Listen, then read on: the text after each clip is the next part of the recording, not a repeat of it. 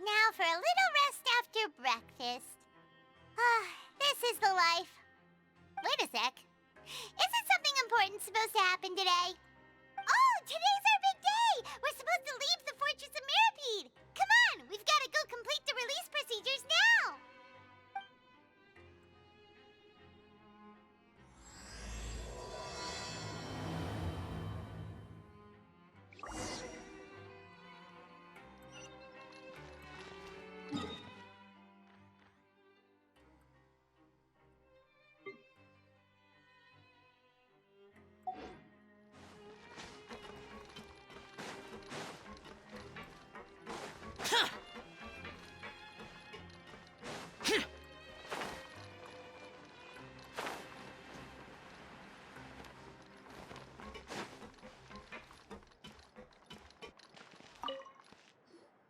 Please, sign here. This document will be effective immediately upon signing, and you two may exit the Fortress of Mirapede via the regular channels. It's been so long since we've been to the surface. Let's hurry up and... What's happening?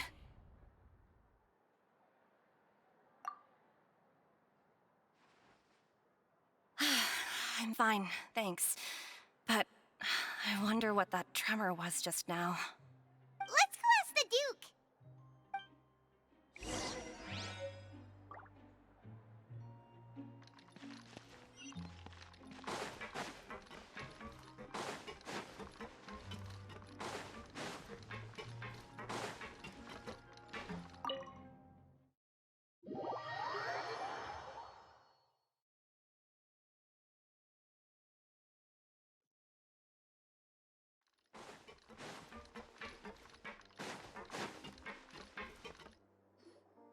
Your Grace?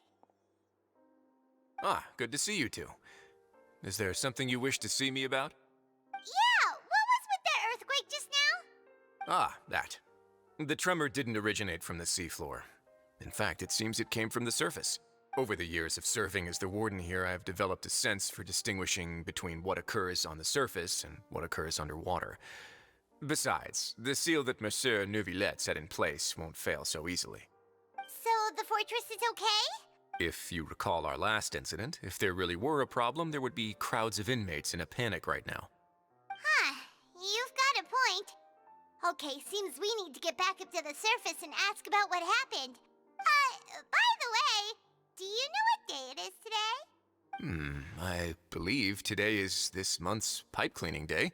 Wait, seriously? Aha, yes. Have you completed your release papers? Yep. It's you two. Are you leaving now? That's right! Today is our last day in prison! But now that Paimon says that, it doesn't feel like we were confined here. It's actually been pretty nice. Oh yeah, Paimon feels fond of this place now. Then be sure to come back and visit. I'll miss you. If you've signed the release papers, then you're free to go. The guards will escort you out. You're not going to see us off? I knew you'd ask. All right, sure. Let's go. Well, you actually agreed. No worries, you must be busy. Paimon was just joking. Ah, so you do have a polite side, I see. After being down here for so long, I imagine you must feel like you're lacking companionship. Shall I come along too? Yeah, don't worry, we'll come back to see you. Paimon really likes the cafeteria here. The chefs sure do know how to make good grub. I hope you won't be here as convicts the next time I see you. We'll do our best to stay out of trouble. Well, it seems our work in the Fortress of Mirapede is of another chapter in our journey. And since Nervalet was the one who asked us to come here, we should probably go report to him now. Next up, the Palais Mermonia! You're going to see Monsieur Nervalet? Please pass on our kind regards. I'm sure just your regards will do, no? I believe it would be the polite thing to do. You're right. I've heard the Palais has been terribly busy these days. Tell him that I hope he hasn't been overwhelmed by the recent string of troubles.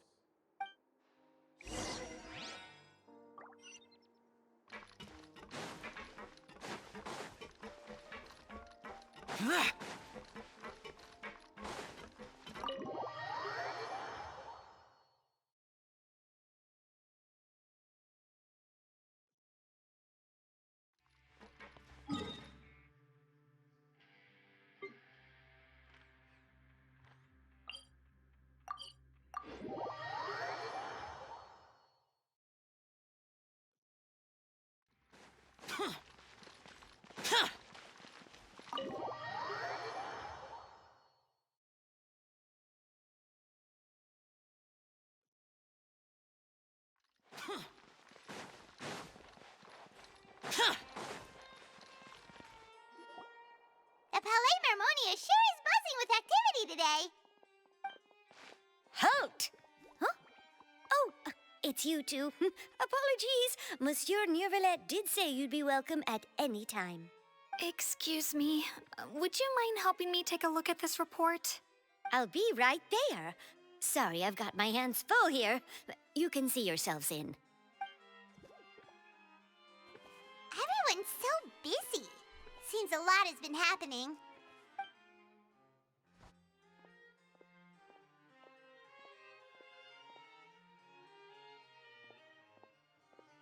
Nervalet! Hello. You've come at the right time, but you'll have to wait for just a moment, as there are some urgent matters I must tend to first. In the meantime, please, have a seat. If you'd like to have something to drink, let the Melusine outside know. That's all right. We just ate. Very well, then. Let's take a break over there while we wait for him to finish his work.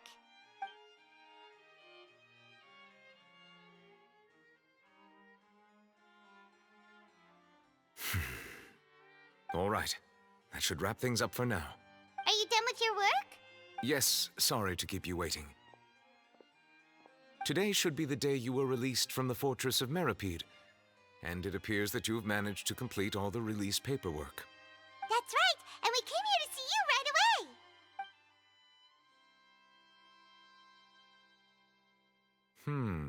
A massive whale. Do you have any idea what that might be? Judging from your description, that cannot have occurred in any ordinary waters, but rather something like the primordial sea. A whale of that size and shape cannot usually be found in the waters of Tevat. Therefore, we can only assume that Child is presently immersed in primordial seawater. Immersed in primordial seawater? But how? And is he okay? Most people wouldn't be capable of entering in the first place. I'm not completely sure how he could have gotten there myself.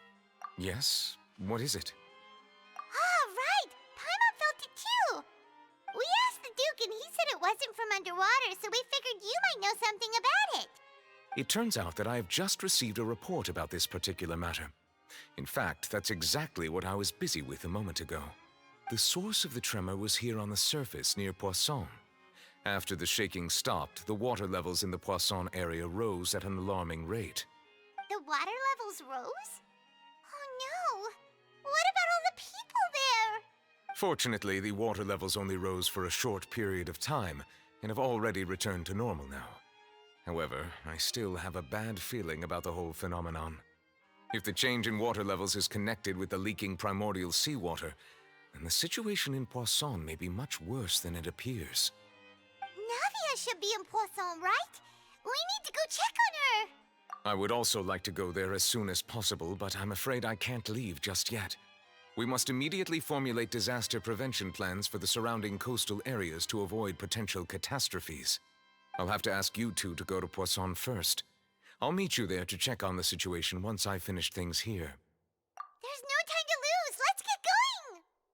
Please be careful.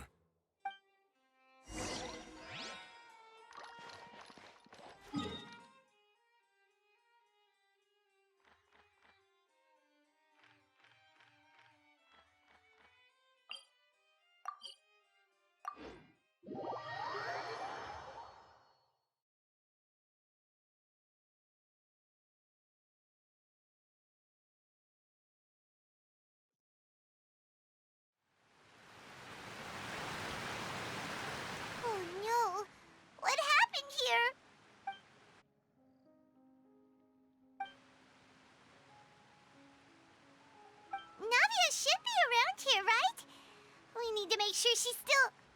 Paimon means we need to check on her.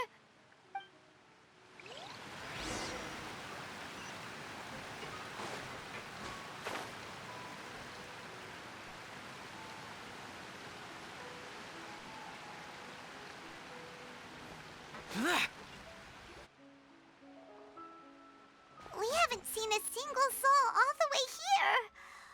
Oh, this is getting scary. What will I ever do now? Look, there's someone on the roof over there. Just stay put. We're coming up. Watch your balance. All right, just hurry.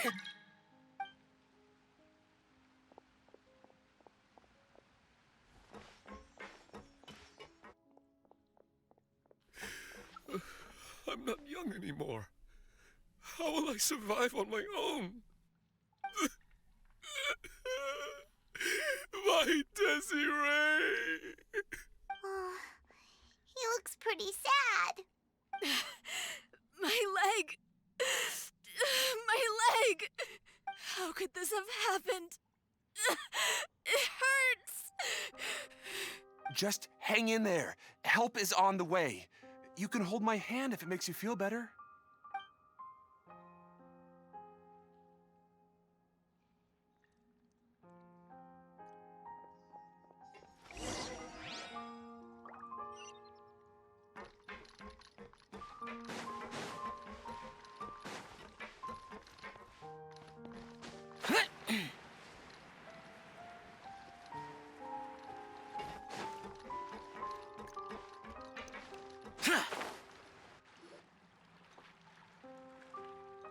Oh, it's Navia. She's over there. Hey, Navia, are you okay?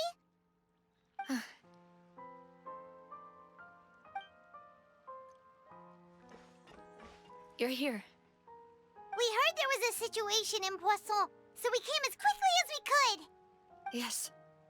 As you can see, the water level suddenly rose. It caused quite the disturbance, in fact.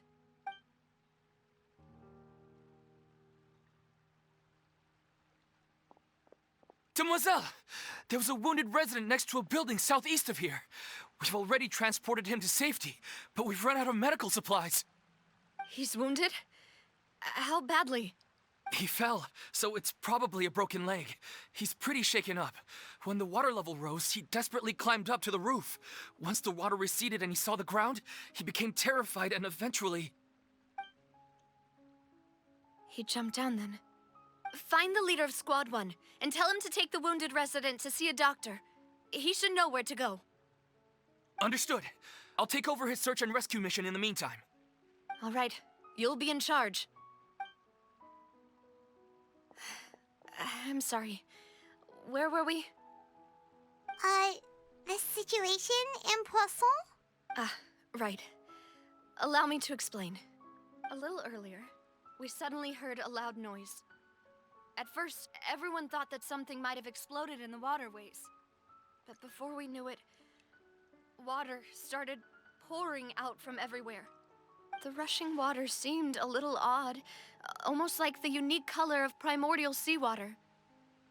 Some people didn't realize the danger and thought it was just ordinary water, leaking from somewhere. Everyone on the street who happened to be close to the water didn't have a chance to escape. As the water levels rose, they suddenly disappeared. They were all dissolved. Those who realized what was happening started to flee in a panic, desperately trying to get to higher ground. Many were injured in the stampede, and some people fell from significant heights. The Spina di Rosula initiated rescue operations as quickly as possible, but there have been a lot of casualties. Fortunately, the water began to recede after some time, and the chaos came to an end. The water that flooded the area contained primordial seawater, so the lower levels of Poisson are still hazardous. To ensure everyone's safety, I've asked the people there to leave as soon as possible. No one knows if this could happen again. All we can do for now is try our best to help evacuate the residents. We still haven't completed the head count, but we'll have some numbers soon. How awful. And all of this just came out of nowhere. It was quite frightening indeed.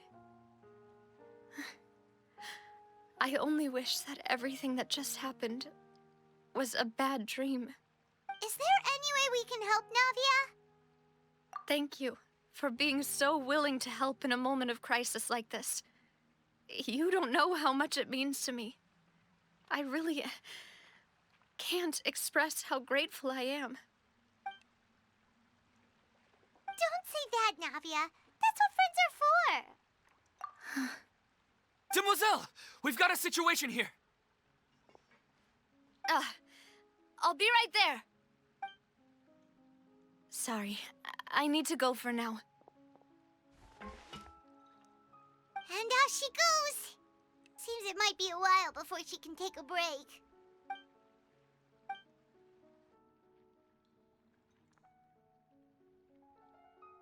Okay, the wounded are being tended to, and we finished a preliminary head count.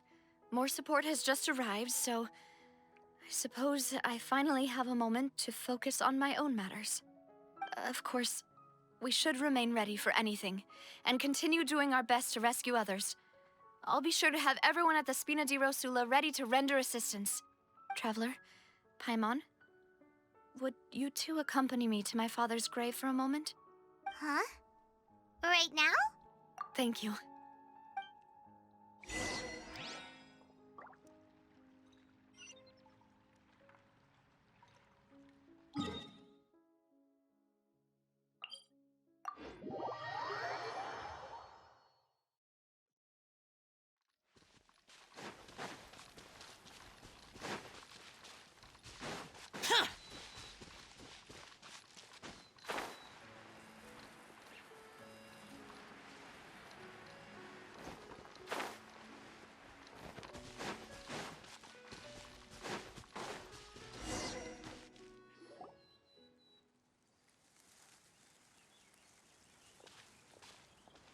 Not a lot of people here, huh?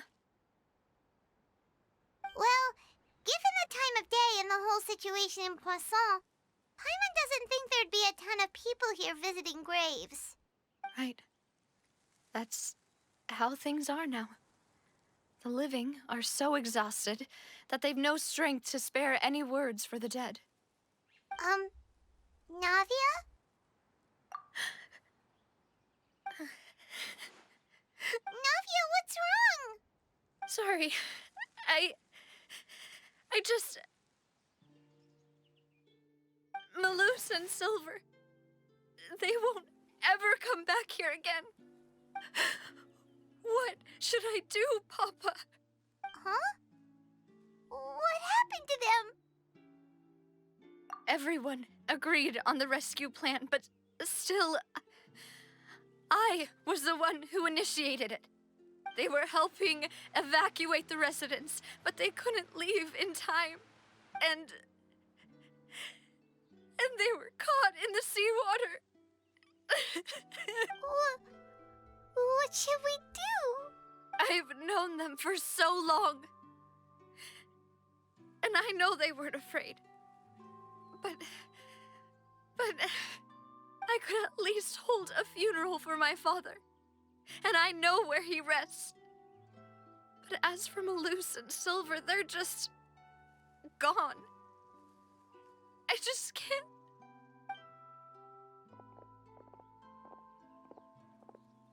Everything looks so clean after it rains. Even the gravestones. I didn't expect that you'd enjoy a glass of red wine in front of Master Callus's grave. I can understand. Besides, the scenery here isn't half bad.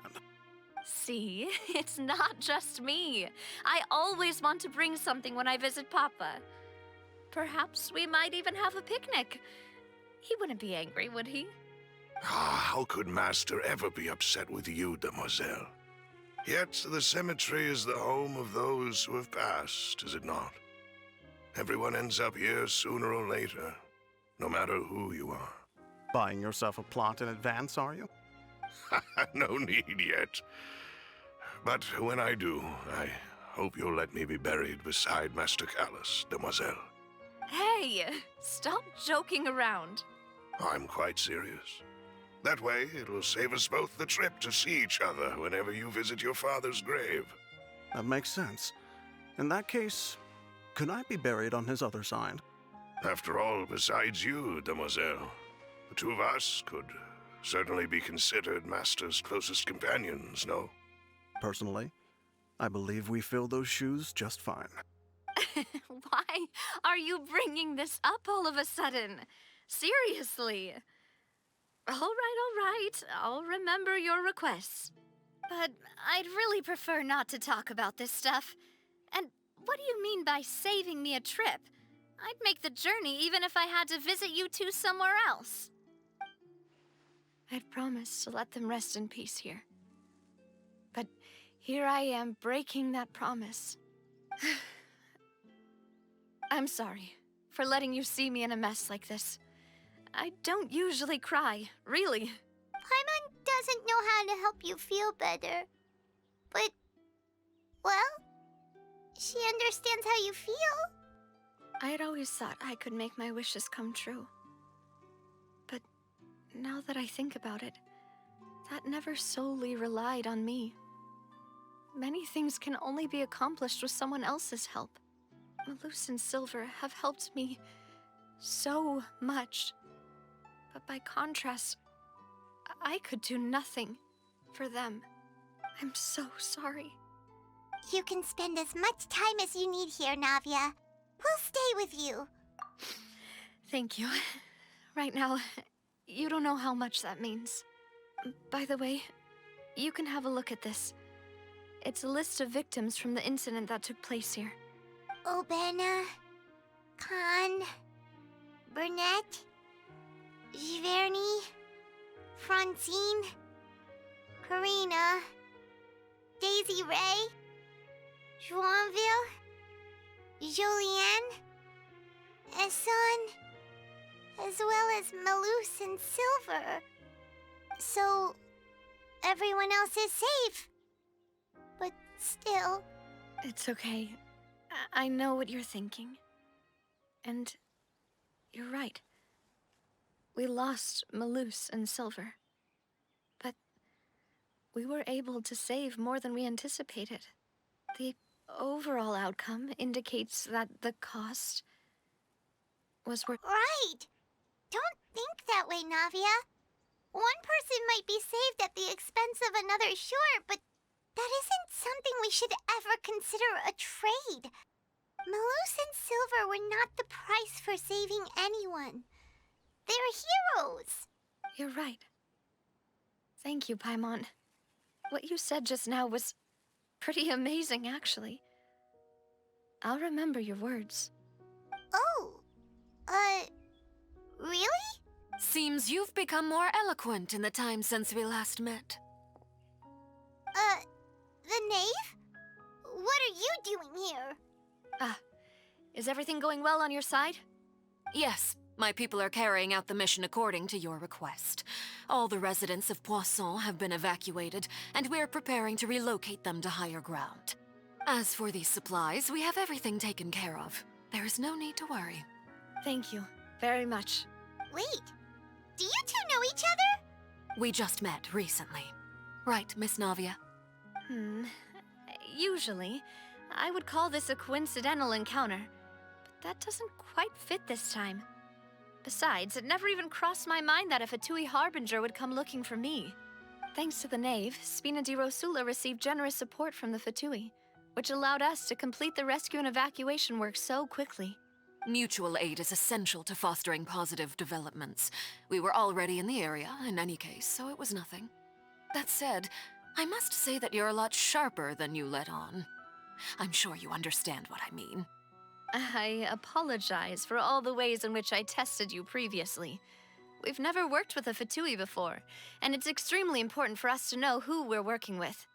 My subordinates have reported that Fatui soldiers have been observing water levels and taking head counts in various locations. I hear that they've also prepared a large amount of emergency supplies. I'm quite surprised.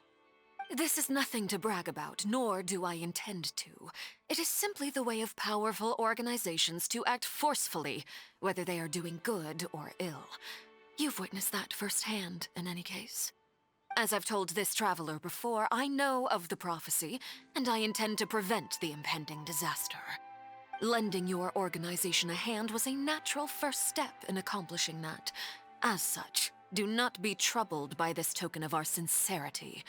Perhaps one day, you'll also be able to help me in the same way. Without your help, there would have been many more casualties. I won't forget your kindness. Furthermore, I sincerely regret what happened to Malus and Silver. I only wish that my people could have arrived a little earlier to prevent this from happening. Don't say that. You and your subordinates did everything you could. As Paimon said, Malus and Silver didn't choose to sacrifice themselves for any specific person. And they weren't the price paid for other salvation. They chose to become heroes themselves. I've never liked hearing people put it that way. It's like trying to relieve pain by saying some noble-sounding words. But right now, there's nothing more suitable. They really did become heroes. You're right. I'm sorry for your loss, Miss Navia. Water is life to Fontaine's people, and it also spells disaster. It's no wonder that people always say that prophecies represent fate. Fortunately, I've never been one for such opinions. So, you're one who will try to change fate, then? Of course. That is why I'm going to Hotel Bouffe de Thé. I still have some things to take care of, and the children need my attention. By the way, Traveler, Paimon, one more thing. All right, then we'll just... Huh? This isn't right. Paimon thought you would ask us to walk with you for a moment so you could tell us something in private. That is a clever and useful conversation technique, which I do like to use when necessary. But there's no need today. It would not hurt to have Miss Navia listening in. Traveler, I'm sure you remember that I said we could work together when we had the chance. You and I both know that there may be issues with the Primordial Sea. Previously, it was the Fortress of Meripede's sluice gate, and this time it was the water levels in Poisson. These are both signals. Indeed. Allow me to share the latest intel I've received from the House of the Hearth's intelligence network with you. During some recent investigations, a child claimed to have discovered some ruins near Poisson. The ruins date back to ancient times, and seem to be worth investigating in many ways. Judging by the dating of the ruins, they may be related to the prophecy and the coming crisis. The situation is becoming more urgent, so any pertinent information will prove extremely precious. My people initially came to prepare for ruin exploration. Unexpectedly, this disaster struck, and at present, we're all busy prioritizing the rescue effort. So that's why the Fatui were already in Poisson. I wanted to take the children along, but unfortunately, Linny, Lynette, and Fremine have all been dispatched to higher ground to assist affected residents. Linny told me that outside of the house, the person they trust most is you, which is why I want to give you this task. The House of the Hearth's members see each other as family, but Linny, Lynette, and Fremine said that they also see you as such, even though you are not from the house. I'm sure you already understand how earnest they consider their friendship with you to be. Oh, that somehow makes Paimon feel kinda happy. The intel I just shared about the ruins could fetch a high price. But since the children consider you family, it's only natural that I freely share it with you. Got it! So all we gotta do is go to some ruins, right? We can handle that. Excuse me, but may I tag along? You wish to join, Miss Navia? But are you sure you're up to exploring some ruins? You need to rest. Well, I'm sad, yes. But I can't just go back and plop myself into a chair by the roadside and do nothing. There's no point in being depressed while we still have a disaster on our hands. As my father's successor, I must live up to the hopes he had in me. Besides, I'm also doing this for myself. I need something, a distraction, to keep my mind off Malus and Silver. Since you put it that way, I have no objections. What do you say, traveler? All right. The ruins are to the south of Poisson. Here's the map. Okay, the three of us will handle it. Come on, let's pack up and get going.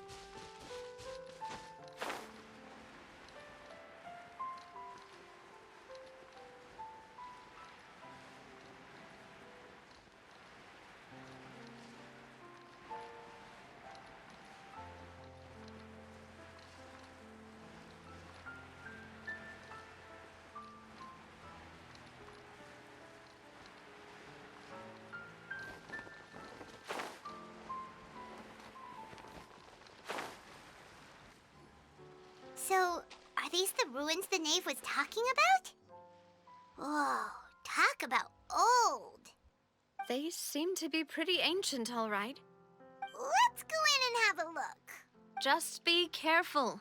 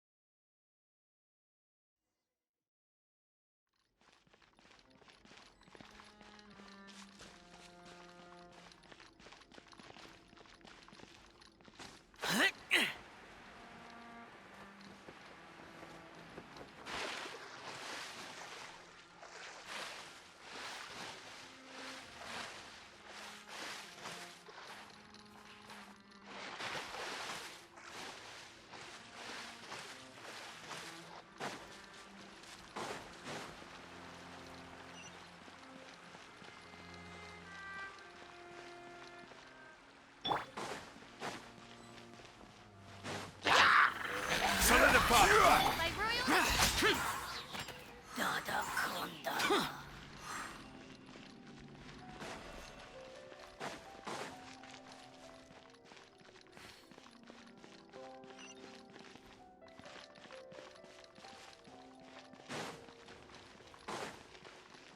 Watch it! The floor here isn't safe!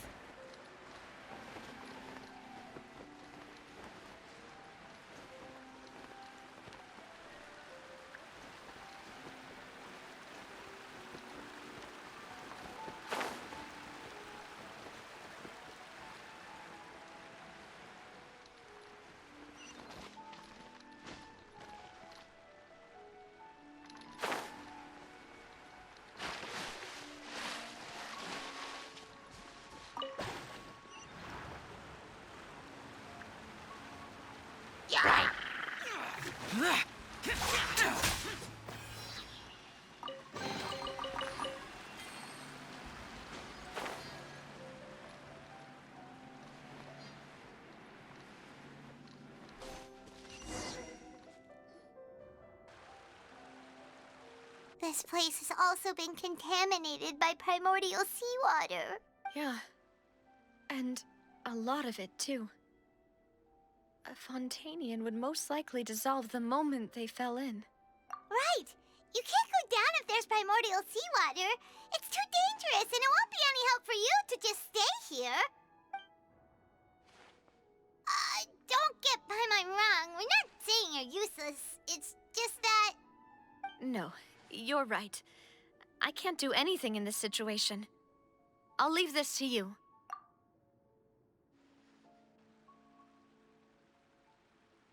That complicates things.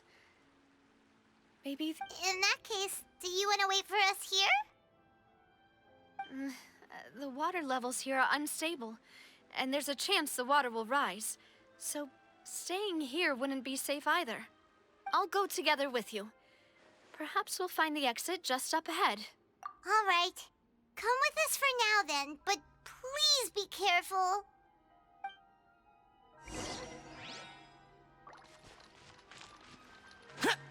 Oh no, it's a dead end! Let's try climbing over from the side.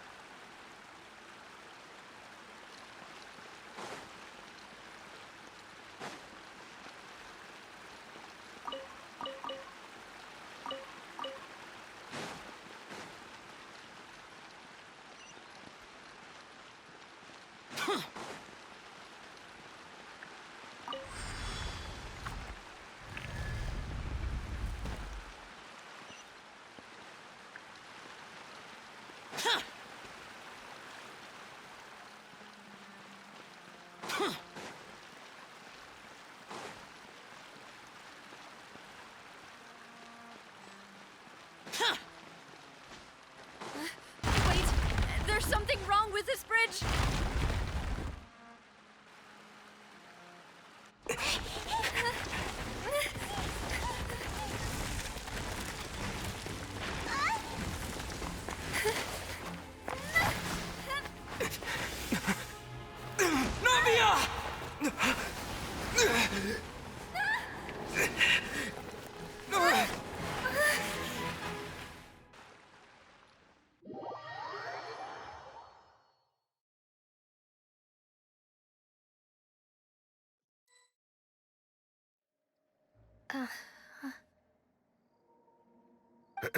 Demoiselle? Huh?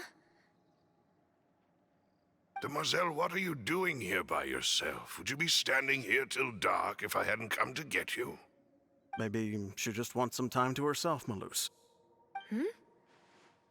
Oh, was I sleeping?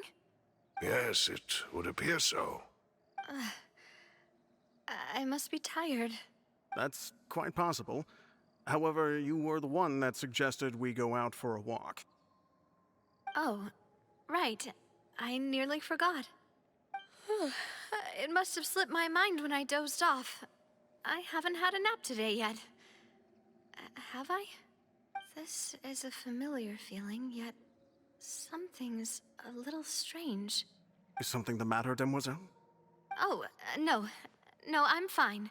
I was just trying to recall why we came out for a walk. Do you remember Mr. Giverny?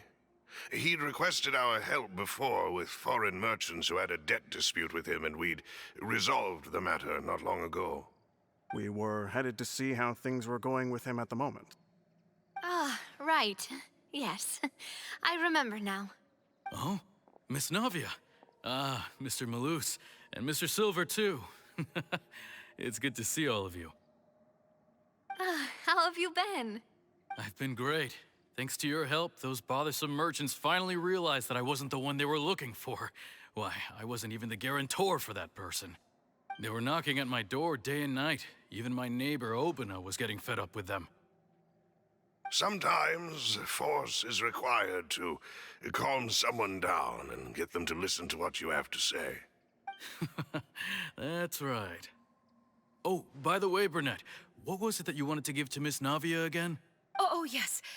One moment, I have it right here. Miss Navia, these are some flower seeds that I prepared. Please take them. They're a very good variety, and they'll become very big and beautiful once they bloom. I don't know what we would have done without your help, so this is a little token of our appreciation. I hope you won't refuse. Ah, did you cultivate them yourself? Thank you so much. I'll certainly take them. Maloose, we do still have some empty flower pots at home, right? Why, we can have as many pots as you'd like, demoiselle. Perfect. In that case, we'll swap out some of the decorative plants for some of Mrs. Burnett's flowers. Very well. Wait. Something seems to be off here. Excuse me, madam. If I'm not mistaken, your name is Burnett, correct? That's right. Is something wrong? No, it's nothing. This is the first time we've ever met, but your name seemed familiar to me. I must have heard it when I was discussing things with your husband previously. I've heard this name before. Sometime recently, I'm sure of it.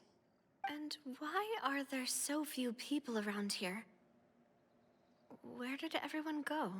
We must mind the time, demoiselle. We still have important things to attend to today. Huh? We do? Like what? Well, now, did you forget? Miss Navia, here you are. I've been looking for you. Please, come to the Opera House. Your trial is about to begin. My trial? Wait, why would I need to go to the Opera House? Yes, she's right, demoiselle. It's just about time now, so we should get going. Oh? All right then.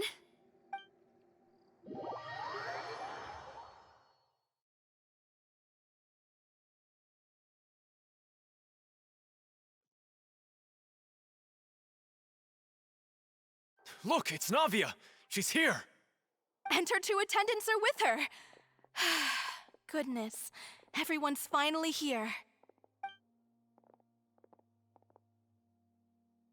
There sure are a lot of people here to see the trial.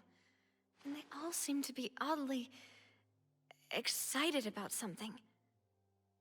I even know some of these people.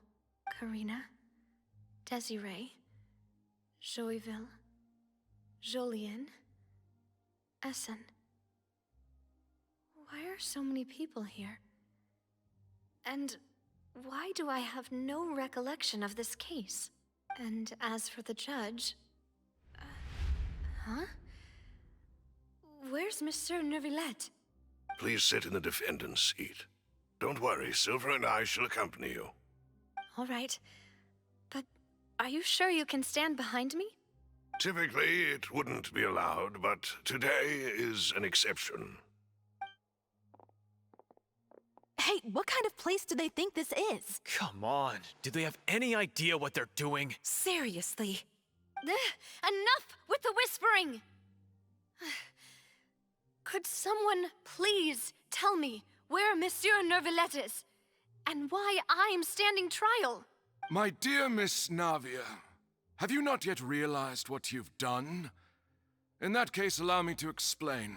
As all here know, you are Master Callus's successor, the head of the Spina di Rosula, someone held in high regard by every soul in Poisson. After you took over the Spina, you treated all of us just like the late Master Callus had. If anyone in need reached out to you for help, you responded. Not only you, but your butler, your subordinates, nearly everyone in the Spina di Rosula fought for the well-being of those in Poisson. Wait a moment. Aren't you just proving that I'm a good person? Yes, correct. Absolutely right. And that is why you stand accused. You have helped so many people get through so many difficulties. You are one with us. We are inseparable. We are one big family, all of us who are from Poisson, inextricably linked. And with you being so important, we couldn't possibly do without you.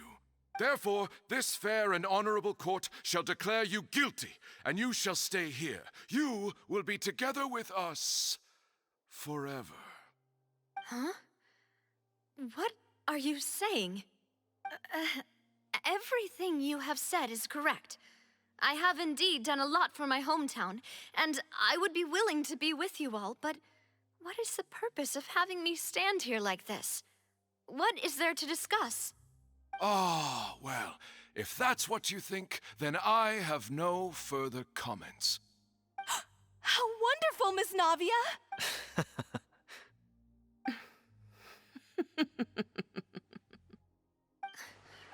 I know all these people. Why are they laughing? I seem to remember now. Yes, I get it. This trial is... Wait just a moment. This isn't right! Malus? What was that, Mr. Malus?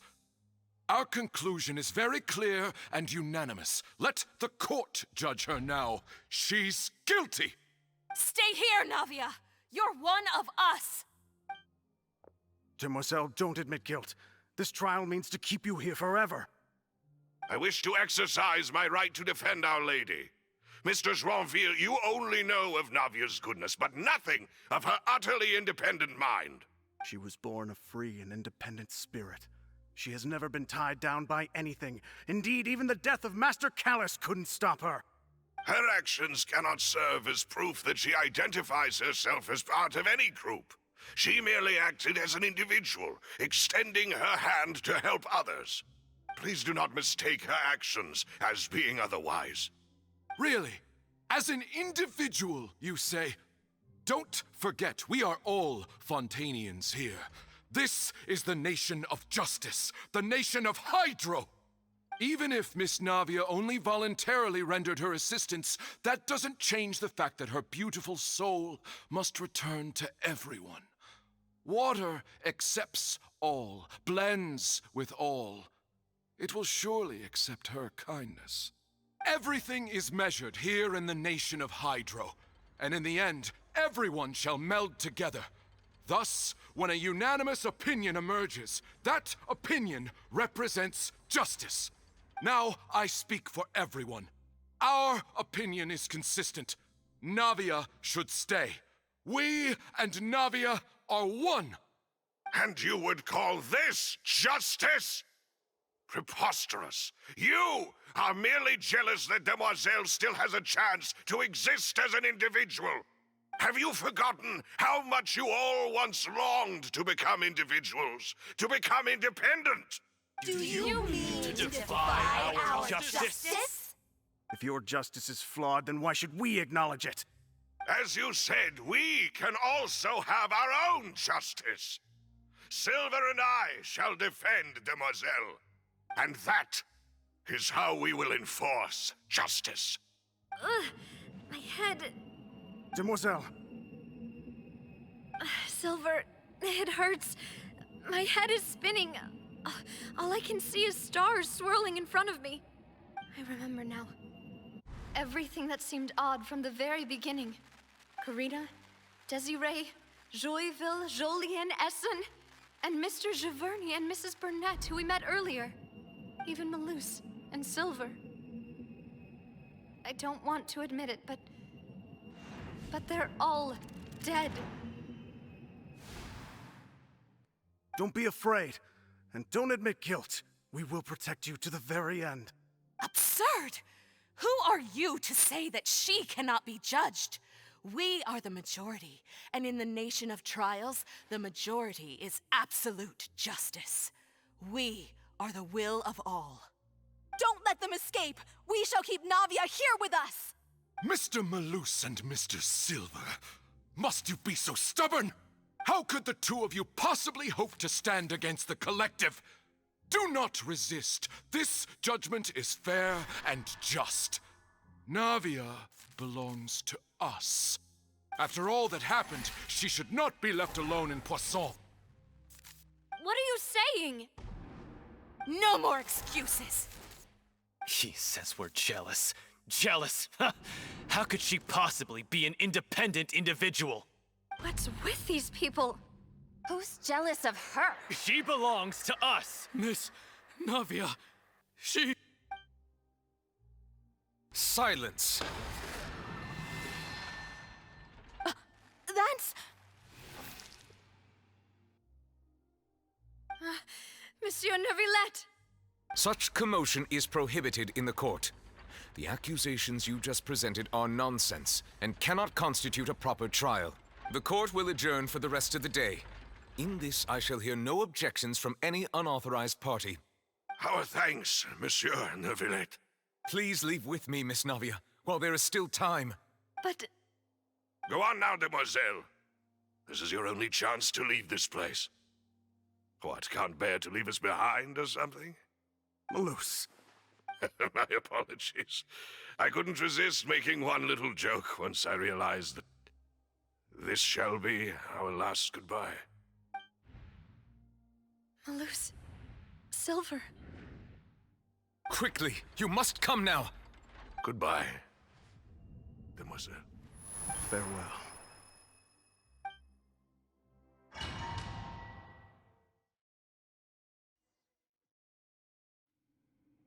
No, wait! Just a second! Navia? You're awake. Good. I must have been dreaming. Malus and Silver were still alive, and they were defending me at some insane trial. It looks like you're all right. Did all the sad feelings cause you to have a nightmare? Paimon could give you a hug. The ruins you were exploring suffered a cave-in. When I arrived, I found you falling toward the water. You were just about to be dissolved within, but I... What is it?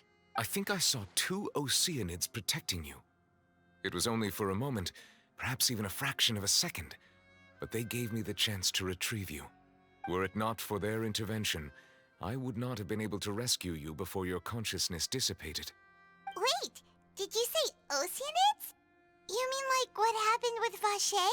Perhaps those 2 Oceanids were the people you saw in your dream. I always told them that they didn't have to protect me. To think that they'd keep doing so even after death. Please come with me.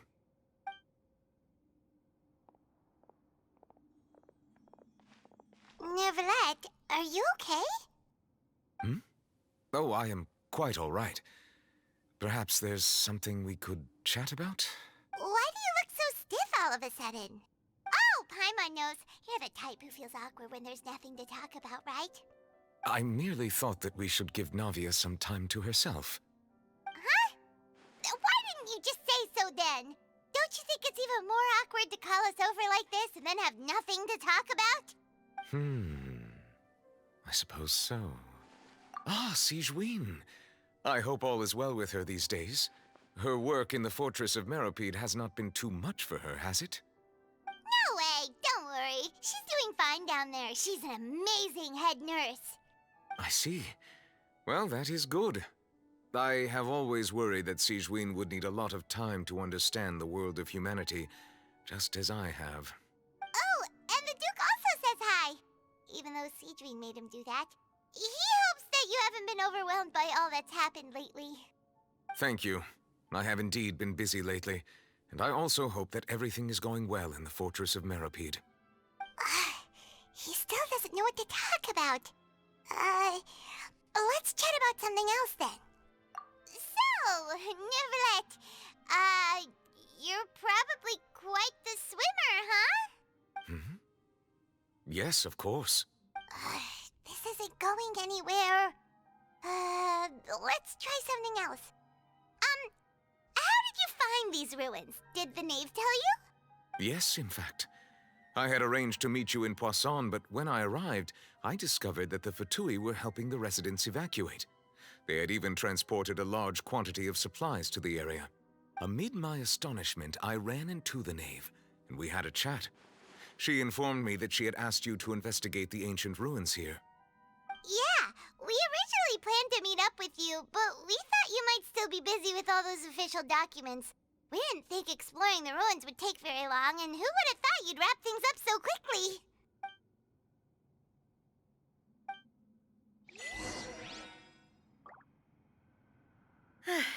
I'm sorry to have kept you all waiting like that. I'm feeling much better now. guess we should get going again. Will you come with us, Monsieur Neuvillette?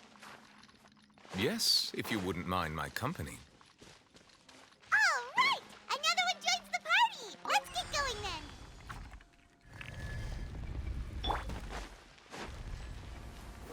Stabilize! By royal decree!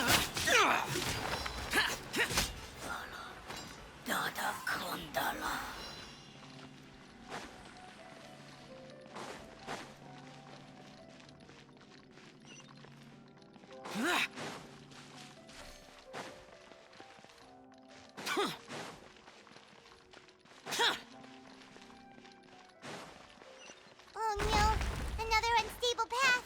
Watch your step.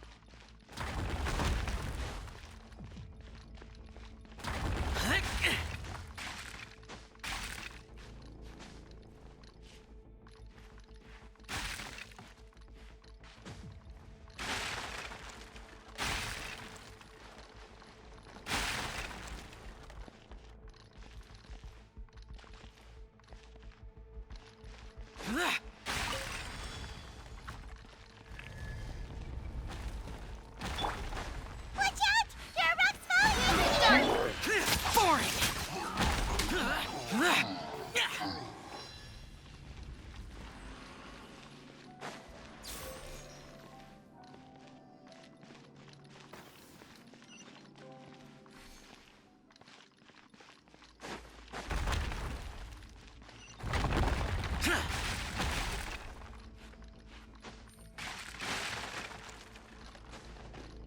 It seems we're almost at the top. Keep it up!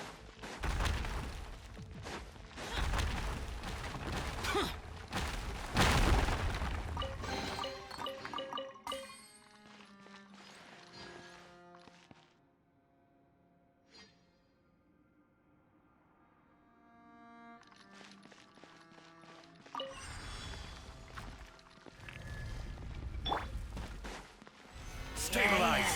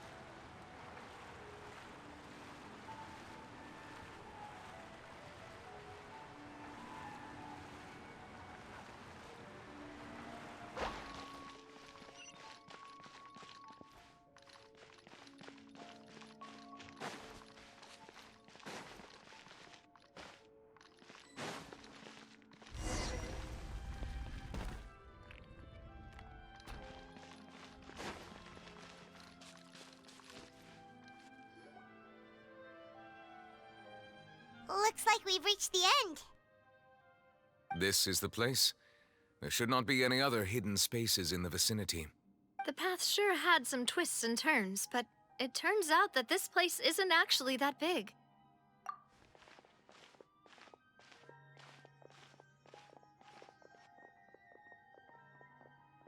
Stone slates. It seems like they were put here as an offering. Could we take them down and have a look? Perhaps we should just leave them be for now. There are 4 locations in total, but only 3 stone slates. The slate that should be in the first empty spot is missing. The surrounding walls also show signs of damage. There's something written below. Let Paimon see. Reason dictates that this nation be destroyed. I shall record the history of its future here in its past. Say what? It feels like someone left these slates and these words here for a purpose. But does he mean that Fontaine should be destroyed? That would fit the circumstances dictated by the prophecy, yes. Indeed, the slate's contents correspond to it. Take the second slate, for example. There's a person kneeling here. She seems so dedicated. And there's a whole bunch of other people behind her doing the same. She's facing this... what is this? Some kind of island in the sky? And is that Lady Farina in the third image? Did the Hydro Archon fall into the water? And is that a ring of people around her? Paimon doesn't quite get it. Are they all in the water? The fourth image. I know this one. This exactly matches the content of the prophecy. The people will all be dissolved into the waters, and only the Hydro Archon will remain, weeping on her throne.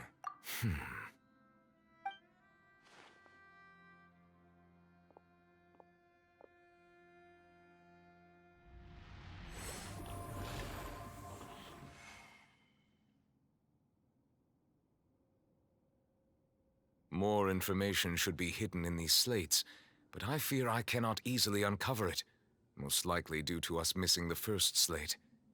I am very sorry. Don't blame yourself, Monsieur Neuvillette. Deciphering ancient stone slates isn't one of your duties. Ooh, Paimon's getting the chills just looking at these slates. This says that it's the history of the future, right? That means the prophecy's sure to come true. I really hope it doesn't mean that. Still, Paimon feels like these images are kind of weird when you look at them together.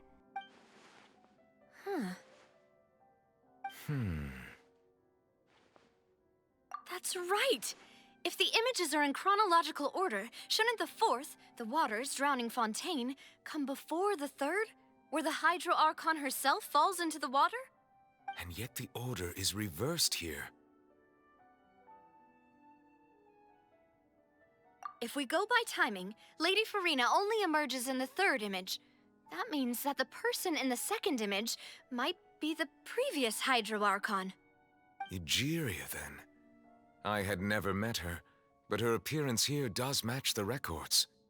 The previous Archon kneeling before the floating island in the skies, as if confessing a sin. Did she herself commit that sin?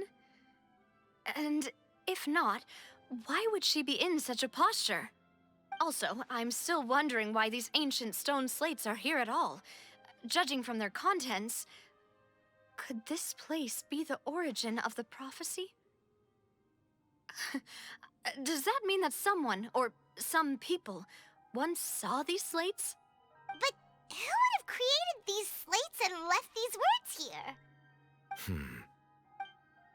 It seems that any further clues will have to come from Farina. In that case, there's no time to lose. There's nothing else to be gained here, so let's head back first. Yeah, we better get somewhere safe for now.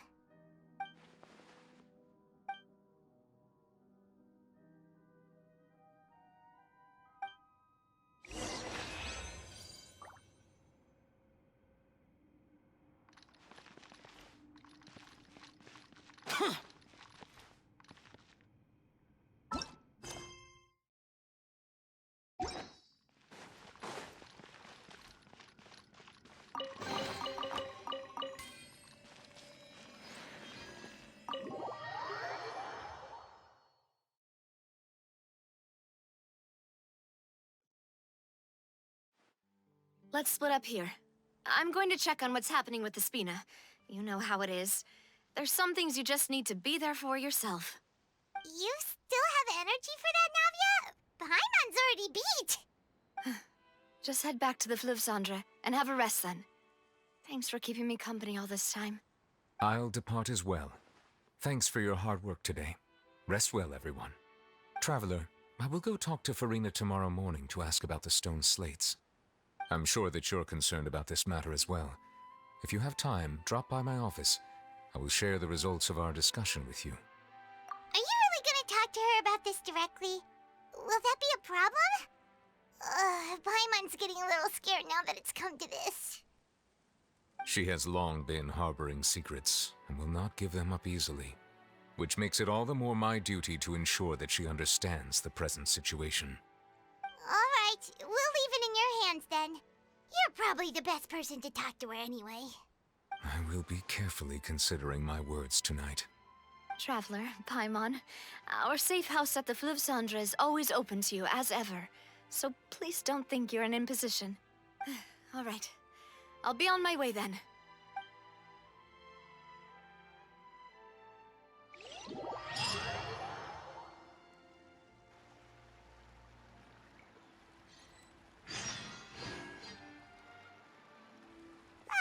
We're finally back!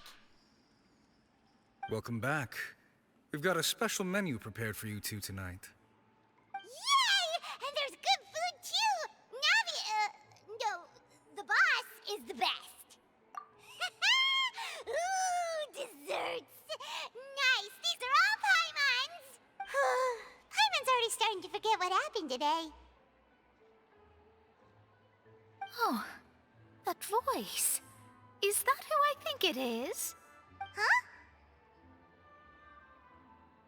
It's you two. What are you doing in Fontaine?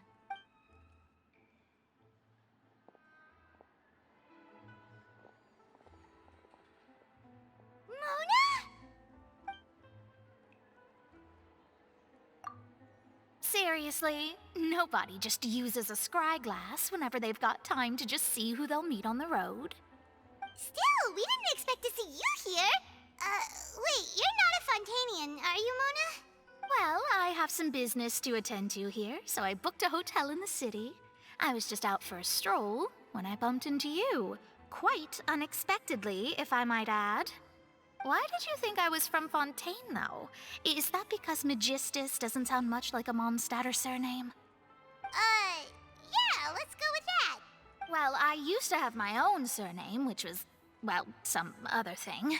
Either way, the old hag told me when she took me as her disciple that the first step to being a great astrologist's pupil was to change that name. There was nothing for it, really. She really is amazing at astrology, so I changed my name to what it is now according to her wishes. To my surprise, however, Magistus is not the name of some ancient house or clan. It isn't? Nope. Although it is used by us in place of surnames, it generally just means great. Wow! Imagine including a boast in your name. Wait, are you gonna have to put that into your genealogy as well? I reckon so. In any case, I'd give my disciple a name like this as well, if I were to take one. Astromancer Barbeloth Trismegistus. Whoa, that's a long one. Does it also mean great or something? My name means Mona the Great Astrologist. As for the old hag, hers is, in plain speech, the thrice-as-great Scholar of the Stars. Just take it as a title specific to astrologists. Thrice as great? That's so petty. I know, right? That's just how she is. She used to call herself Magistus, actually, but when she took me in, she changed her name to Trismegistus. Talk about excessive. Magistus is thus the calling card of our school, so to speak, which makes it about the same as a surname. It's all right if you don't get it. You can look into it further should you need to study astrology more deeply. That sounds terrible! But anyway, you're not Fontanian, are you, Mona? You're from Mondstadt, right? Well, I was born in Mondstadt, yes.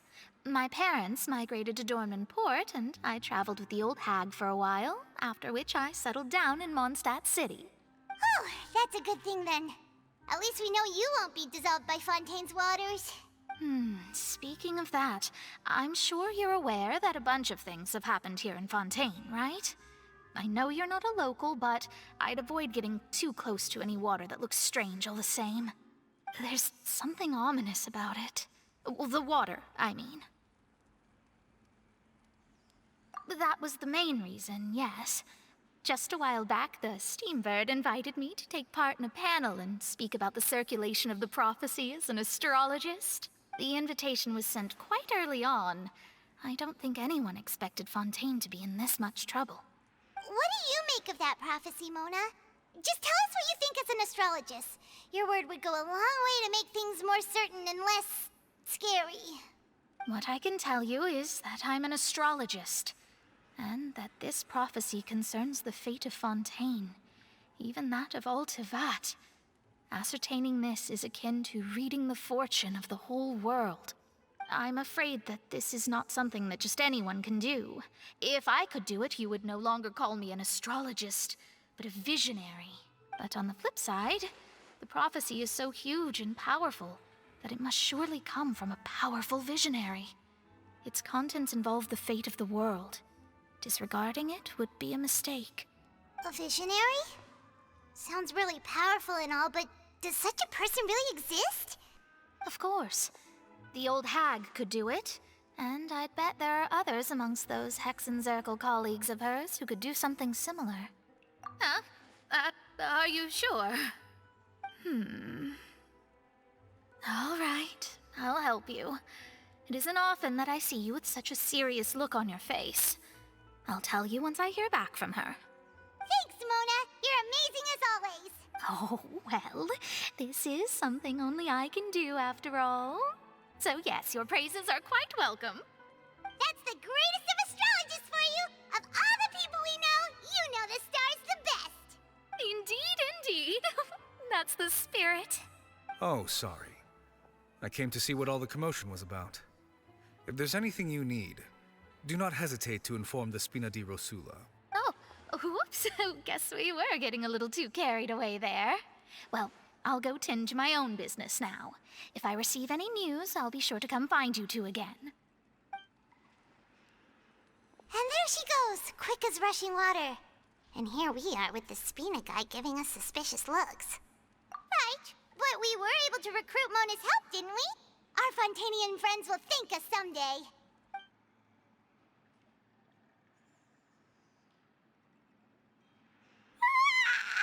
Good morning.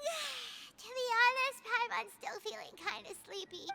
But it's time to get up, traveler. We agreed to go see Neuvillette, so let's pack it up and get going.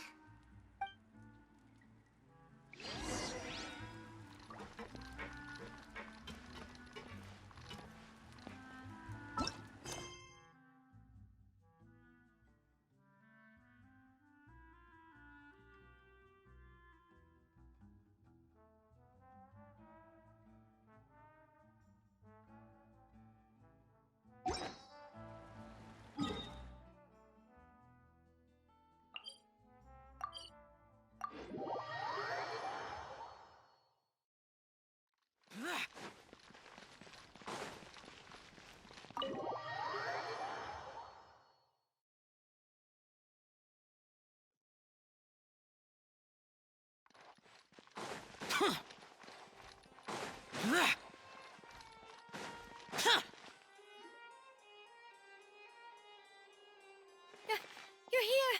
Finally! Is something wrong?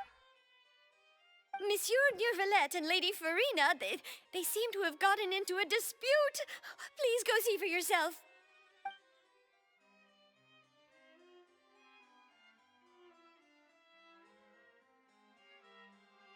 Like I said, I've already explained everything. And yet the problem has not been properly solved. There is little space for excuses between us. It is not my intention to offend you, but please, tell me where you stand. You are the Hydro Archon Focalor, are you not? Look at this. This is a list of the victims from the recent Poisson incident.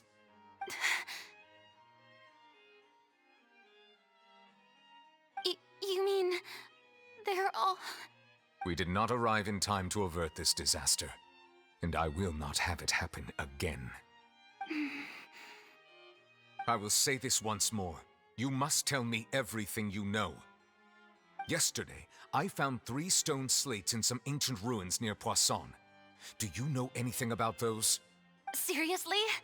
You're questioning me like this is a court case now. I don't know anything about that. But you found them in some ancient ruins, you say?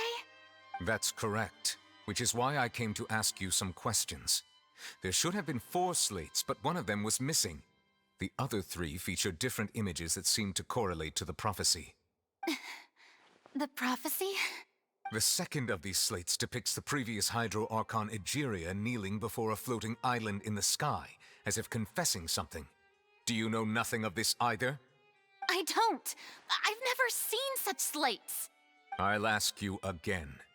Do you really have no information regarding the previous Archon? My deciphering of the slates indicates that the Hydro Archon Egeria once had to confess to, or apologize for, a certain sin. If anyone would know about it, it should be you. All gods don't have the same secrets, you know. She was herself and I'm me. Is it really so strange that I know nothing? I understand your concerns, but I'm sorry. I just don't have anything to tell you.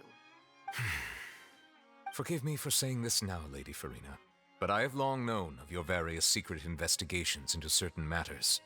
There are several indications that you have been investigating the prophecy on the sly. This is not strange in itself, considering that you are the Hydro Archon. But it is strange that you should also claim to not know any of Egeria's secrets, as well as do nothing following your inquiries. You have never been as superficial as you have presented yourself to be, nor are you a fool. And yet, your behavior is very inconsistent.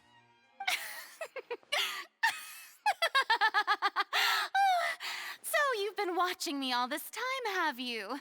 I didn't think you were that type. You... Well, since you know about my secret investigations, then you should know I'm actually working to take care of it. There's no point questioning or suspecting me. You're the Eudix, but you're still my subordinate. You should be following my lead. Just trust in me, you're Archon, and do as I say. Never mind whether you can truly convince yourself to or not. It'll all turn out fine. That's all I have to say. We do not discuss this matter again. Oh, the opera's about to start. Toodles!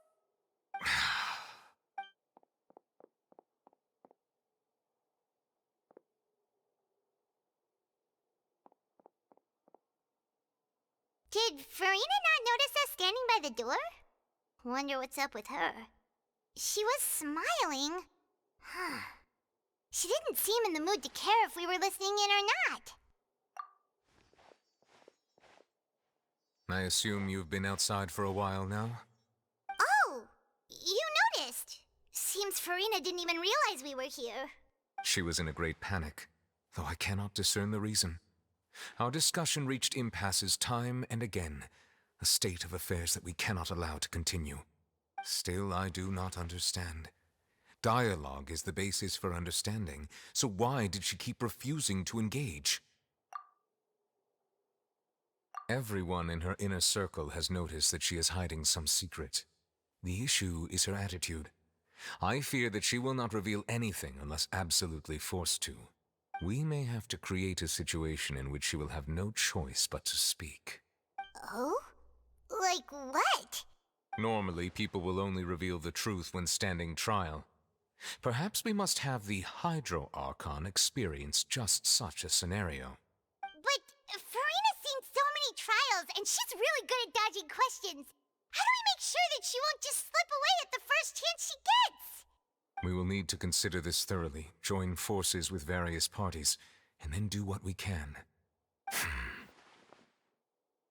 If at all possible, I would prefer to recuse myself from this affair, but we must prevent the prophecy from coming to pass.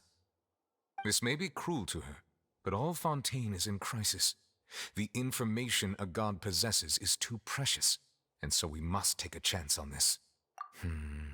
But who will lend us their aid to do such a thing?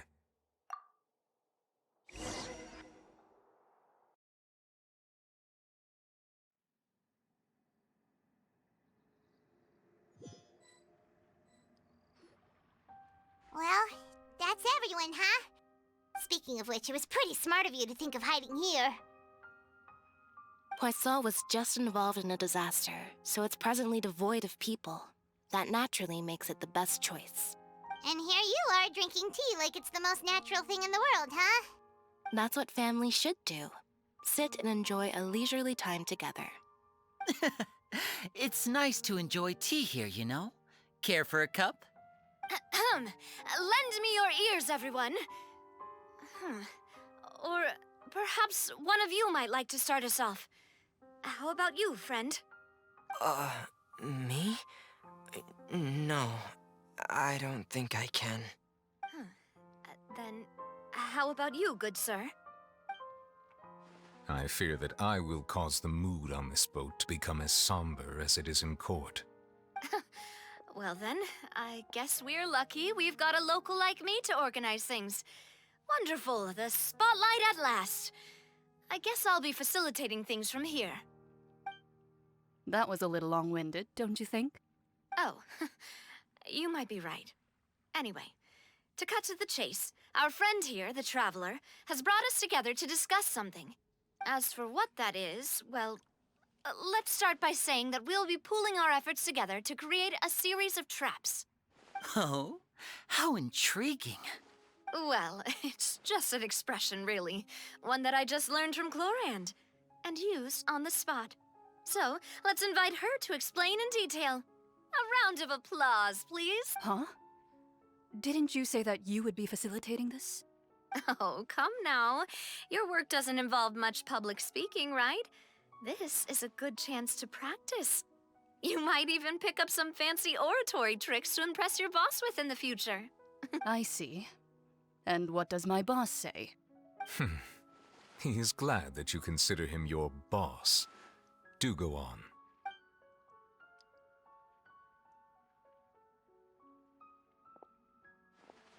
In that case, do any of you have experience hunting? Not that I recall. Fremine and I once used a wooden stick in a basket to catch wild rabbits when we were younger. As for Lynette, oh, right. You were sick that day, weren't you? I've also gone diving to catch some fish before. Does that count? I'm afraid not. You may or may not have heard, but Fontaine once played host to a group known as the Marechaussee Hunters. Though that was their name, they did not hunt animals, but rather various monsters left behind by the ancient dynasty of King Remus. Today, Fontaine's monster population has already thinned greatly, so the hunters have blended back into society, taking up arms in other lines of work. They even left a unique methodology of hunting in their wake. A trap comprises of the following components: bait, a trigger, and a containment device. Sometimes a lethal implement will also be necessary to deal with the prey. So, if we were to build a trap together, right now, what would you choose to build it with? For me, I would prefer something basket-shaped. Pigeons and rabbits will see the bait and naturally enter the snare. Our line of work requires a deft hand, and we're some of the best in the industry, so you can count on our techniques. You used some of those techniques while moving the people of Poisson, didn't you? My subordinates mentioned that you even performed some magic for the bawling children. Yes, and I even managed to gather some intelligence in the meantime. I'm quite the multitasker if I do say so myself. I'm afraid I can't claim that as my strong suit. I prefer more stable methods, like placing bait in the water and waiting for the fish to come within reach. That's the kind of method I would count on. Calm and steady. Exactly the kind of person who would catch loads of fish. And I can be their assistant. With discretion, I'm sure. I'd probably use some sort of mechanical animal. Papa once bought me some small clockwork squirrels, mice, and such. When placed in the forest, they can attract others of their kind. I remember that you liked those too, didn't you? I did. And that would be a good way to go about it. If they're realistic enough, animals of the same kind will follow them all the way to the trap. What about you, Monsieur Neuvillette? I fear I do not have any related experience. That makes sense. You usually solve problems directly, without the use of any such tricks. But I do have one more question for you, Monsieur. If we were to create a trap now, how would you design it? I would like for it to be effective, but bring no harm to the prey. A more gentle trap would be ideal. Kind, as always. However, our intention doesn't necessarily change the containment device and the type of implement we need. If we wanted to kill the prey in one strike, we would need a powerful implement. However, that also goes for prey that must be captured and safely contained. Wait, why's that? Only a hunter who's a true expert at subduing their prey can snare it without harming it. The line that divides life and death is often exceedingly thin. So are we going hunting together? Huh. We hadn't thought of seeing ourselves as hunters. It kinda works, but maybe it's still not the best metaphor. If our means of capturing and dealing with our prey is to put them on trial, then the hunting metaphor is actually quite accurate. But we shall require much more courage than any hunter to judge a god, a being whose seat is an exalted throne. Oh, so that's what's going on. Sounds very interesting.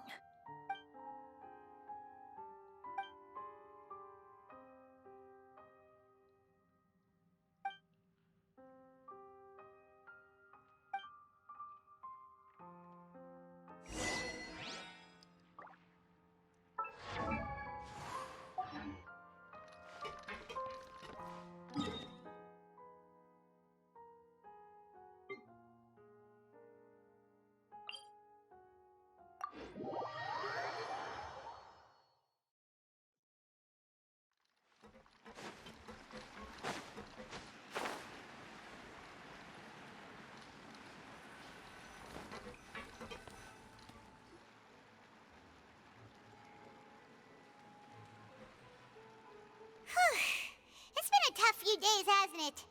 So much has been happening. Paimon didn't think the meetings would go on for so long, but everyone seemed pretty fired up, huh? Paimon thought they'd be at least a little frightened. Well, Fremine was, now that Paimon thinks about it, but everyone else just looked a little surprised. Well, it's hard to say. Paimon doesn't have any experience with this sort of thing. But with you around, Paimon sure will do great. After all, you're the most reliable person in the world, aren't you? Did you just pour some tea? Paimon didn't notice you doing that at all. Then what's that? Paimon's never seen that cup before. Don't be frightened. I'm just joining you two for tea. I merely refrained from saying anything till now. Who's that voice? But there's no one here. Ah, have you forgotten me already? Wait, you are familiar.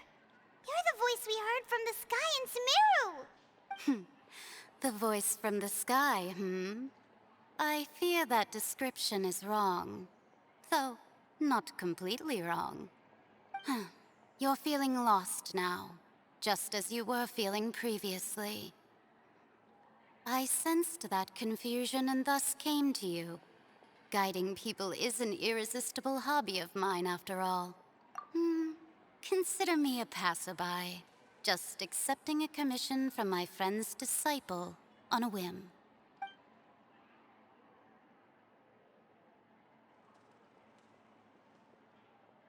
The prophecy. Yes, what has been prophesied will be fulfilled. You may view such things as the history of the future. What? Then is there any way we can stop it? I believe you have witnessed a failed attempt with your own eyes. Can everything in Tevat so easily be changed? Ah, so you've caught on. Just as prophecies are usually only the future as seen from the perspectives of the gods, could things be happening in hidden corners where the gods' gaze does not fall? Are the things that you shall see different from the fate that the gods perceive? What is she talking about?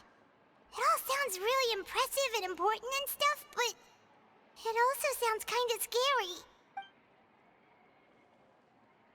I believe that you understand, right? Some things are insignificant, but others you must reach out to change. Ultimately, fate shall serve as your only guide, no matter what will happen in Tevat's future. All you need to do is to play your part.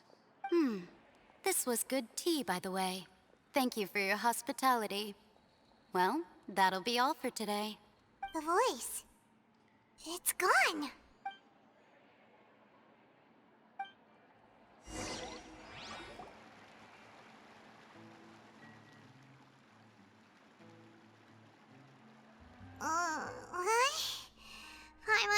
someone talking. All right, coming. Hey, it's you who's getting lazy, okay? Well, I see I've walked in on some lively banter. Mona! Fine, just fine. I went to take part in that Steambird panel. It turned out to be more interesting than I expected. Not all Fontainians are pessimistic about this. One journalist mentioned that sitting around and waiting for the end to come would be wrong, and that they should make their own rescue preparations. I agreed, so we had a brief chat with her. Did she have pink hair by any chance? Why, yes! It was Charlotte. You remember her, right? That daredevil journalist? I'm in full support of her view. Prophecies are very important, but how can people allow their lives to be commandeered by just a few words? That's right! Paimon's glad to hear something sensible for once. Ah, yes. About what we had discussed before. I did try, but I'm afraid I couldn't reach the old hag. I'll try again tonight, but I wouldn't get your hopes up. Huh?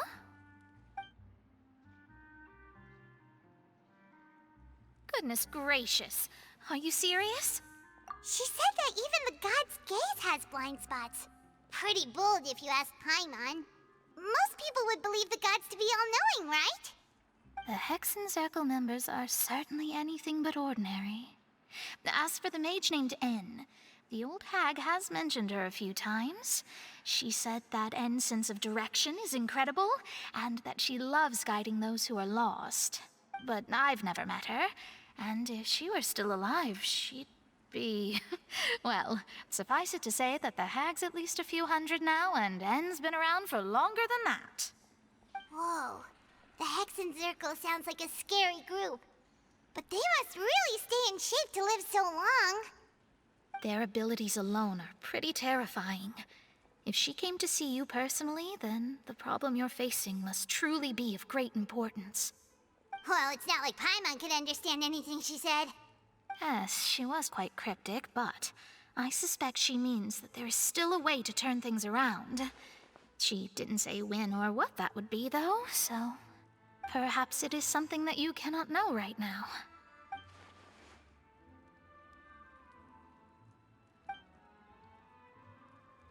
Traveler, Paimon, are you two all right? Oh, we're fine. We're just a little down right now. It kind of feels like the end is coming, you know? I see. I feel that same sense of desperation, too. I guess you could consider me someone who has often witnessed fate. So far as I have seen, it cannot be swayed. But even so, I still hope for, and believe in, miracles. Astrology is eternal and rational, but fate may not be. It is cruel, but it can also be beautiful. Perhaps that's what En was trying to tell you. Not to lose heart, and to believe that what you are seeing playing out before you is not yet set in stone. I did originally think of steering clear of all this, but I couldn't. Even if this is all futile, I still wish to help everyone. If we don't struggle to the last, then how can we face the end when it comes? Huh. You do have a point. There I go, talking about astrological principles again. Sorry about that. The moment I start talking about work-related stuff... I need to get going. It was worth trying to comfort you, even if only a little. I believe that you'll help those who are struggling in the same way I did. I suppose that might be why we always seem to meet by coincidence. Paimon feels kind of moved by what Mona said. But also kind of sad, too. Hey, Traveler. Paimon suddenly feels like going outside for a walk. Let's go. Let's walk around the city, shall we? There's a few spots we always like to walk by.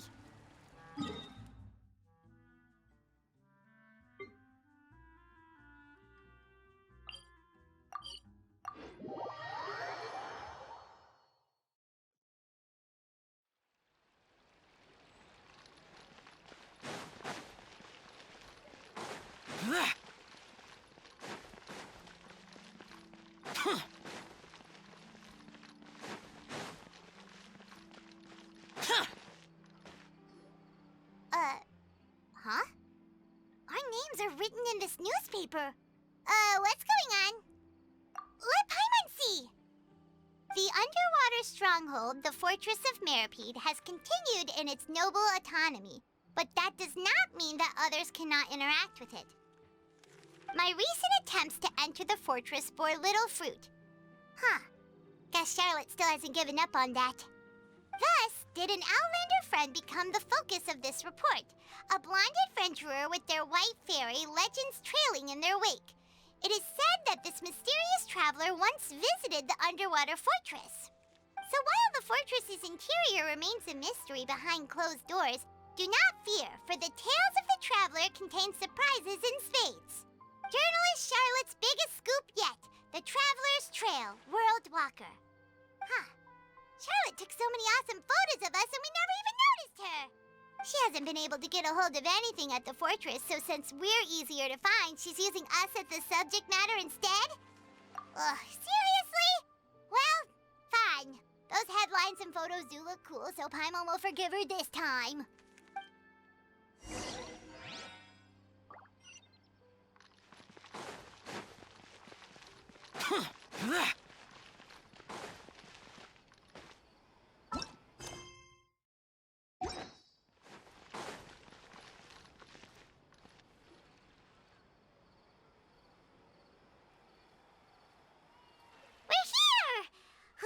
Paimon's hungry. Should we go in and get something to eat?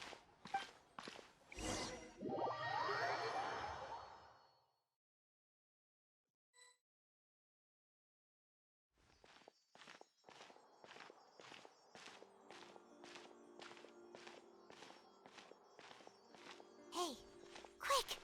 Look! That's the limited edition only 16 slices a day cake!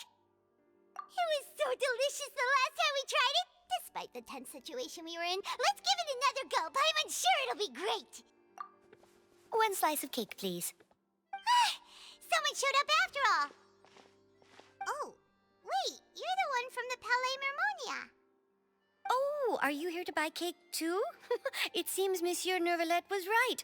You really can eat. Wait, did he really say something like that? That's right. Even he has his own preferences when it comes to food. As for me, I love the cake and coffee here. Do you come here often? Usually every day. Every day? It's part of my daily schedule, apart from work. I shall have my cake and coffee.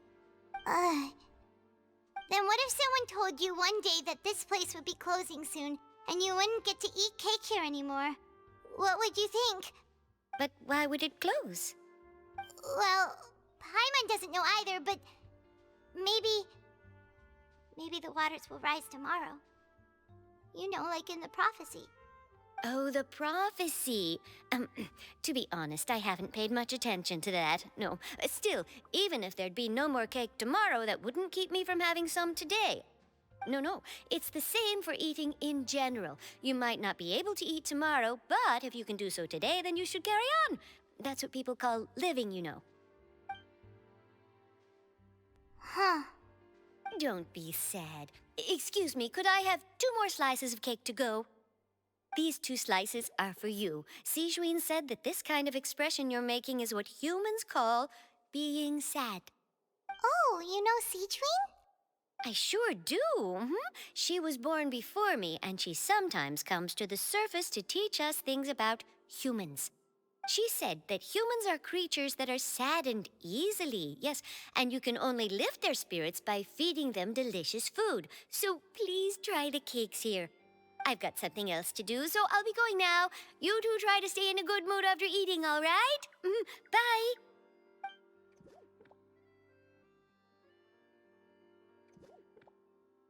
And there she goes. All right, let's dig in. I'm sure this cake will be delicious. It's more delicious than last time, and the flavor gets even better with a sip of tea. It sure would be nice if we could come again tomorrow. Sure would be nice if we could always eat delicious food here.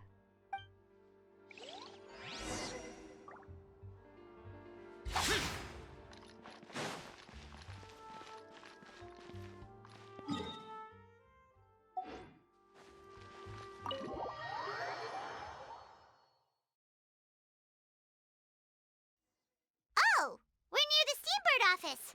Let's go look for Charlotte and have a chat.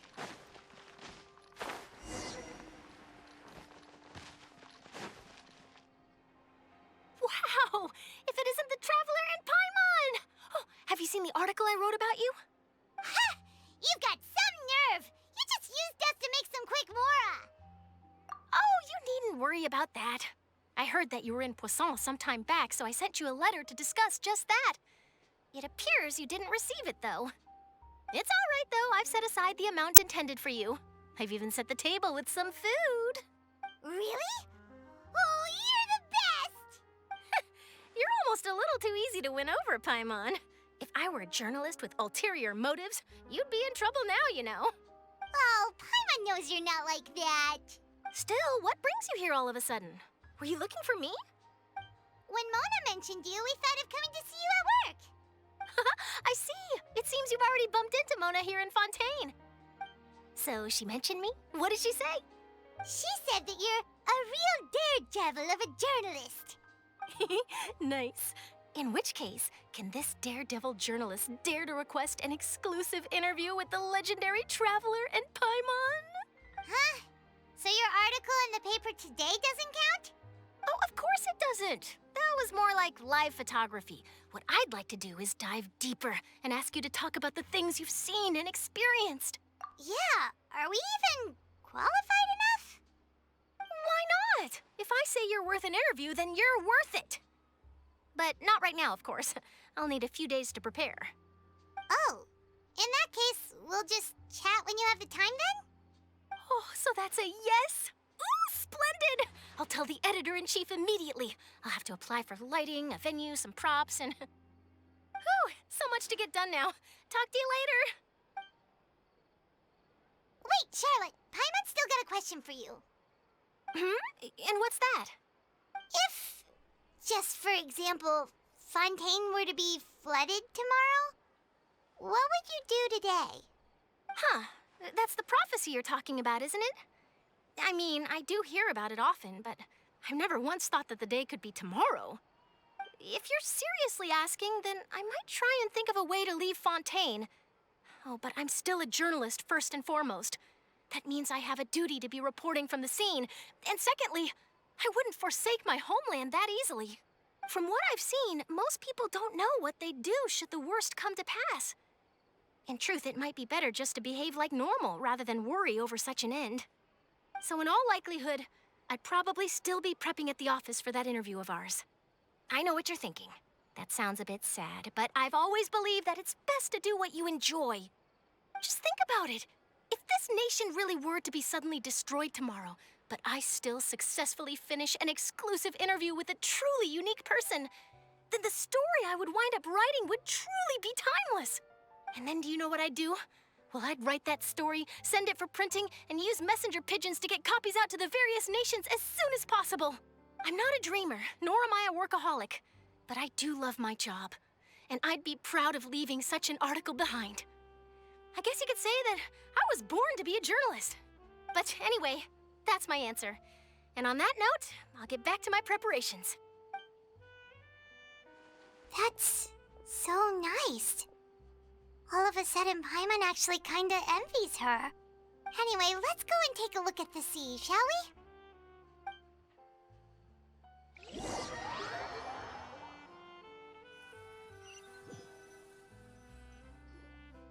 The sea breeze and scenery can be a pretty soothing combo, huh? Paimon's been thinking. If it wasn't Fontaine, but all of Tevat that would be destroyed tomorrow, where would we go and what would we do? No, Paimon should ask, if you could choose, what would you like to do?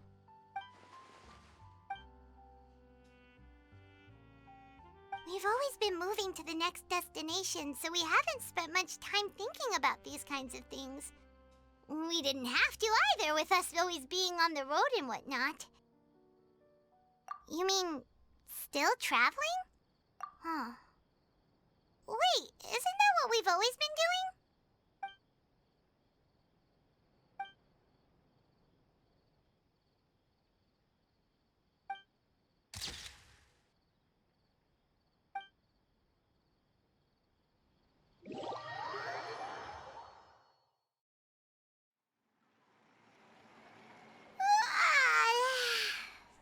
like you'll grow mold if you stay here long enough. But it's still better than the Fortress of Mirapede, that's for sure. It's not only damp there, but salty too. Ah, so the two of you are still here. Wonderful. Oh, you're from the Palais Mermonia, aren't you? Yes, I'm Isadora. Monsieur Nervillet sent me to look for you two before. I heard that afterward you went to the Fortress of Meropide. Not at all. I'm well aware that you're friends of his. Actually, I'm here to pass along a message from him. Yes, inside the Opera House. The Maréchaussée Phantom has declared the incident a small-scale riot. A riot? Well, that said, I don't personally think it was that serious. Lady Farina was watching a performance at the Opera House, and while she was resting during an intermission, some other audience members suddenly started harassing her, loudly accusing her of doing nothing about the prophecy crisis. And before she could respond, others started to join in. The crowd continued to grow, and protests against the Hydro Archon started to break out. So people have started to put the blame on Farina. Guess they finally found an outlet for the pressure they've been under due to the prophecy. I agree. People will naturally rely on gods, as is customary. But the moment people feel threatened, gods are also the first to be blamed. So what happened after that? Is Farina okay? Seeing that the situation was spiraling out of control and that further argument was pointless, she claimed that she'd gotten tired of this and left in a hurry. The Maréchaussée Phantom had their hands full maintaining order and did not catch where Lady Farina had gone. Only when things had stabilized did we realize that she had gone missing. So, you mean she's still missing? That's right. The Maréchaussée has dispatched many people to search for her, but we don't have any leads yet.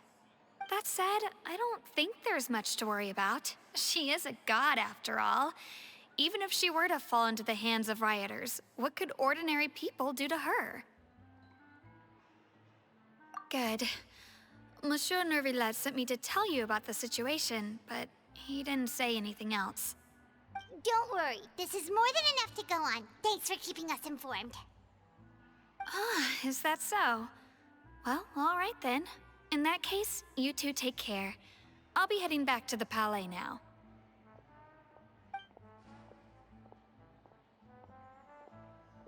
Well, sounds like we should hurry over to Poisson then.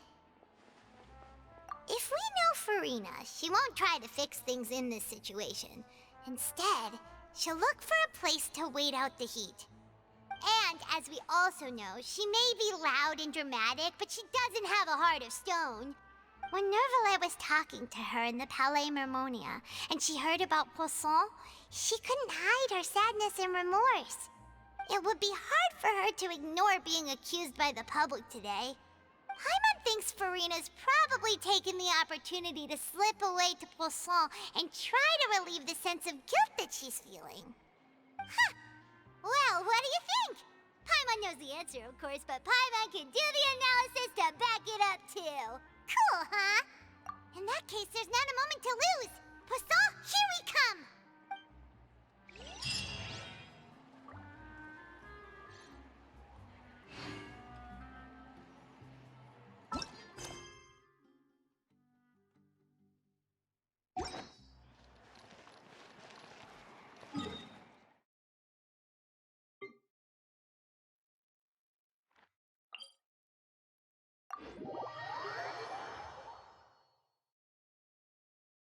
This place looks deserted.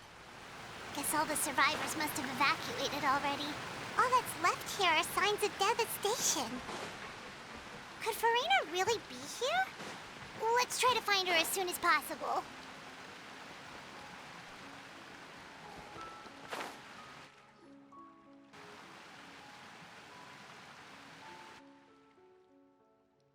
Ah, that's Farina, right over there. She really... Should I just give up?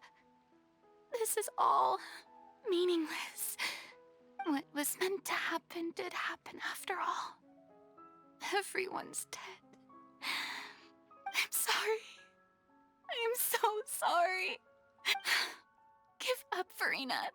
There's no point in holding out. sorry.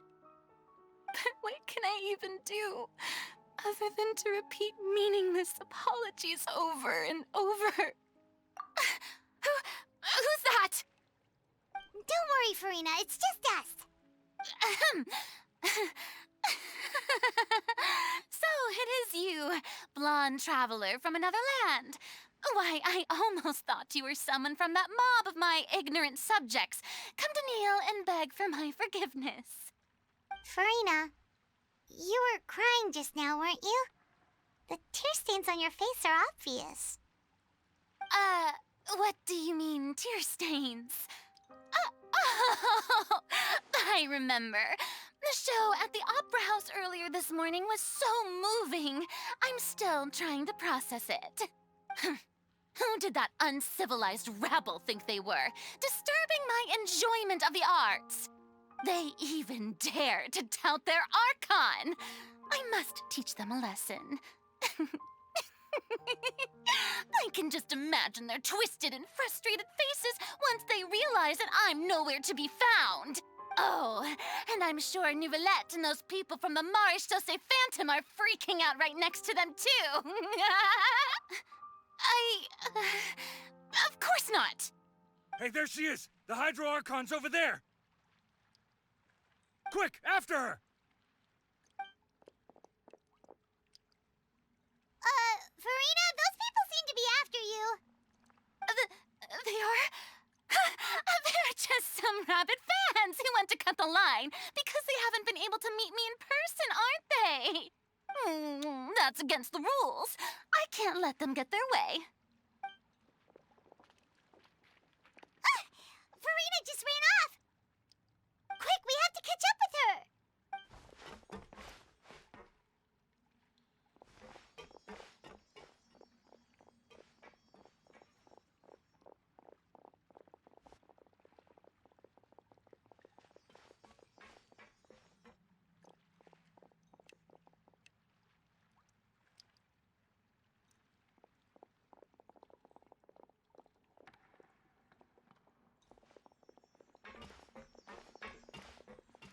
This should be the place, right?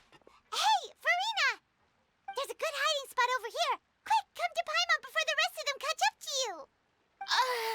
What? What is this place? Hurry, they're almost here! Fine. I suppose haste is warranted. Lead the way.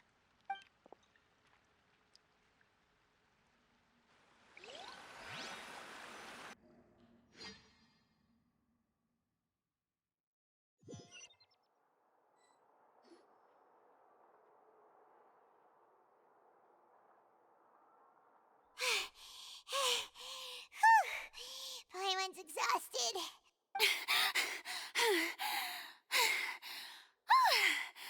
I'm so tired.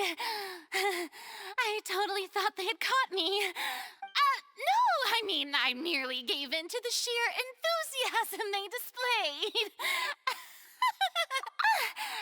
You're right. Yep, that's a good girl.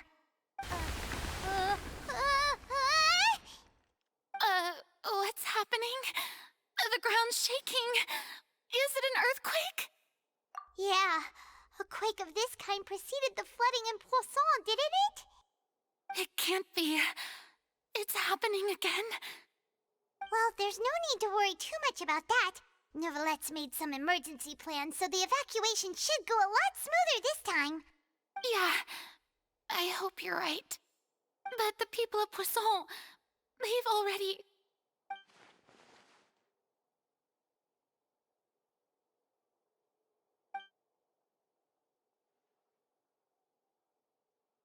It's true. I've been investigating the prophecy for hundreds of years. I once had informants all over Tevat, searching for clues and feeding information back to me. I've tried all kinds of ways, too, to hold back the sea. Anything to keep the coastline from advancing. But all my efforts proved to be futile in the end. Really, the truth has been clear to me for a very long time. We cannot make an enemy of the divine. No matter what we do, the will of the heavenly principles will have its way. and the prophecy shall be fulfilled. Give up. I do love the sound of that phrase. It would mean finally coming to terms with fate, but also for me to finally be free.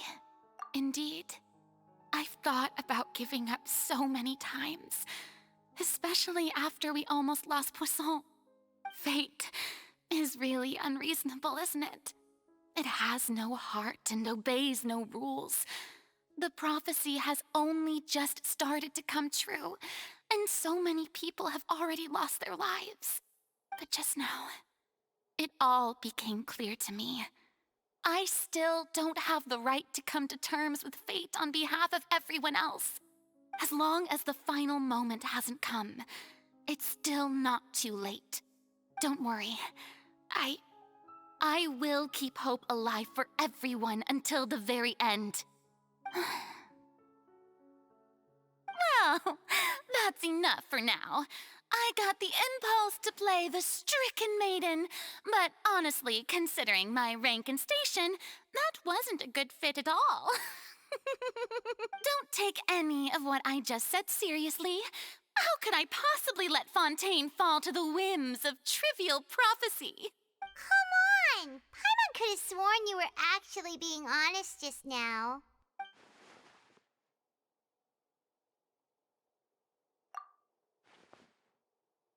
Share my burden. That's impossible. It was fated right from the start that this would be my duty alone. A witness. Yes, I've heard that you came to Tevat from beyond the stars, yes. In other words, you never belonged here. And if Tevat is, in its entirety, a show on a stage, then you're just a spectator, aren't you? If that's the case...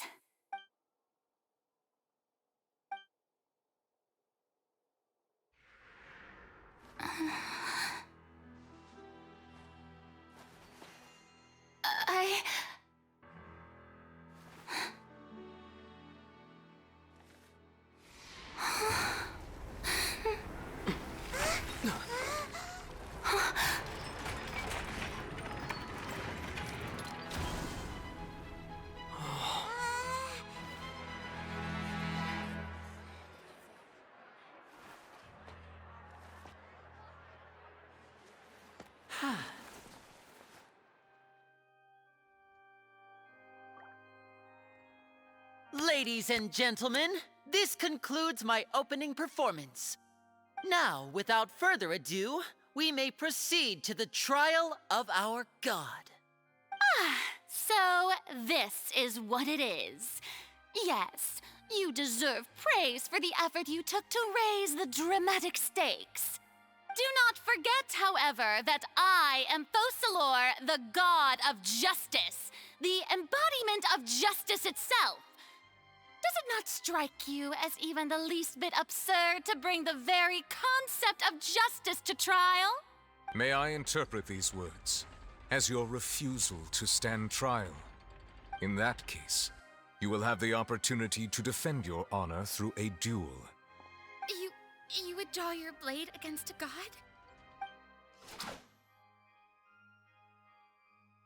I see. It seems like you have made up your mind.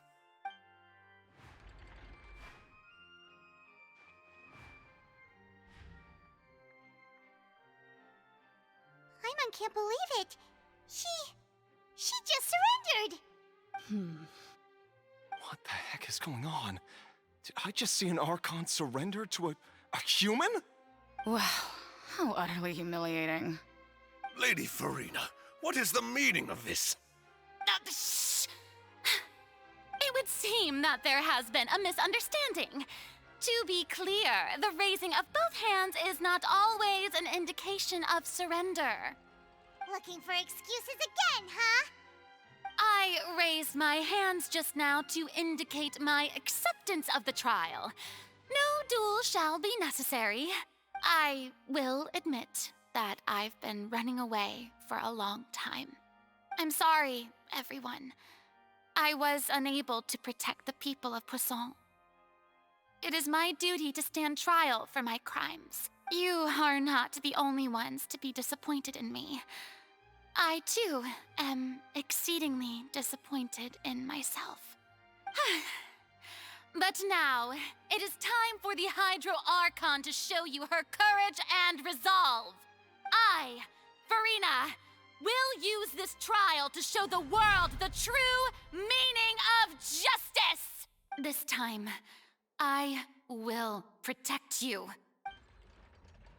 Applaud and rejoice! One of the most outrageous and fantastical arcs known to the opera epiclese is now unfolding before your eyes. Mark my words, this shall be one of the most exhilarating and brilliant shows ever to grace the stage of Fontaine! The trial of the Hydro Archon, Focalor, will now begin! Woohoo! Oh, now we're making... Why does it feel like Farina just took over the whole thing? Like, come on! Didn't she just get forced to stand trial for her crimes? Also, even though she's still acting super dramatic, she is taking this seriously this time, right? All right, then. Who will be my opponent in this trial? The court asks the prosecutor to please take the stand. Is that so? Very well. Then please speak, witness of Tivat, my accuser and fated opponent.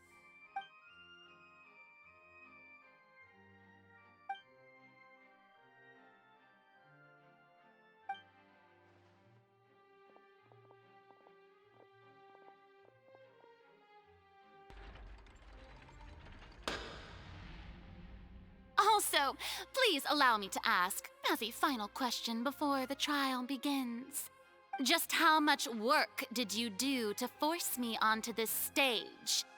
Well, we did do a lot of prep after the meeting that day. I can go over the tasks assigned to the Spina di Rosula, since they were rather straightforward and easy.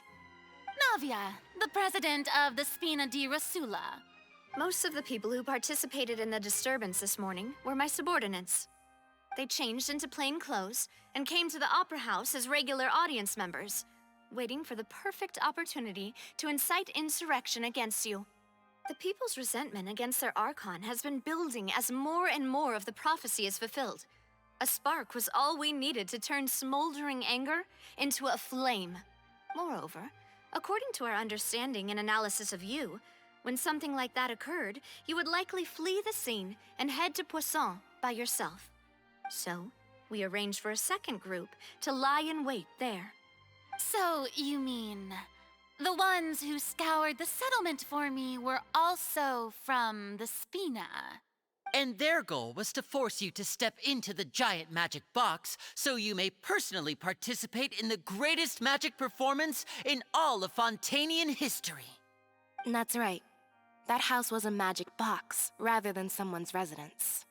As the super ultimate version of the setup that I used when I first performed at the Opera Epiclese, the volume of the box was increased by a whole order of magnitude, and the distance it traversed was the entire gap between Poisson and Areneas. Its cargo, of course, was an Archon instead of a human. My thanks, Farina.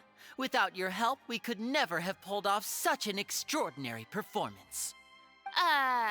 You're welcome? Of course, this performance was only made possible with Father's support. The House of the Hearth spent a massive amount of labor in Mora to pull this off. We had to select a location, construct the giant magic box, dig a tunnel, and open up a path through the water. It was a lot of work for all of us. So, in other words, the earthquake that we felt within the giant magic box was just a normal tremor from the transportation of the whole house? That's right. It wasn't a sign of another disaster to come.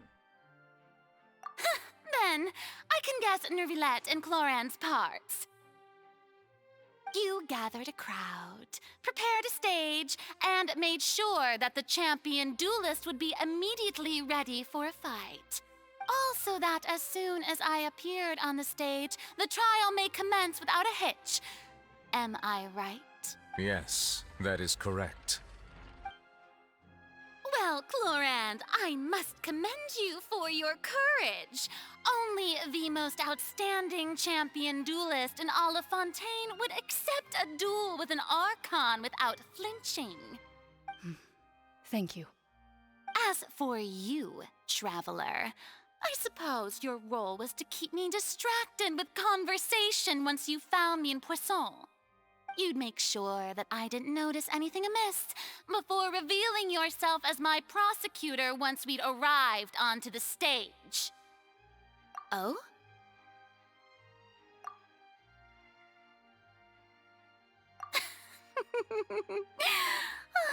Is that so? Then I suppose I must have missed my final chance. It's fine. It matters not. What's done is done. The stage is already set, so there's no reason to disappoint the audience. Let's see this trial through to the very end.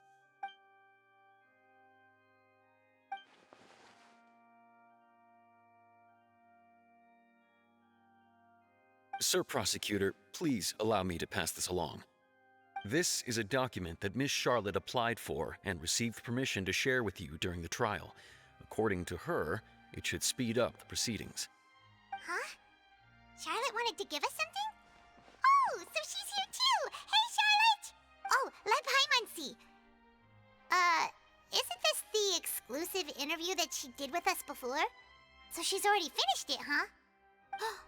Wait, then that means this document is a perfect timeline of everything that's happened ever since we stepped foot in Fontaine! So in other words, we can refer to this anthology of evidence every time we want to use something from our journey as evidence for an argument. Let's quickly confirm the information in it. Just think of it as a refresher, alright? You defeated the Hydro Archon in the very first duels you took part in at the Opera House. That's one for the history books, all right. I didn't think that you'd wind up getting to the bottom of the case I'd been following all this time. I guess you could also see this as a happy coincidence. This is the first time Monsieur Neuvillette had a difference of opinion with the Oratrice. Even the Hydro Archon can't figure it out. The words of someone as extraordinary as a witch can probably only be truly understood when something surreal happens to you. I nearly lost my awesome friend Navia. To be honest, that still gives me shivers.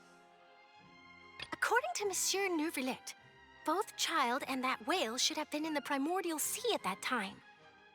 The fortress of Meripede was almost destroyed in a single day. That I didn't witness that scene personally will always be a source of professional regret, I think. A Fatui Harbinger. She's an extraordinary person. Her instinct...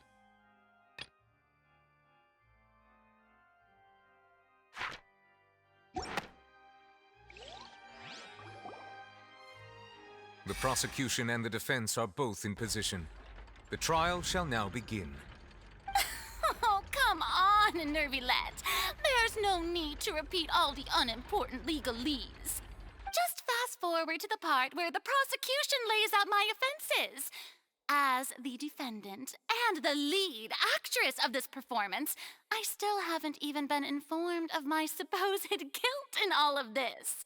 Of course, it is only natural for humans to struggle to understand the actions of a god. However, you will need more than that to convict me of a crime. That's true, but my charge here is unrelated to your conduct as an Archon. Instead, I would like to charge you as a fraud who's never been the Archon in the first place. Wait, what was that? Lady Farina's a fraud? Hey, I came here thinking that we were going to try the Hydro Archon for forsaking her duty, but did I hear that right? She's not our Archon at all? Charge accepted. Lady Farina, do you plead guilty to the charge? Lady Farina. I plead not guilty. How can I be guilty? There is no way that I, Focalor, otherwise known as Farina de Fontaine, a member of the Seven and the Regina of all waters, kindreds, peoples, and laws of Fontaine, could be anything other than your true Archon. Yeah. Even though Lady Farina can be rather eccentric, isn't it going too far to doubt her very identity? Yeah, I've never questioned her identity either. Sure, Lady Farina can be super irresponsible, but what grounds does that prosecutor have to make such a huge claim? I have cause to believe that common sense will prevail in this case. Many of the members of the audience have known me as the Hydro Archon ever since they were born. There would be no fooling their memory. See? Even the Oratrice has decided to show me its favor. Are you sure you want to commit to a charge that will never be upheld? If you wish to drop the case, I can promise you as the God of Justice that you will not have to face trial for making a false accusation. We will treat everything that's happened as a dramatic spectacle and move on with our lives. What do you say to that? Huh. An argument with near impossible odds, huh? We have to not only refute Farina's claims, but also overturn the long-held beliefs of the people. Well, I tried to give you the chance to surrender. If you must persist, then let me ask. If you believe I'm not the Archon, then what manner of being do you think I am? And if I was not the Archon, then how did I manage to live for over 500 years?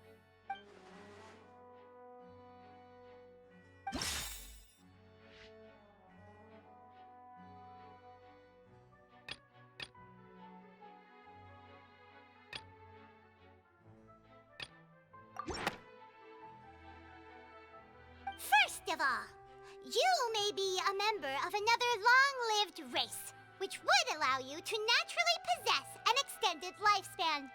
And second of all, even if that wasn't the case, there could be other ways to extend your life. Who gave you that idea? Was it the knave? You'd sink so low as to use a harbinger's words against me. A curse? I once thought it possible that the aura of an Archon might naturally resemble a type of curse. But in light of this claim, perhaps what I sensed was not your divinity, but a curse after all. You sensed it too, huh, Nervalet? Lady Farina is actually a human? Well, it is true that it's extremely difficult to tell humans and gods apart just by looking at them. It's not impossible.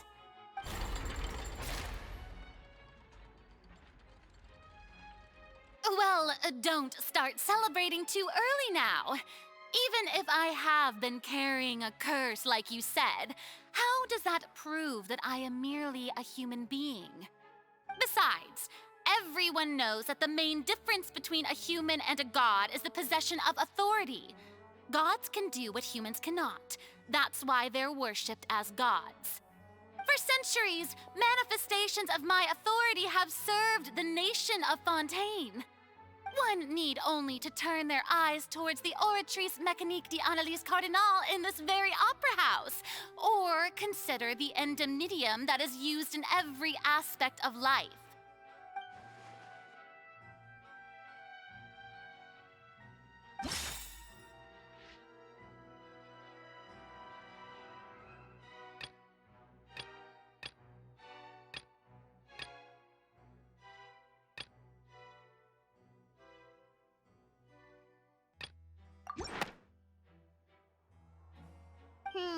That doesn't sound right. Paimon doesn't think this clue can be used as compelling evidence to build our case. You tried to reference the Oratrice, but weren't you as confused as all the rest of us when the Oratrice declared Child to be guilty without any proof? Otherwise, you should have come up with a good explanation for that by now. Didn't I make myself clear at the time? The decisions of the gods are naturally difficult for humans to comprehend. There is no need to provide an explanation.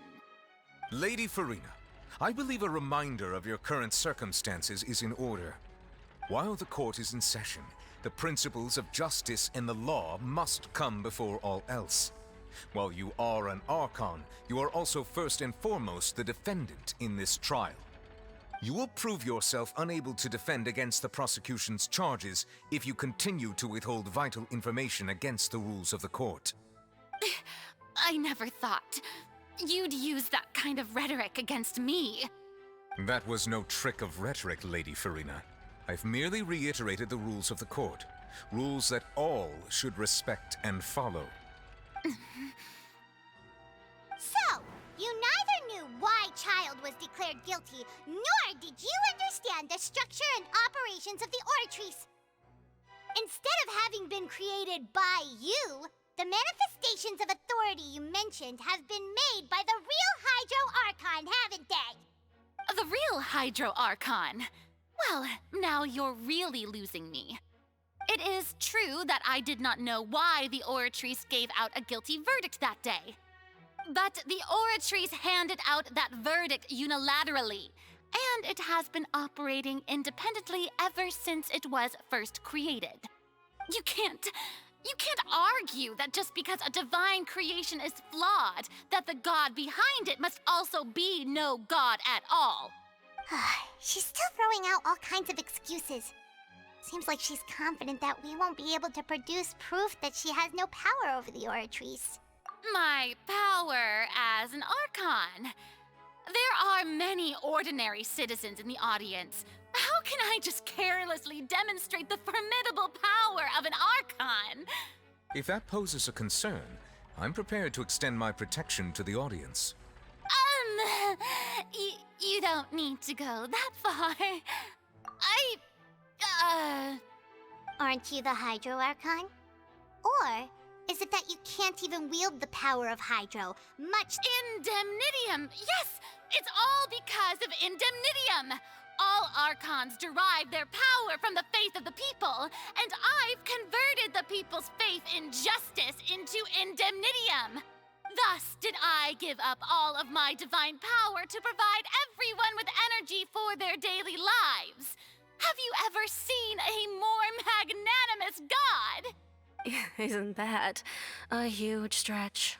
Yeah, no matter how generous an Archon can be, how could they give up all their power? Can a god with no power even still be called a god? It seems like nobody's buying Farina's excuse. Hey, come now, everyone. Please don't stare at me as if I was a liar. I'm still the same Farina you knew, right? The one that you loved. Shouldn't you want to believe in me? Please? You've got to believe me. If what the prosecutor said is true, she really has committed a grave offense. Did she deceive all of us? And all of our parents and grandparents too? And all of our ancestors? Ever since they were born? Enough. That's enough. Tell me then, if I'm not the real Hydro Archon, then who is? If you have no evidence of another Hydro Archon's existence, nor can you find anyone who can back up their claim to be such, then what grounds have you to say that I'm not actually the real deal? Wow, she came up with yet another argument. How can we refute her now? Seems like she really doesn't want to give up.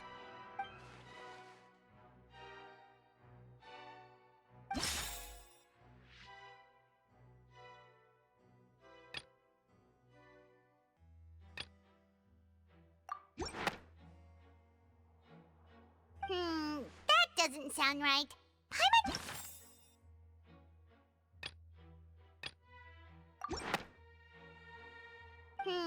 That doesn't sound...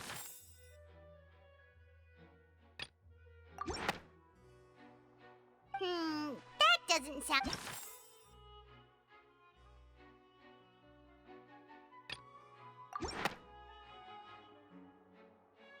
It has been established that all Fontanians can dissolve in water from the primordial sea. And that means...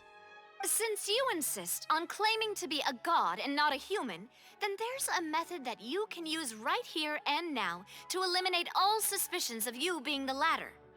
Miss Navia, please apply to serve as a temporary attorney for the prosecution before addressing the court. Though you act in partnership with the prosecutor, you must still adhere to proper procedure.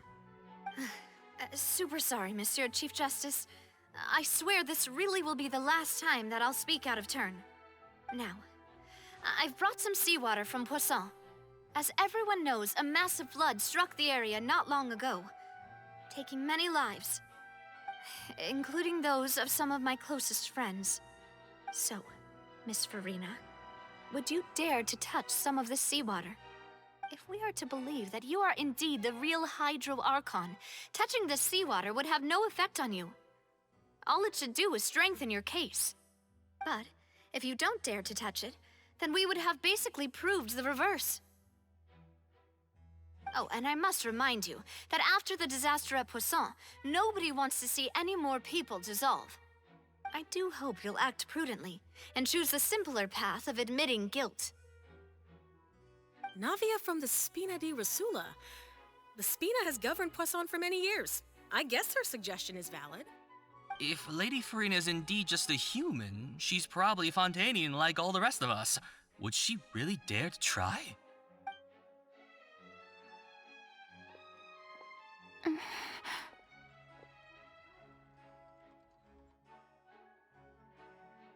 Lady Farina, this test has been unilaterally proposed by the prosecution. As it falls outside the realm of standard court proceedings, you possess the right to decline participation. Well, of course he had to tell her that. But refusing to participate is basically the same as a confession of guilt. She's just staring at the water without saying a single word. It really does seem like she's quite terrified of it. That could only mean... What's going on? Is she really planning to... that's not what we thought she would... Due to the inherent risk of the test, Lady Farina, you may... Hey!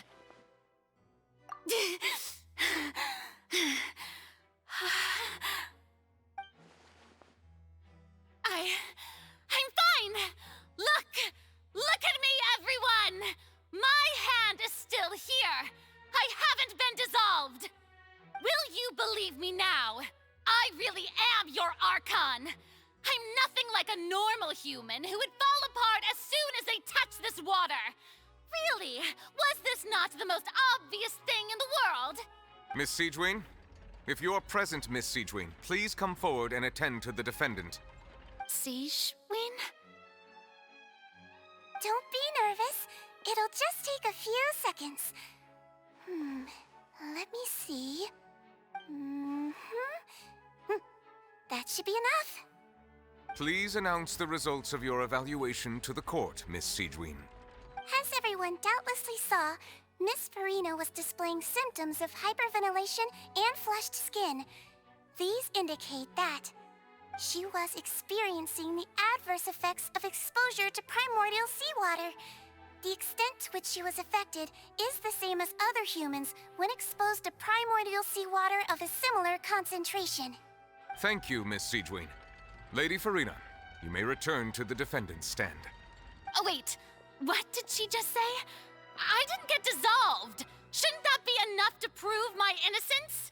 Well, considering your tendency to run from your problems, we did originally prepare a direct sample of the seawater around Poisson. However, after extensive discussion, we exchanged it for a sample that is not concentrated enough to dissolve an actual human. After all, on the off chance that something entirely unexpected might occur, we don't want anyone else to lose their life to the sea. Yeah, so out of regard for Farina's life, you secured a low-concentration sample and asked the head nurse to serve as an expert witness. It's a great thing that the direct sample wasn't actually used. Farina could have... I can't believe...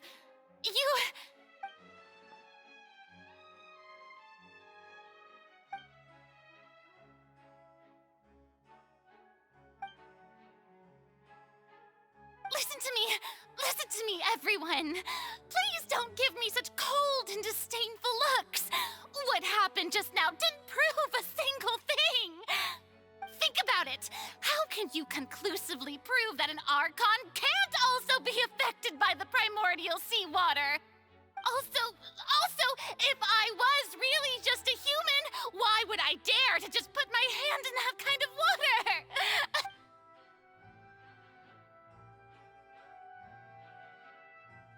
Please, anyone, just listen to me.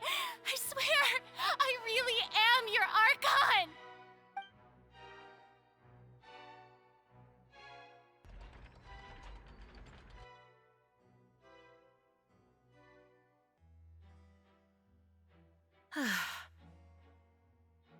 I don't think anything she says at this point will sway anyone.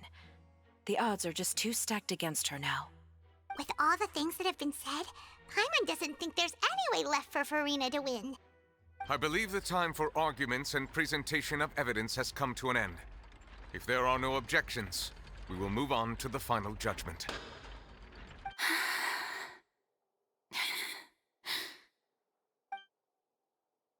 I don't think anything she says at this point will sway anyone. She's too stacked against her now.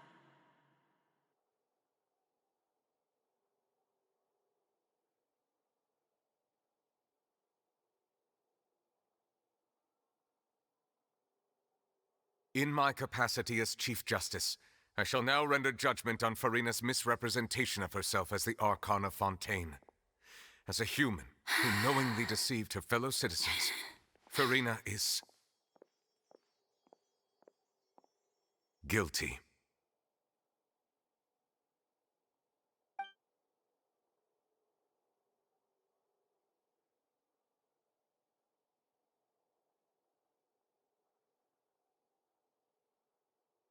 We shall now turn to the Oratrice Mécanique d'Analyse Cardinale to render the final verdict on the charges.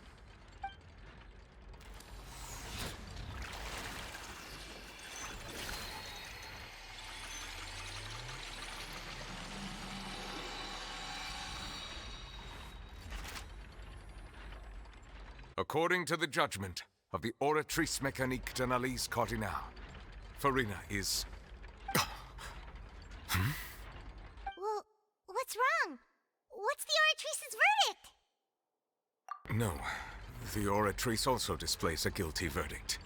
Isn't that correct then? However, the exact wording of the verdict is thus: the Hydro Archon, guilty, to be punished via the death sentence. The death sentence? That's actually one of the available sentences? I've always thought that it was just a myth. The one and only time the death sentence has been handed out at the court, and it's been given to the very person we've worshipped as the god of justice?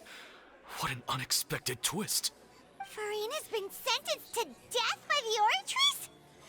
We just wanted to use the trial to show her the seriousness of things so she'd tell us the truth. How did things escalate this quickly? This outcome is indeed quite strange. According to Fontaine's current definitions of justice, as well as its recommendations for criminal sentences, is this sentence really appropriate for the crimes that have been committed? Yeah! Even Vacher wasn't sentenced to death by the Oratrice. You know, the real evil mastermind behind the serial disappearances case. Indeed. Not only is Furina's sentence overly excessive, the very point of our trial today was also to prove that Furina has never been the Hydro Archon in the first place. But now, the Oratrice seems to have deliberately invoked the title of the Hydro Archon. What does this mean?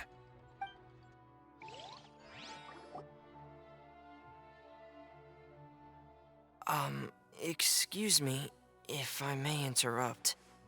Is the trial still going? Fremine! You finally made it. I assume this means you've completed your mission? Mm-hmm. Any mission Father assigns to me will always be top priority.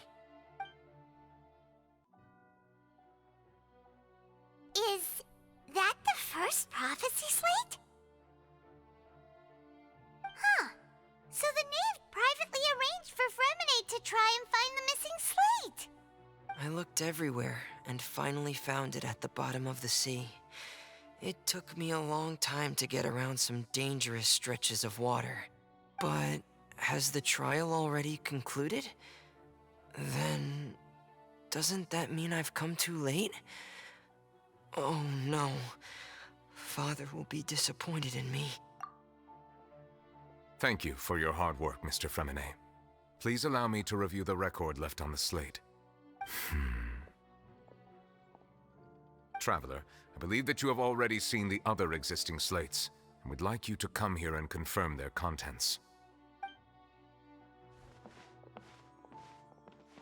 Huh? So what do you see? What is it? I believe I have now made sense of the Hydro Archon's crime. It has to do with Fontaine's lost history. Huh? Isn't the Hydro Archon just guilty of deceiving her people? Oh, wait, no, that's Farina, and we've already proven that she's not the Hydro Archon. So when you say Hydro Archon, do you mean the real Hydro Archon we've been kinda talking about? In truth, everything that you've encountered in Fontaine up until this point can be traced back to the contents of these stone slates. However, I'm uncertain as to how much sense they currently make to you. Okay, let's try to recall the contents of the other 3 stone slates. Paimon will do her best to help you remember.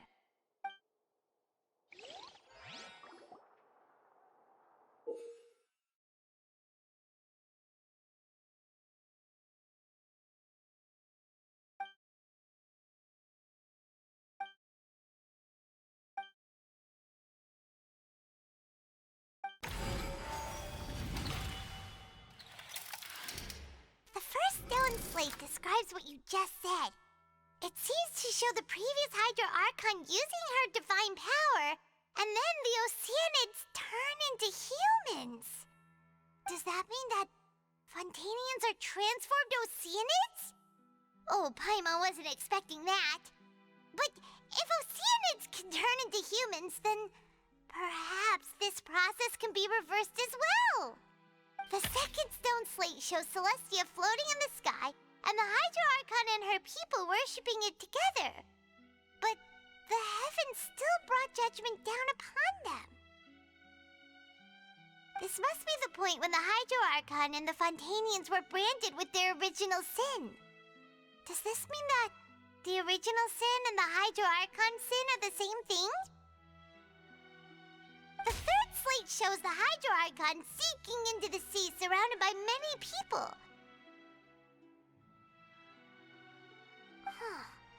That reminds Paimon, didn't we also watch that happen to someone else?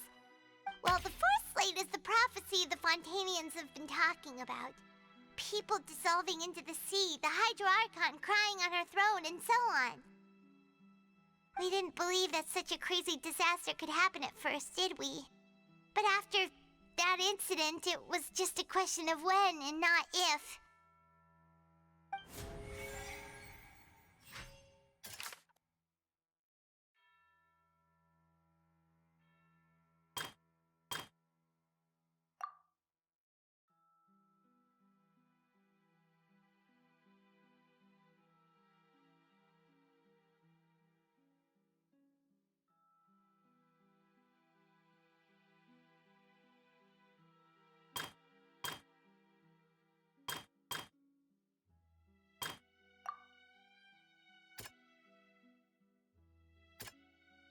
That doesn't sound quite right. We know from the case of the serial disappearances of young women that Fontainians can be dissolved in primordial seawater. And the first stone slate tells us that long ago, the Hydro Archon used her power to turn Oceanids into humans. This might be the reason that Fontainians can dissolve.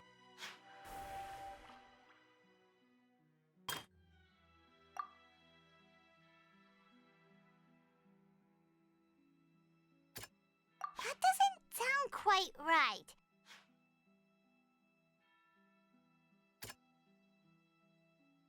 That doesn't sound quite... That doesn't sound... Perhaps what is about to take place has all happened before. The true sin of the Hydro Archon that Nervalette mentioned, and the original sin cast down on the people of Fontaine by Celestia, as recorded on the stone slates.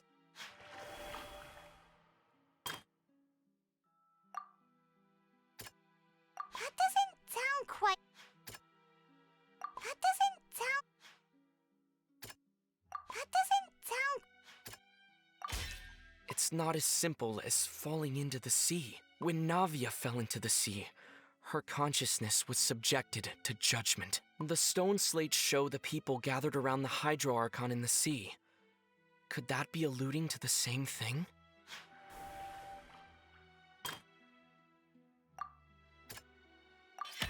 The prophecy from the stone slates found its way into society, but not many people believed it at first. The fortress of Meropide was nearly flooded with primordial seawater, which we know can cause Fontainians to dissolve. It seems increasingly likely that the prophecy may come true. If we hadn't dealt with it in time, things could have gone very badly. They'll dissolve into the primordial sea but won't cease to exist. Their essence will flow in the seawater, converge, and take the form of an oceanid. The Hydro Archon was sentenced to death in court, shocking everyone present. Perhaps this means that her sin was actually Fontaine's original sin. Navia fell into the water inside those ruins, and she nearly dissolved. She was surrounded by the people of Poisson in a court within her consciousness, and was forced to take part in a trial meant to make her stay. The eruption of the primordial sea at the fortress of Meropide was the surest sign that the prophecy was about to come to pass no matter what.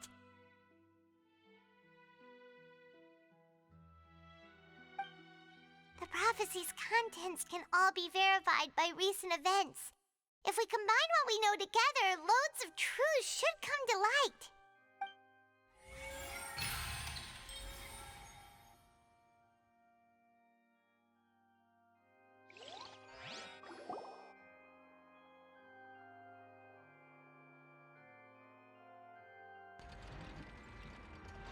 Huh?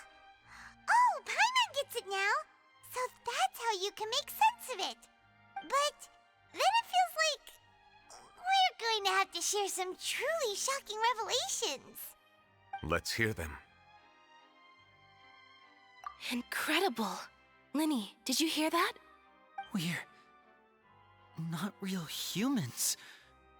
All Fontainians were originally created by the late previous Hydro Archon, with oceanids as their basis. The evidence for that can be found in how only Fontainians could dissolve in primordial seawater, and how all the girls Vacher dissolved were also turned into oceanids. Oh, and according to Navia, when she was about to get dissolved, she also saw everyone gathered around for a trial, all of them in the shape of oceanids. Indeed. Yeah, and it follows from the content of the first slate that she probably angered Celestia by creating humans without prior permission. That could also explain why the Oratrice judged the Hydro Archon to be guilty. It's to account for that ancient sin. The Hydro Archon's true sin was creating us? And yet, after many hundreds of years, the Hydro Archon's creations have turned around to try to judge the Archon within the Opera Epiclese. The twists of history are often the most unexpected of all. Yeah, isn't the image here just like when Navia fell into the sea? So wouldn't it be trying to show the image of the Hydro Archon also falling into the sea once the prophecy has been fulfilled in the fourth slate?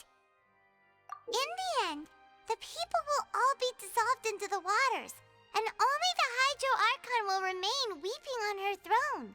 Only then will the sins of the people of Fontaine be washed away. Did Paimon get all that right? You've made some keen deductions. I must say, given how much you still don't know, it is impressive that you've already managed to connect so many pieces of the truth. However, while you were able to decode all the information on the slates, they've also been etched with an additional layer of hidden information using a different power source.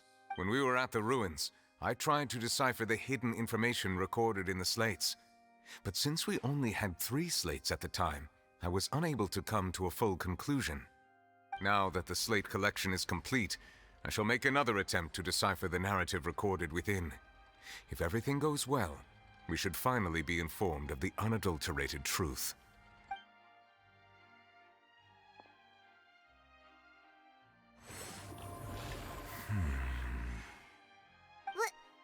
Well? Did you get it? I believe I should share this truth not only with you, but with all the people of Fontaine as well. I will try to briefly summarize it for you. Your hypotheses regarding the origin of Fontainians and the sin of the Hydro Archon were both correct. In the Fontaine of old, the previous Hydro Archon sensed the yearning of her Oceanid familiars for life on land.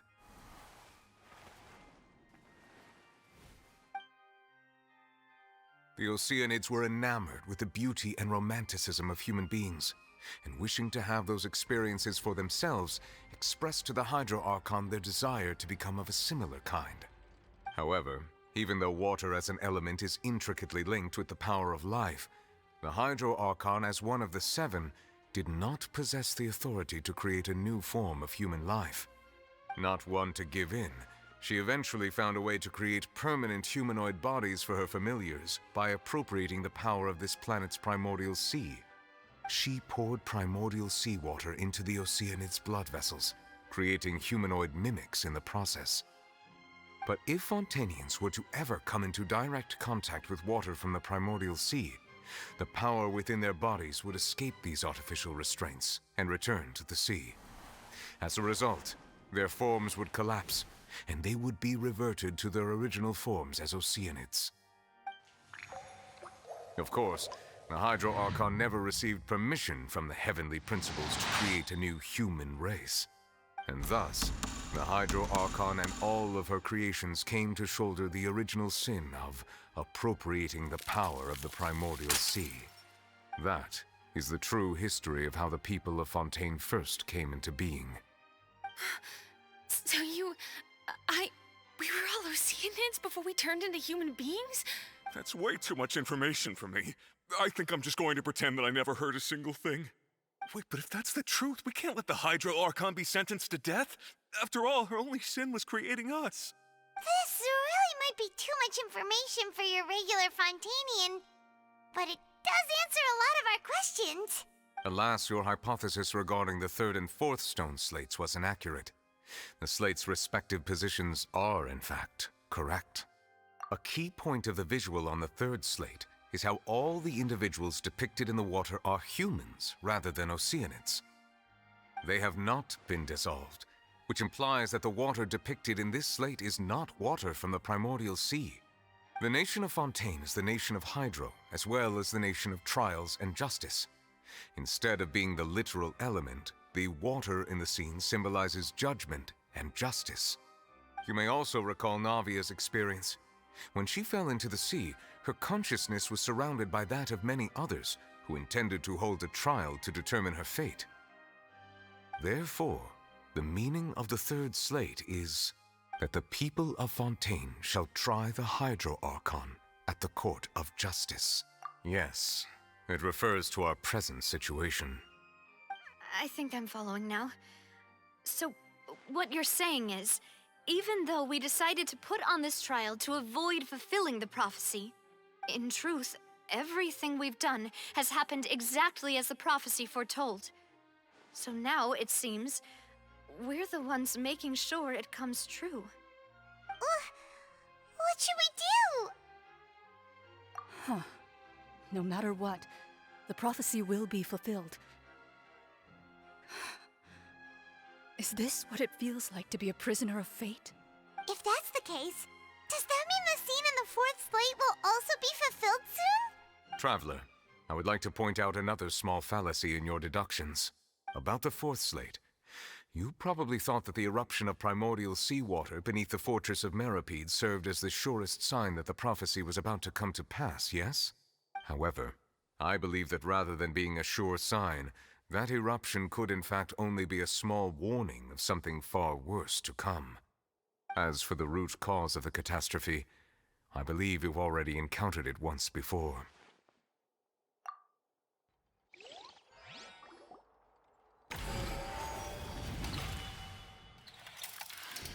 This eruption was just a small warning of the things to come.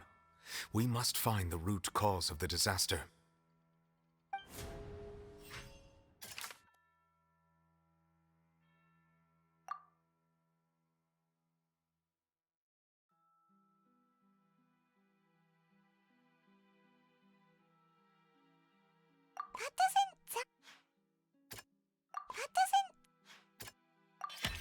It was both dream and reality.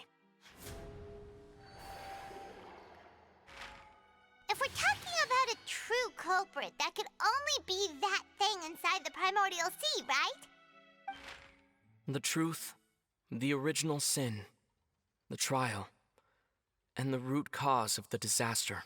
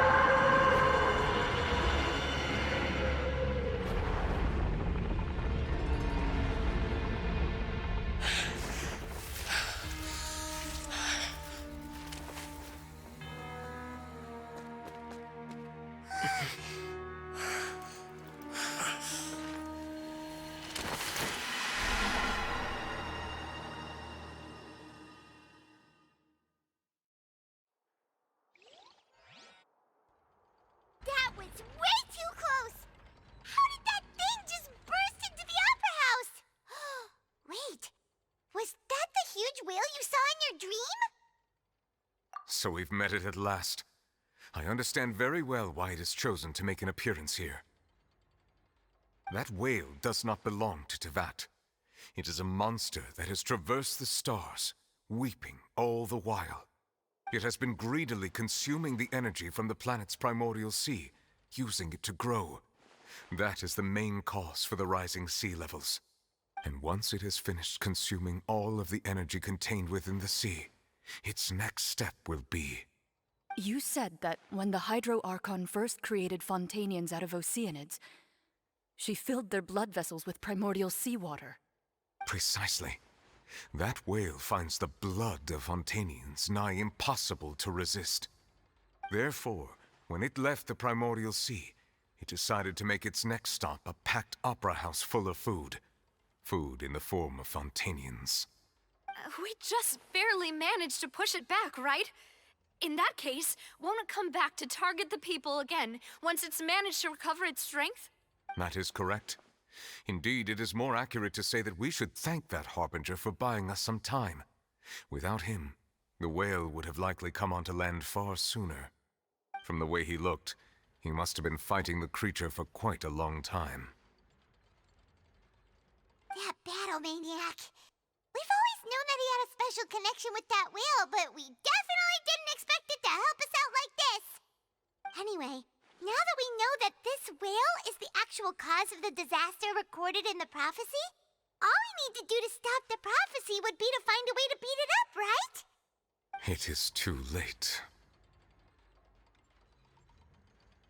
It had already absorbed too much of the primordial sea's energy before we could notice it. At this point, it has become practically integrated with the sea itself.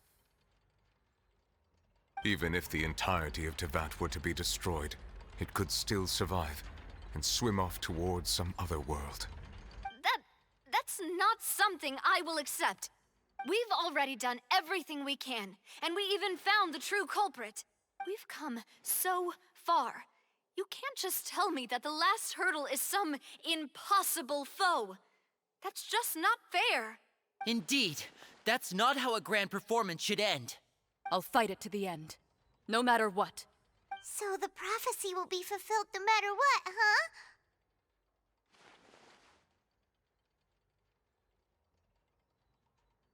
The prophecy.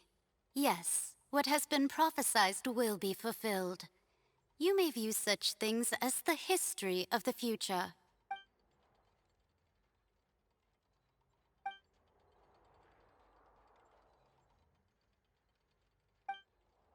Just as prophecies are usually only the future as seen from the perspectives of the gods, could things be happening in hidden corners where the gods' gaze does not fall? Ultimately, fate shall serve as your only guide, no matter what will happen in Tevat's future. All you need to do is to play your part.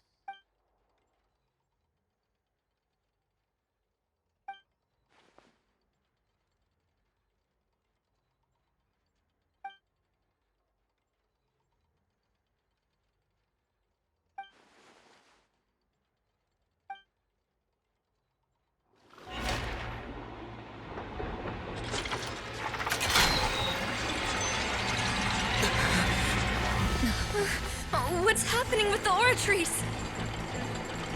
I believe it is preparing to carry out the death sentence.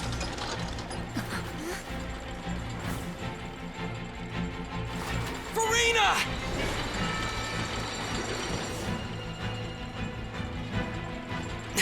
No, I still need answers.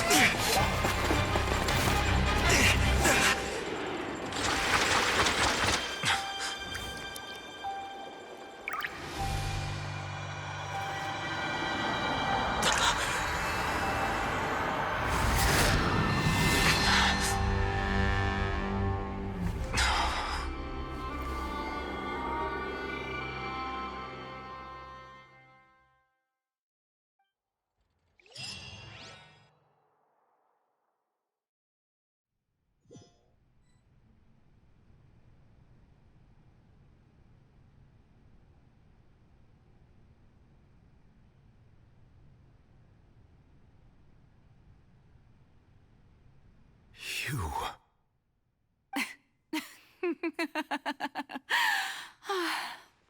Sorry.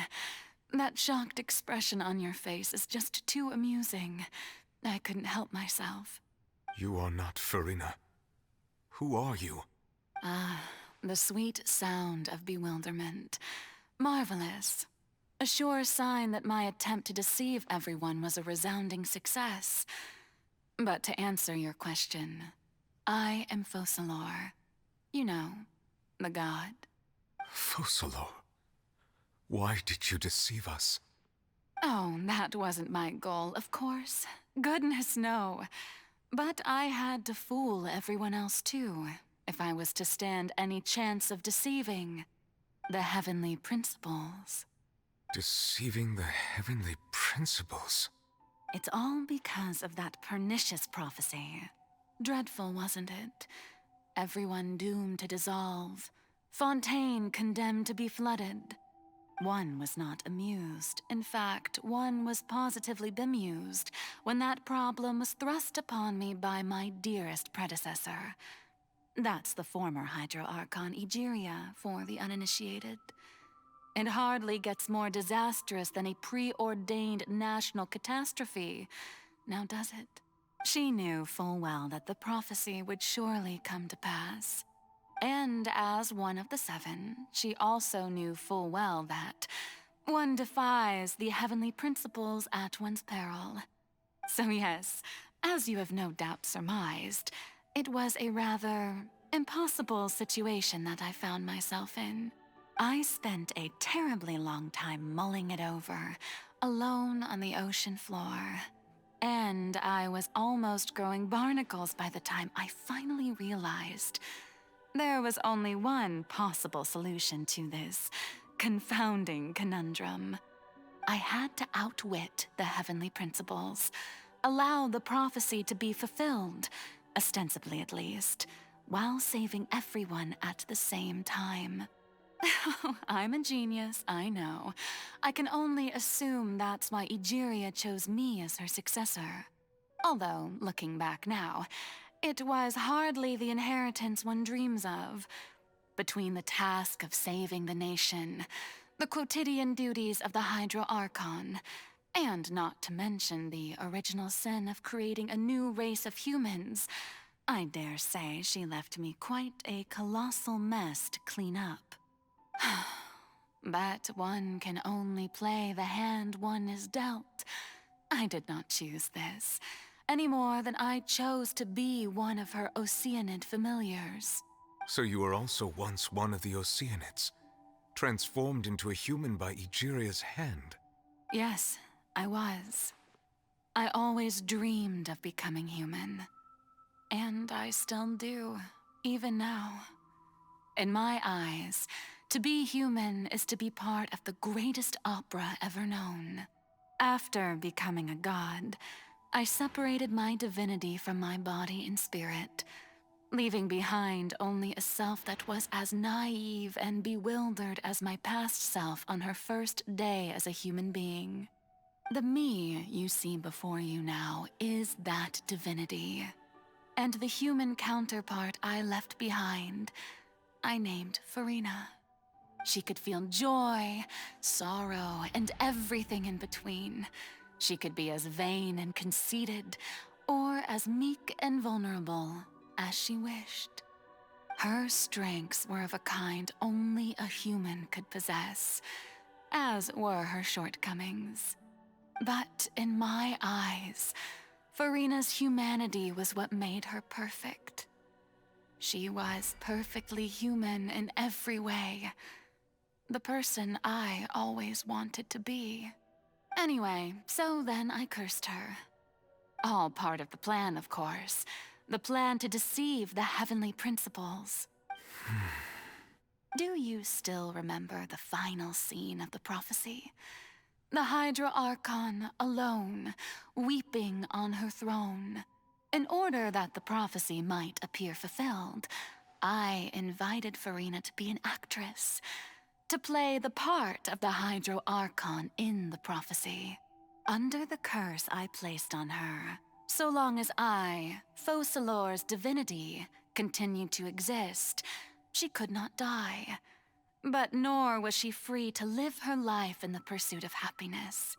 Instead, she was forced to take the stage in the opera house, to embrace the role of leading lady, to forever play the part of the god from the prophecy, all to create a deceitful appearance of that prophecy coming to pass. I suppose now you probably understand why your court is called the Opera Epiclese. But Furina is only human, isn't she? Even though she has had a long life, her mind is no stronger than that of any other ordinary human being. I cannot begin to fathom what she has had to endure. It must have been torture for her. It has indeed. And although she is, in a sense, me in human form, I most definitely owe her an apology for it. It's been 500 years, and all along, she's been playing her part in the most unimaginably long, unbearably lonely, and agonizingly painful opera of all time.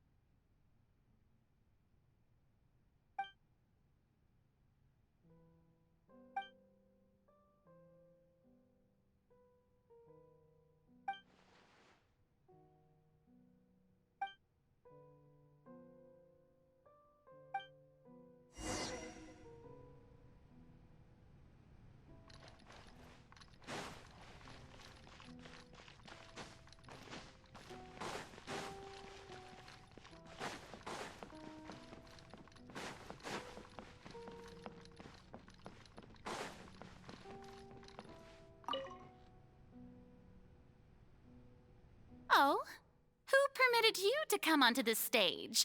Now, I understand your admiration for my august self, but I must ask you to keep to the rules. All right. It is not my intent to reprimand you. There is no need to state your name. Just be off with you. Do not distract me from my performance. Oh, do not jest. Can you not feel it? I am Focalor. The eyes of countless Fontanians are upon me. I must, at all times, display the utmost elegance and nobility.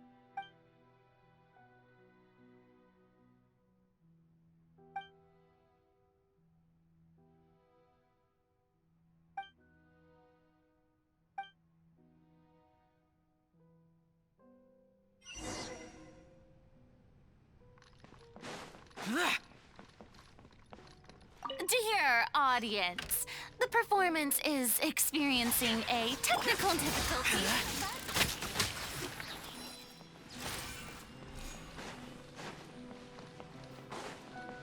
Hey, what gives? The audience is still watching me, you know. Guards? Wait, where are the guards?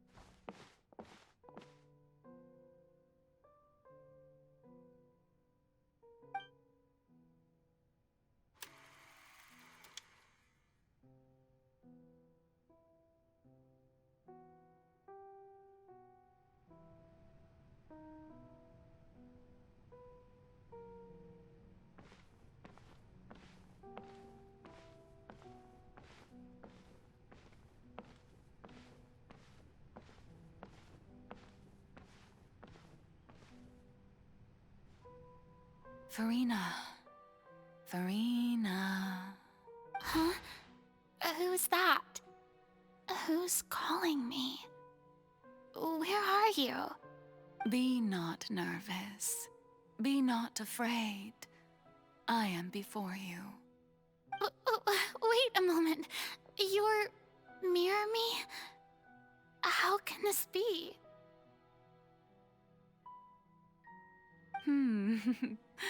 Mirror you, huh? You know what? That's not bad. Let's go with that. Mirror me. What do you wish to say? The prophecy. Have you heard of it? What prophecy? Wait. I know. I think. I don't know why, but it's in my head somehow. The people will all be dissolved into the waters, and only the Hydro Archon will remain, weeping on her throne. Only then will the sins of the people of Fontaine be washed away. Oh, very good. You know it well. What's going on? I can't seem to remember anything clearly. The only thing I know for sure is this prophecy. Will it really come to pass?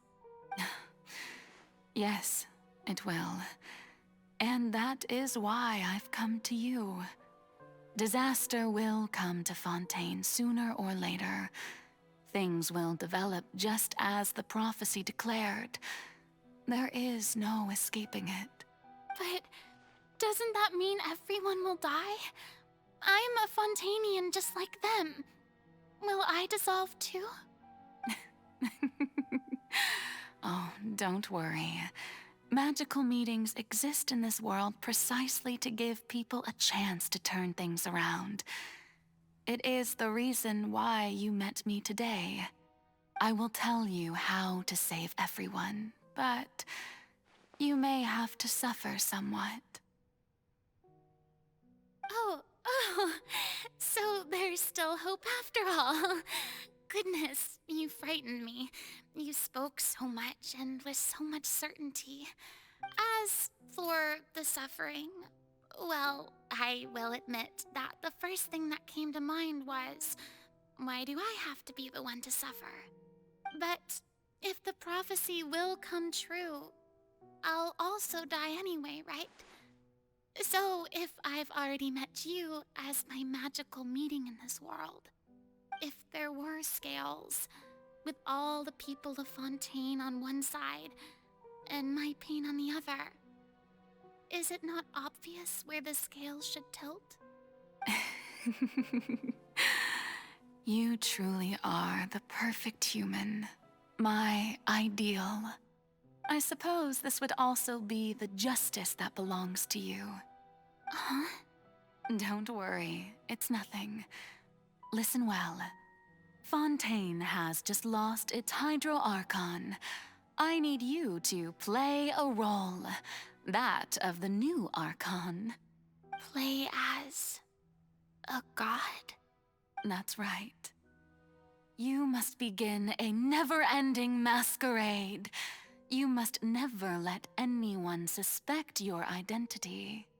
If you can keep it up, then I shall have my way of defying this prophecy. But should your identity be revealed, then all hope will be lost. But how will I do this? A human assuming the role of a god without being exposed.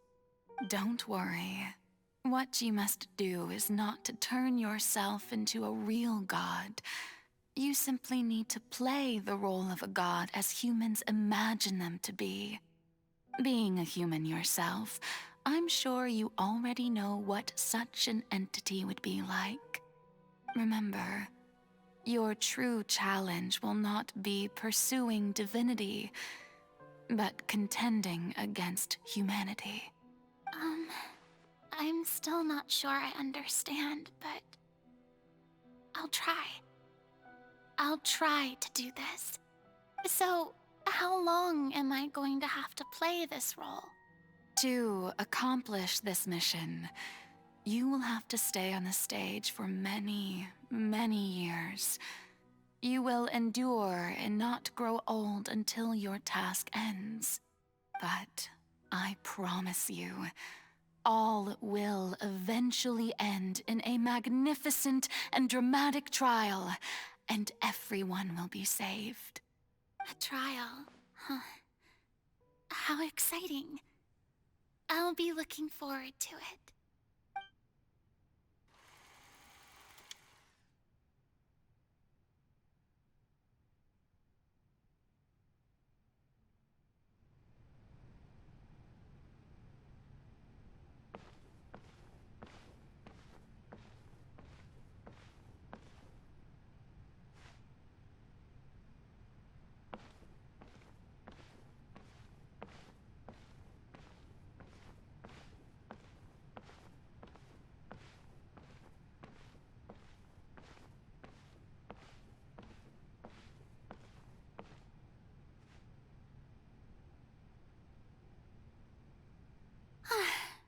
The Maison Cardinalise has announced my accession, but this is my first time facing the people. What should I say to most appear like a god? To be honest, I still don't know. Perhaps I should first try to act natural. Ladies and gentlemen, good evening, and welcome to the Opera Epiclese. I'm sure you've all heard about how I have taken on the role of Hydro Archon. Indeed, I am Verena de Fontaine, your new Archon. In truth, I know little about becoming a nation's new god, but it will be my honor to guide you all. As the god Focalor, the god of justice, I shall do all within my power to lead you into an age of fairness and justice. Once again, thank you all for coming. If you should have any questions or suggestions, please send them to the Maison Cardinalise. The future of Fontaine will require us to work together, after all. This should do it. I thought I might stammer, but thankfully, I was able to convey my thoughts just fine. Okay, and next. That's the new Hydro Archon. Is this some kind of joke by the Maison? I would have thought that a being that surpasses humanity would be a bit more assertive. Hey, did you hear that? She even told us to send her suggestions there at the end. Shouldn't gods be all-powerful? She's being so modest. What's the difference between her and an ordinary person, then? If you ask me, perhaps the succession didn't actually happen. She might just be a Maison-back puppet. Wait, what's going on? Why is everyone suspecting me of being a fake? Oh, this is bad. If I get exposed here, there'll be no saving the people from the prophecy. Right. Mirmi said that I just need to play the role of a god as humans imagine them to be. Calm down, Furina. Think. What do the people want? How would they imagine a god to speak and act? Assertive, with a strong sense of presence. One who can dispel all doubt. That is the character I'm fated to play.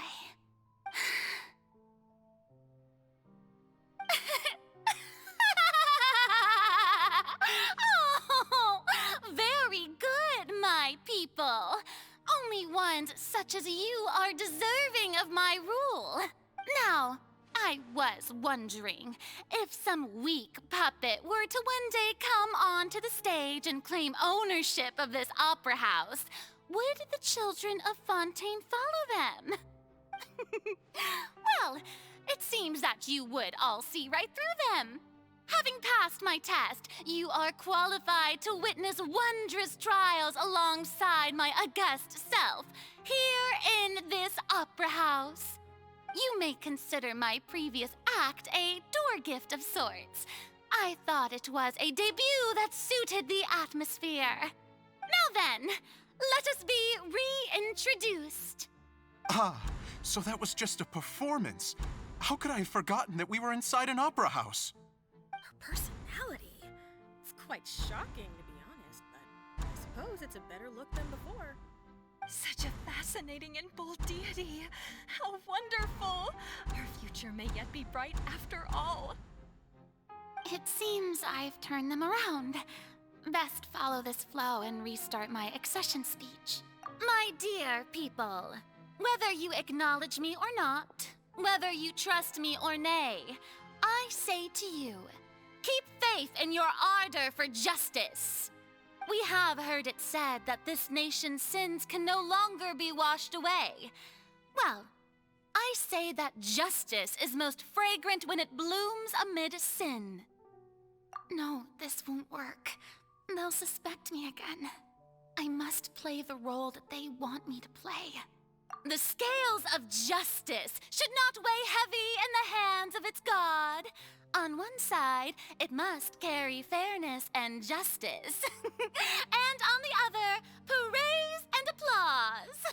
May law be the prayer on our lips. May judgment be our worship. Let us light the fires and drink to the future of Fontaine! No, this won't work. They'll suspect me again. I must play the role that they... There is no trouble in this world that justice cannot solve. All that is needed is for you, my people, to believe in it, heart and soul. So long as I, the Archon Focalor, stand within the Opera Epiclese, so long as I stand before the Oratrice, I shall even judge the gods of this world! Yes!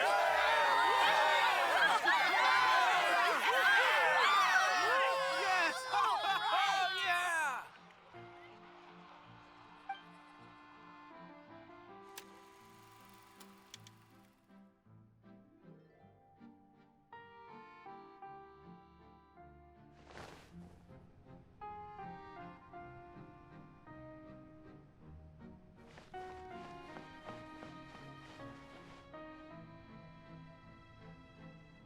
Lady Farina, here are today's case reports, as well as a summary of the follow-up for your perusal.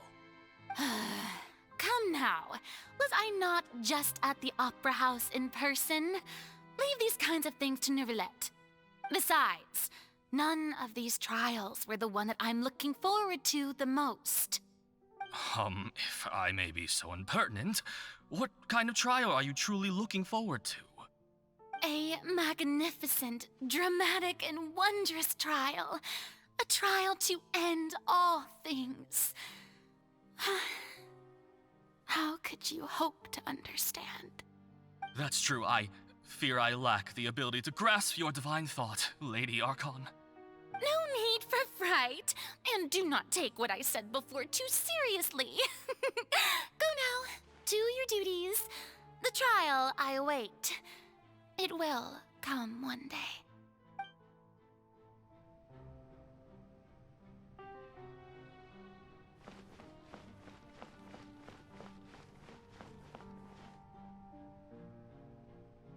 Lady Farina, I don't know what to say.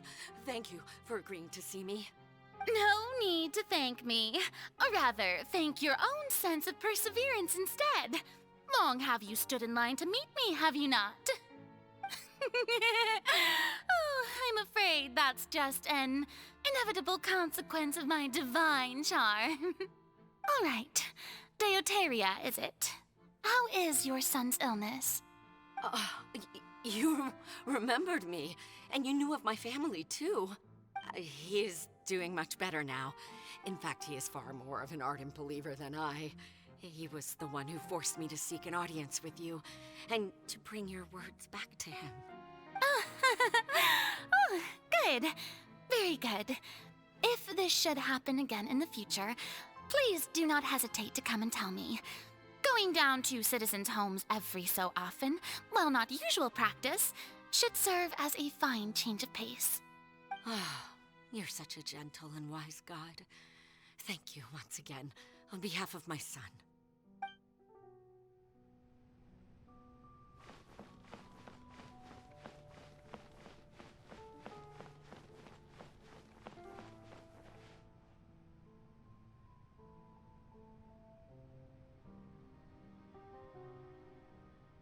Lady Farina, here are the latest hydrological reports. As for the specific parameters you asked to take note of, I'm afraid things still don't look good. I see. It's as I thought, then. As your god, I did already expect this, but I wanted to see how far your human wisdom would allow you to analyze it. All manner of signs indicate that the prophecy will still come to pass. Forget it. That's not something you need to worry about right now. Well, as I understand it, the Fontaine Research Institute is also trying to find a way to counter the rising water levels. Really? Have they found anything?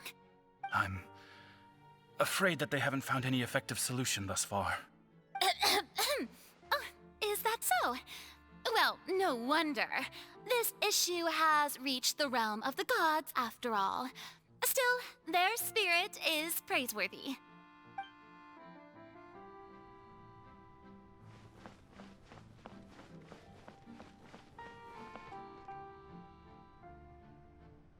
The day is finally over. I haven't had a moment to breathe this whole time. But it's good to see that everything's getting on track. There are no longer any voices of suspicion. Maybe this is fine. I just need to keep going, and everyone will be saved. All right, Farina, don't think too hard about this. You need rest. Tomorrow's a new day.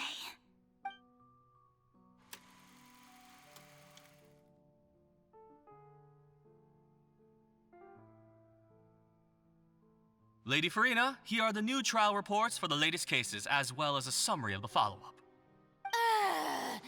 There'll be no need for that. I've seen them already. There's no need to go back over scenes I've witnessed in person before.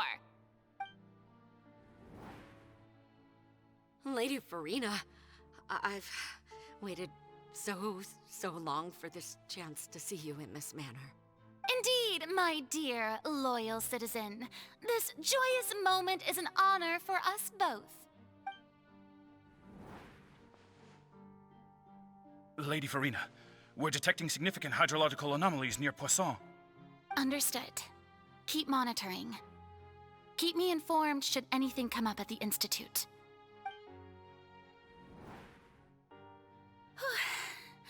I don't think I let anything slip today. I must show the people that there is nothing to worry about. I just don't know when these days will end. I feel utterly exhausted. Best to rest early today, too.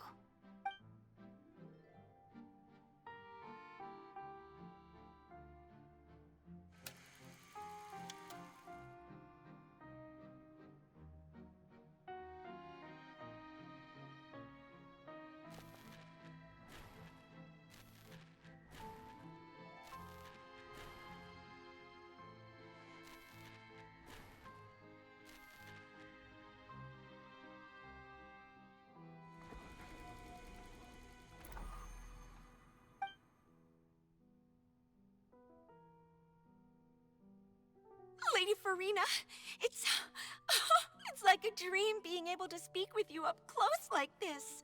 I've heard that the first member of our family who was honored to receive an audience with you was Madame Deoteria, almost 20 generations ago. And what a fine family yours is indeed. It brings me great joy to meet such a faithful believer, a descendant of a line most ardent. Surely you exaggerate, Lady Farina. My lady? What is it, good citizen? Oh, are you crying? Oh, really now? I didn't even notice. This must be the overflow of hydro from my person. Well, can't quite help being the god whose dominion is the waters, can I? No wonder. No wonder. A manifestation of your power, then. Oh, Archon, I am honored to have witnessed it. Honored indeed.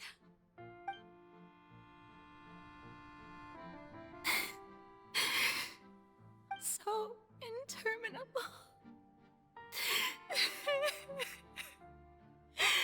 So lonely. Just how much longer?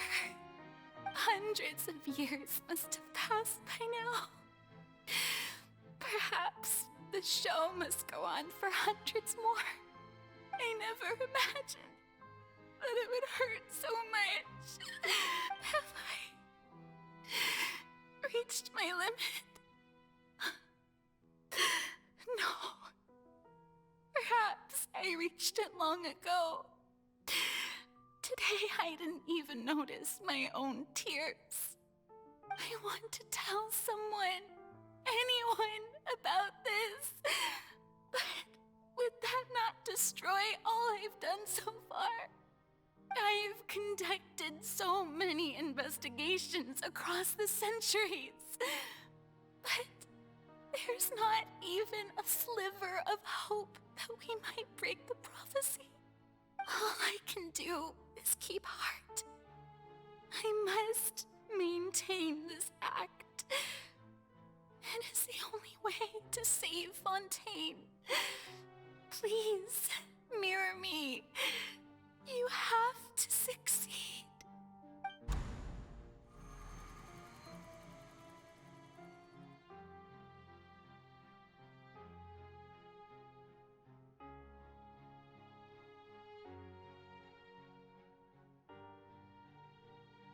Farina, you don't have to shoulder this burden alone. Although I don't know what you might be keeping from everyone, your people are more than willing to share your burden with you.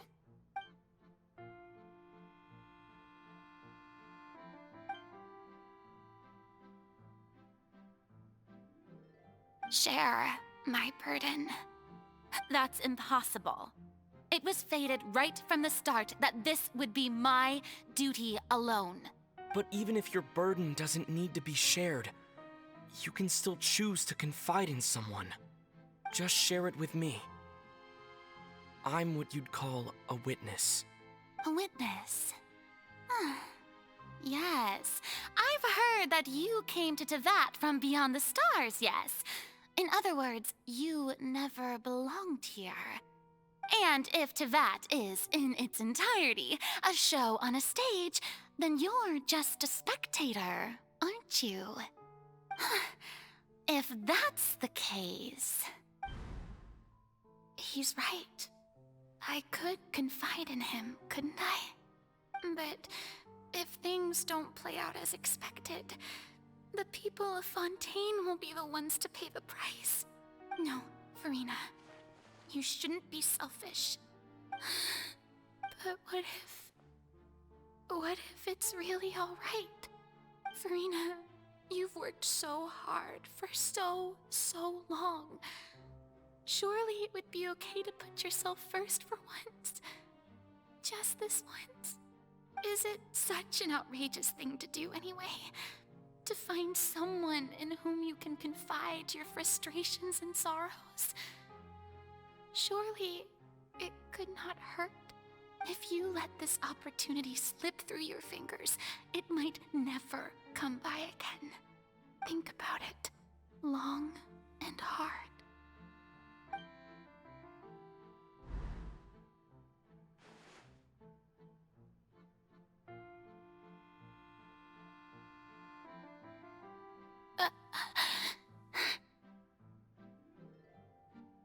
No, I have nothing to say. I am Farina, the Archon of Fontaine. Everything will surely get better. All you need to do, dear spectator, is to witness my performance until the curtains fall.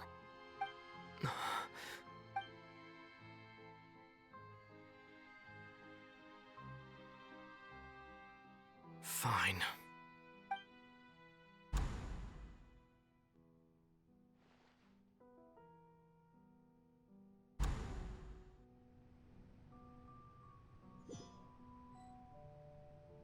So even Farina doesn't know the truth? You've never once let her in on the full plan? Yes, it had to be done. To deceive the heavenly principles, you must first deceive yourself. She did very well. If she had let her resolve falter even once in these 5 centuries, Fontaine would have been doomed to the most tragic fate. It seems that trusting humanity was the right decision after all. I believe that I understand how your deception works, but that is only half the truth, is it not? How would you build on this foundation to save the people of Fontaine? That is the most important thing. Ah, good. Of course, the Iudex of Fontaine has pinpointed the crux of the issue. I'm sure you've long sensed that the Oratrice is no simple machine, yes? I've always suspected that it had its own consciousness. And Lenny did mention that he heard a human voice within the core chamber. It now seems that that person was you, hidden within the machine all along. Am I right? And then I became one with the Oratrice, taking Fontaine's gnosis with me. Yes, it would seem so, wouldn't it? Alas, your understanding of this device still lacks sufficient depth.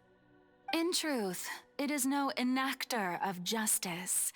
It is, in fact, a device created to kill the god of justice. I beg your pardon? Oh, you have it. And to be more precise, not only will the Oratrice take down the god of justice, it will also take down the divine throne upon which she has been placed.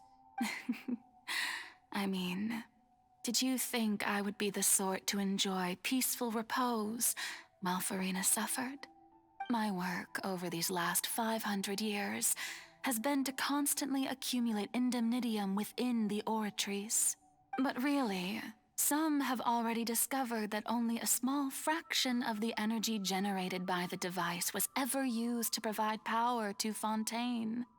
The vast majority had to be, accumulated to enact this death sentence. It was all a part of your plan, then? Both the trial and the sentence? Indeed. This power, accrued over 5 centuries, could have sustained Fontainians for millennia had it only been used for that purpose. Almost all of it has now been stored within the oratories.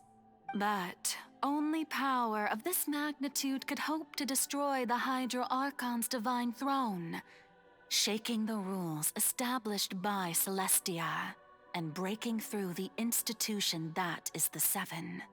So the Oratrice's call for death was for neither Furina nor Focalor, but for the Hydro Archon. The destruction of that divine throne.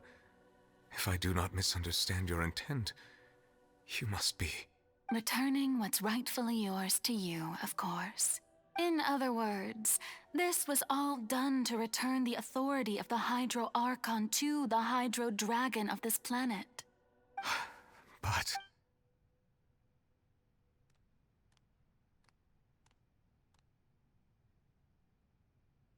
Oh, what? Getting sad again, are we? The authority of the ancient dragons shall soon be yours once more, O Hydro Dragon Sovereign. And this is the face you make.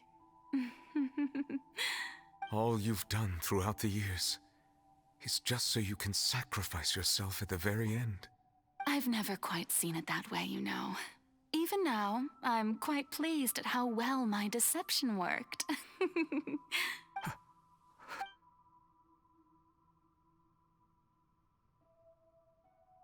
Hydro Dragon, don't... I must say, had it been within my rights, I would have loved to judge the heavenly principles themselves. Were they not guilty of essentially the same crime?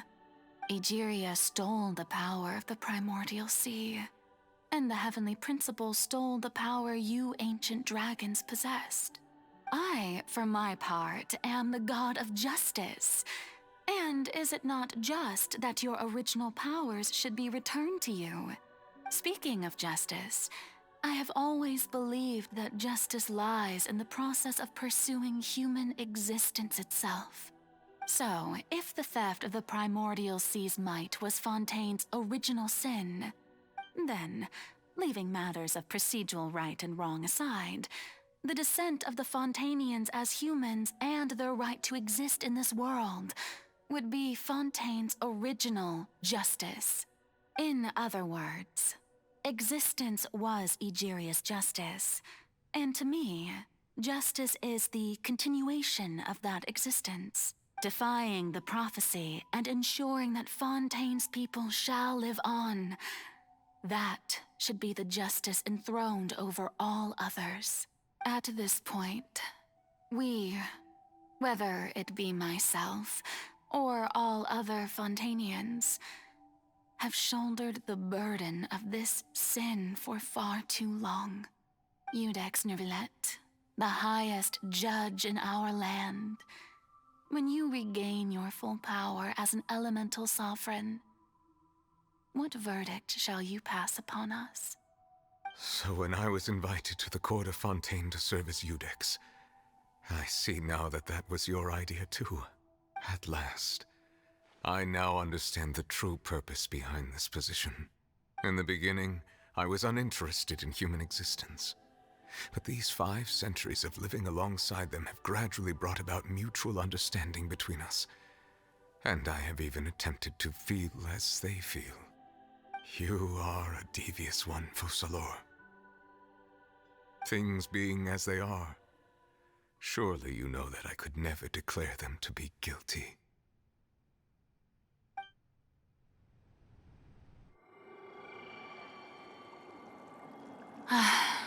The hour of my execution is almost here. For the sinner, the curtain call has come. I know I may not sound it, but Faced with death, I find myself a little afraid. Perhaps this is one thing both gods and humans have in common.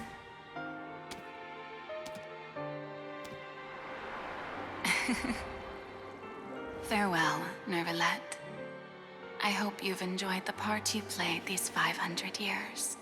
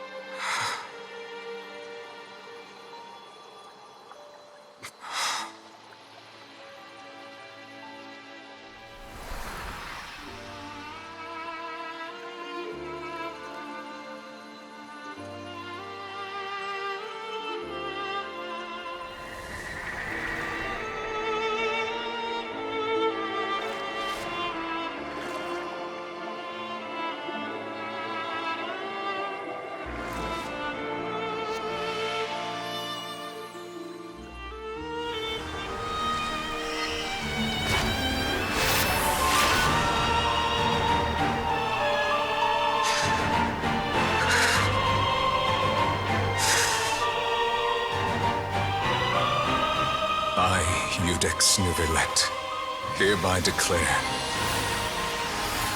people of Fontaine, your sins are forgiven.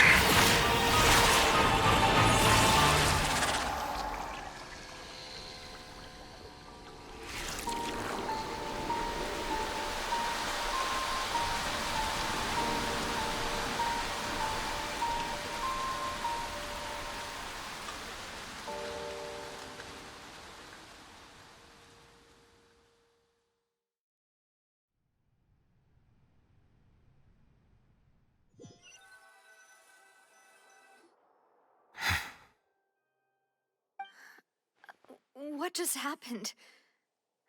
Has the death sentence been carried out? Was that bright light some sort of misdirection? I have a feeling that something huge just happened.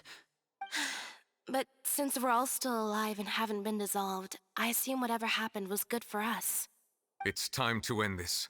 We must mete out punishment to that beast. Didn't you say just a moment ago that it can't be defeated? I have gained the strength sufficient to deal with it. Through certain means, I now have the ability to separate the power of the Primordial Sea from that creature. We should seize the opportunity to pursue our quarry. Traveler, now that the oratories can no longer function, I require an executor to help me mete out justice.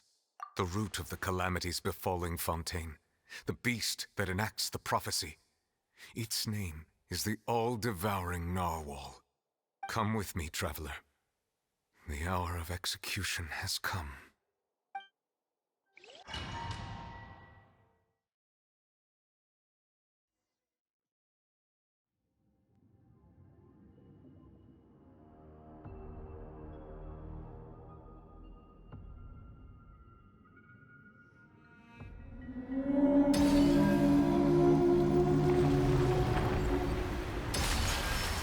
We're going to execute it? But how are we going to do that?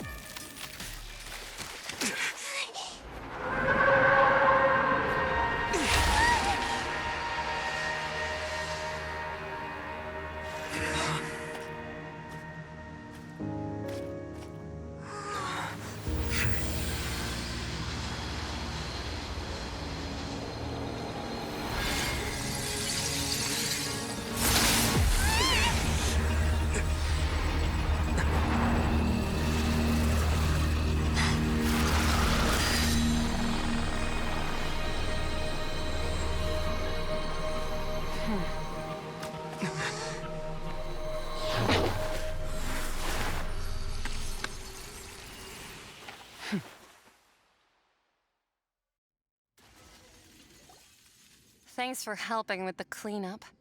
It should have been my job, but... oh well.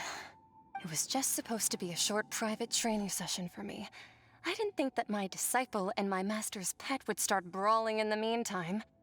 Well, actually, I had a feeling that it would happen at some point, but they bumped into one another earlier than I thought. What a blunder.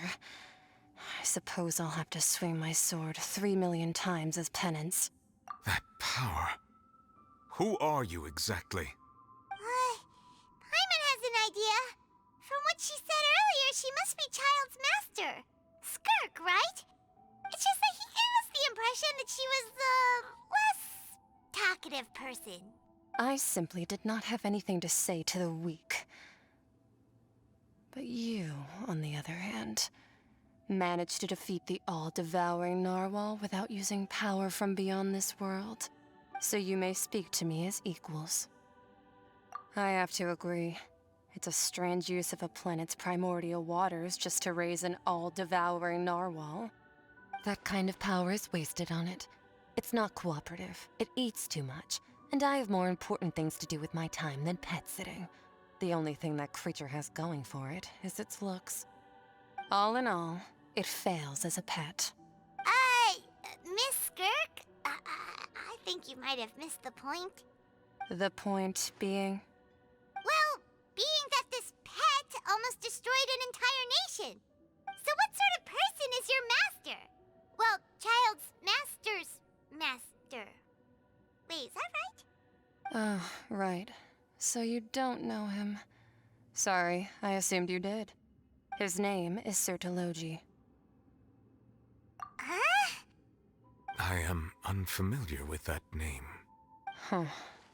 So Master isn't sufficiently famous. How should I describe him then? Have you heard of the name the Fowl? The Fowl? Still nothing?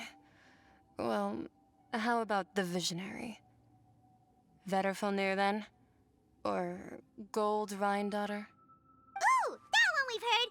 Rhine-Daughter's part of the Hexen Circle. She's Albedo's mom, right? Oh, so you do know that name. To be honest, I also heard all of those names and titles from my master. I don't actually know them either. But I suppose you understand now, yes? My master is likely a similar sort to Rhine-Daughter. They are both pursuing some form of perfection. Wait! Didn't you also mention a visionary person? Paimon didn't quite catch their name. Actually, never mind that. I believe it expedient to inform you that the all-devouring narwhal used up nearly all its strength fighting you. Such roiling hydro energies will prove difficult for the planet's deep seas to digest. As such, the fontaine back on the surface has most likely been thrown into chaos. In other words, the prophecy that you've been fretting over should now be in full swing. What?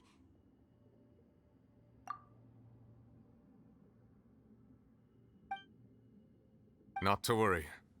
Focalor has already managed to deceive the heavenly principles. In the end, the people will all be dissolved into the waters, and only Furina will remain, weeping on her throne.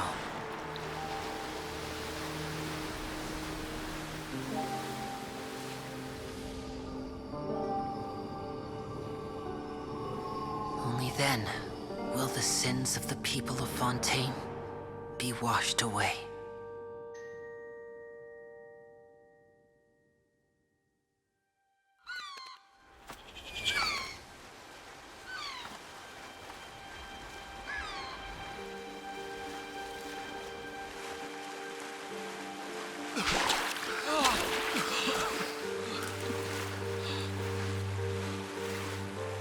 Hey! Help! Over here!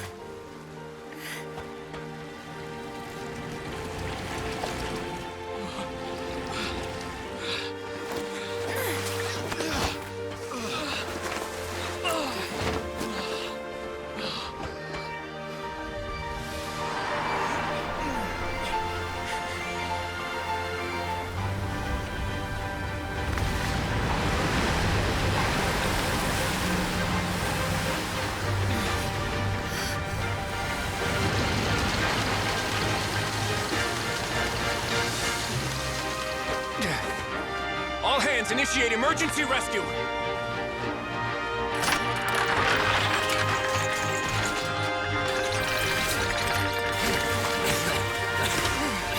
Hurry!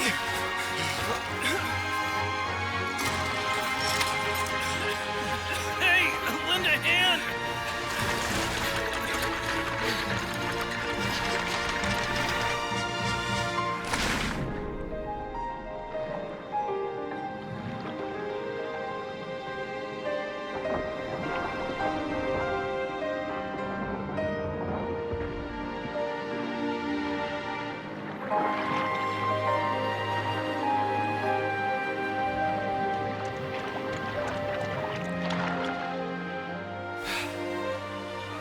Look! The water's receding!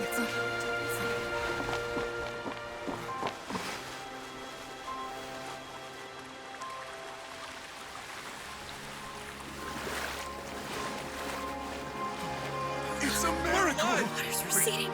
We didn't dissolve. The prophecy was wrong. The prophecy was wrong.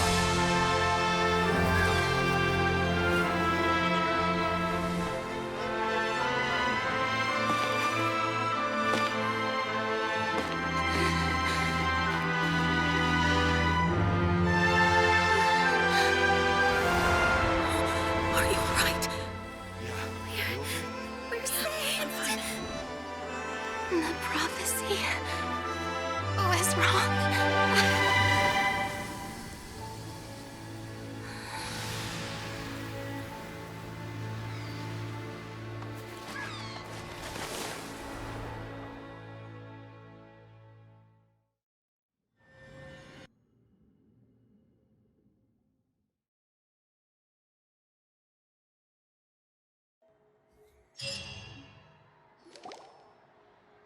The soil renewed. The Spina di Rosula talks post-disaster rebuilding. I recently visited Poisson to meet with Miss Navia, spokesperson of the Spina di Rosula. And with old soil can still give birth to new bloom, Miss Navia stated. Hope is like seeing a small cookie when you're starving late at night. You just need a little of it. Skyship Winglet, boon or bane of the Fontaine Research Institute. The various disputes that have arisen on account of Mr. Edwin have suddenly become a shield over the Institute, with Jurier turning out to be a once-overlooked hidden gem. People always call the first researcher mad, but few know what to call the second. And should that latter person achieve a miracle, they would find it all the harder to find a word with which to classify him and his team. Wow! Paimon barely recognizes the people in the reports. Are those really Jurier and Navia? They sound like real big shots. What do you think? Pretty enthralling, huh? The Steambird's idea was pretty simple. With the disaster just having passed, we would print a free edition packed to the margins with good news to calm people down. The value for these big scoops lies in their inevitable follow-ups. We'll publish further reports and go into the stories behind those people. Edwin's assistant, Jurier, created a true flying ship, while Navia is leading people in the reconstruction of their home. I'm sure that these stories could draw even your well-traveled eye. Paimon's curious too! Wait a minute. Didn't we watch everything happen from start to finish? What's there to be curious about? And that's exactly why I'd like you to come conduct interviews with me. You're the best incubators of news, if you haven't noticed. And also, with you around, I'm sure I'll get to see that Duke. Are you sure? Hasn't he turned you down several times already? Oh, this time will be different. Come on, let's head to Poisson first, and then make a trip to the fortress. There are some things you'll only know when you get there.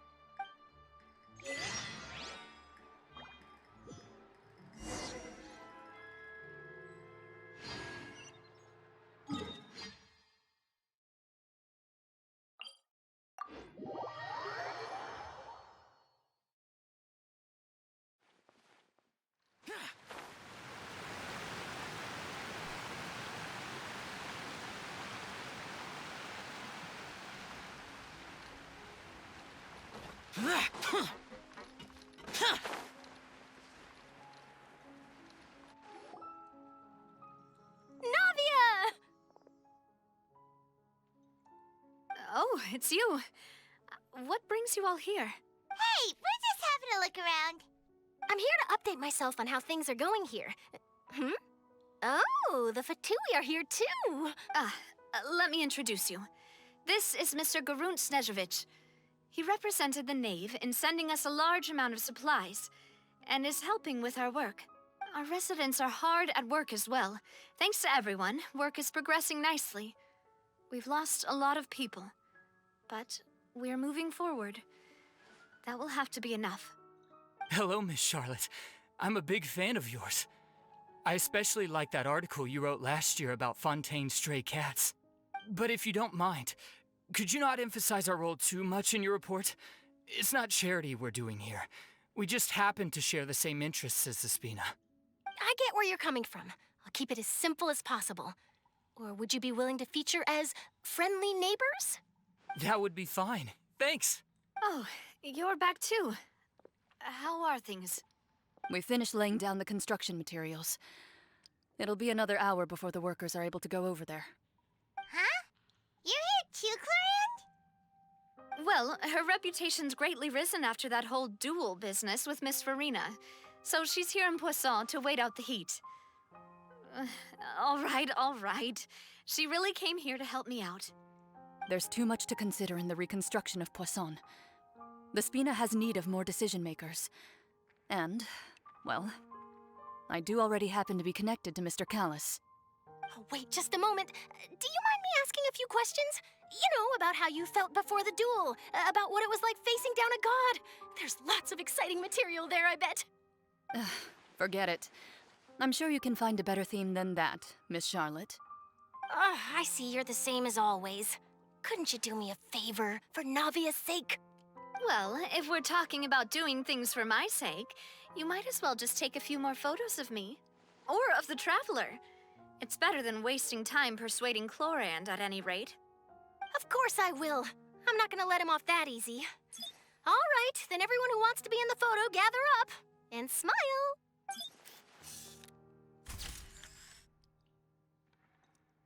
How did it go? Was it a good shot? Did Paimon look cute in it? Not bad. Your addition really helped the composition of the picture. All right, hang on a moment. Let me snap a few more shots. All right, that should do it. I'll be back here later anyway, so let's call it a day.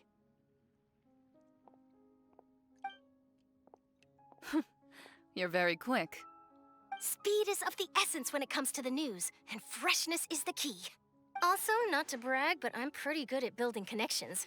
Who knows? I might eventually get that interview with you after all, Miss Clorinde. Wow, you really do have that never say die spirit. I'm impressed. I'll hazard a guess that this is how you got that interview at the Fortress of Maripede.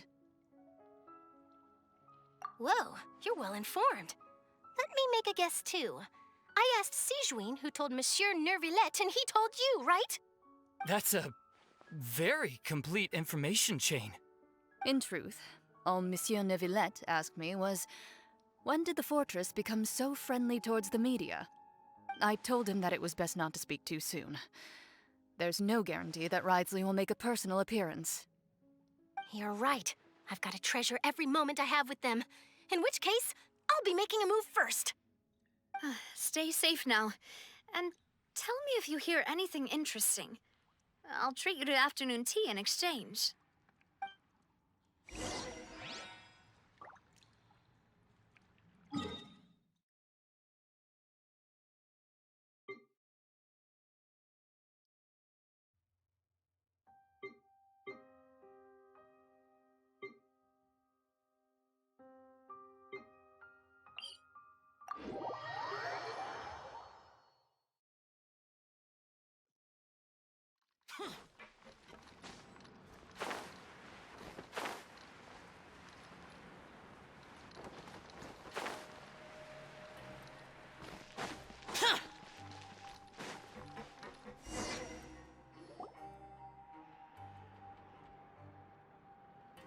Wow, guess we're here again, huh? There's a real nostalgic feeling to this place. Looks like you've been missing us. Duke! Did you come all the way to the entrance to greet us? Of course. I'm here to welcome you and our dear Miss Charlotte, whom our good head nurse recommended to me. It's an honor to finally meet the much-rumored Duke. Thank you for consenting to my visit to the fortress, sir. No need to thank me. But that said, I shouldn't be the focus of your interview. I trust you recall our agreement? Of course, of course. All right then, this way.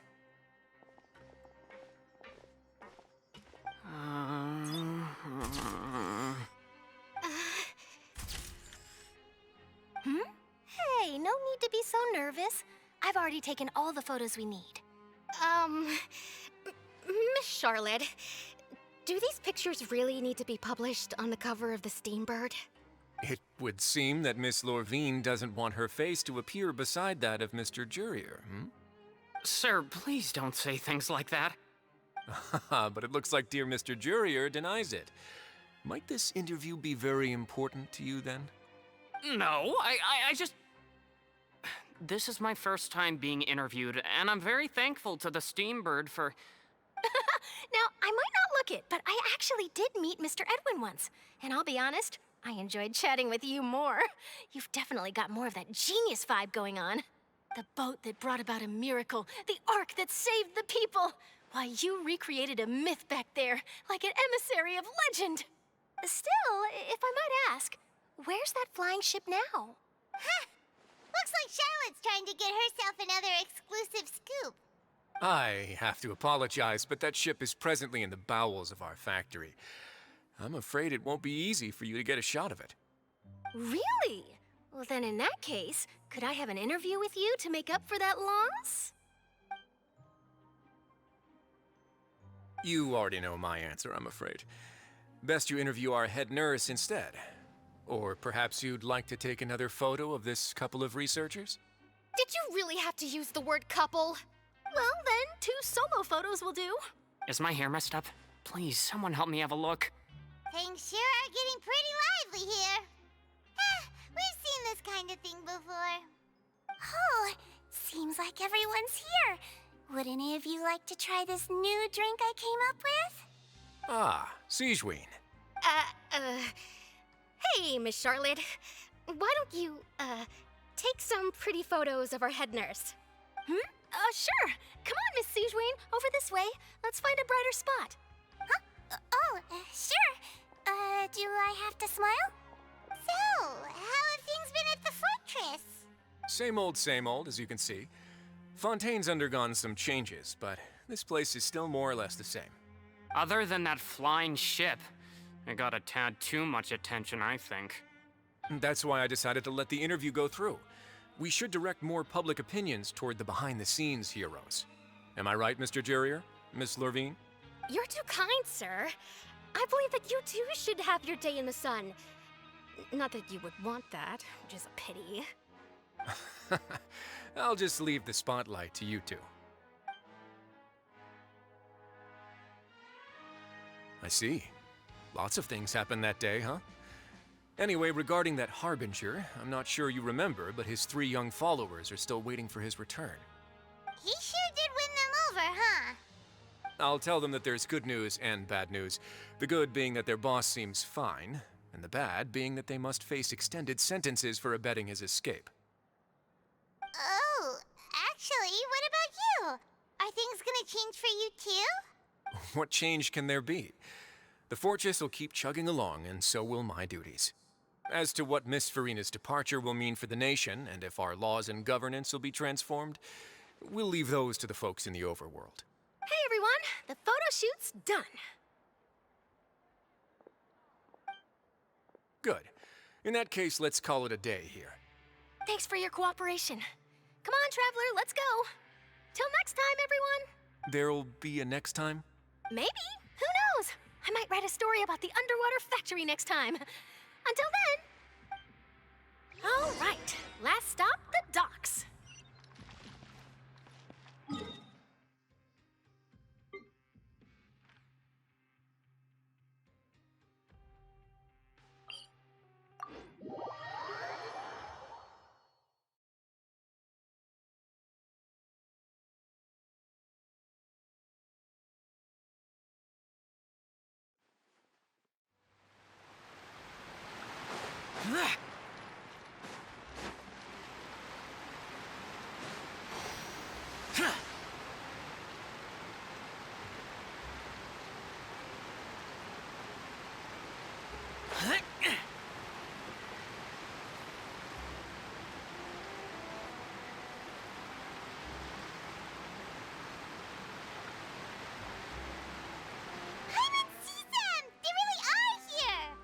Navia mentioned that she stayed in touch with Linny and the others after working together. Apparently, they've been at the docks distributing these strange pockets the whole time since. Traveler, Paimon. Ah, and Miss Charlotte, too. Would you like a magic pocket? What sort of gadget is it? It's a wondrous bag that can be used to carry many things. The water level has returned to normal, but if you see any of your things floating around, you can use this to carry them. Or you could trick a friend into doing it for you. Trick a friend?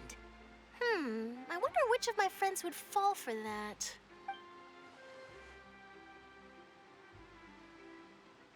You could just make a friend like Fremine here. Isn't that right, Fremine? Is this what you meant by, I'll help you make some more friends? To be honest, that sounds pretty sweet. Could I have your contact, please? Sure. Please, write down my address. You sure are working hard to help Fremine socialize. He was the one who proposed doing this. He even wants to assist in our magic shows. Yes, I was planning to first introduce Pear as an assistant, and later Fremine himself. In the future, I think we can leave underwater escape magic to him too. That said, would anyone want to see a diver escape underwater? Oh, it'll work out. Every journey begins with the first step. He'll become a part of our show eventually. Lynette, could you come over? Miss Charlotte says she wants to take a picture of us. Got it. My, that Charlotte is rather perceptive. She got rid of everyone the moment she realized I had something to say to you. So, how have things been, Traveler? Father says that you did a great deal during the latest events. She's very grateful for your contributions to Fontaine. That's all right. We were more than happy to help. So, what's she doing now? Oh, I guess you haven't heard. Well, after Lady Farina left, Father and Monsieur Neuvillette opened negotiations, during which he gave Fontaine's gnosis to her as a diplomatic gift. A diplomatic gift? A gnosis? Yes, I was quite surprised at first myself. But when I thought it over, there were actually a number of things going for it. It could have been done as an apology for the incident with Lord Child, or as thanks for his help in tying the all-devouring narwhal down. Furthermore, Father did also lend significant aid to Fontaine and Poisson. Well, that's true, but this is a gnosis we're talking about. Doesn't this seem a bit irresponsible? I would agree, but I've also heard that it seems that Monsieur Neuvillette has had a significant change of heart regarding the matter. So there's some reason for this that only Neuvillette knows about? I suspect you'll have to ask him about that yourself. Yes, speaking of which, I did see him strolling around the entrance to the Fortress of Meripede a while back. Isn't he real busy and stuff? Paimon didn't think he'd have the time for that. But back to the topic. The gnosis was given to the knave, right? What about Child? They say that he's returned to Snezhnaya to recover from his wounds. I hear that the recent disaster really did a number on his health. That's true. When you think about it, we've had loads of run-ins with the Fatui. To think we'd be allied with them this time. So shocked by such a simple switching of sides?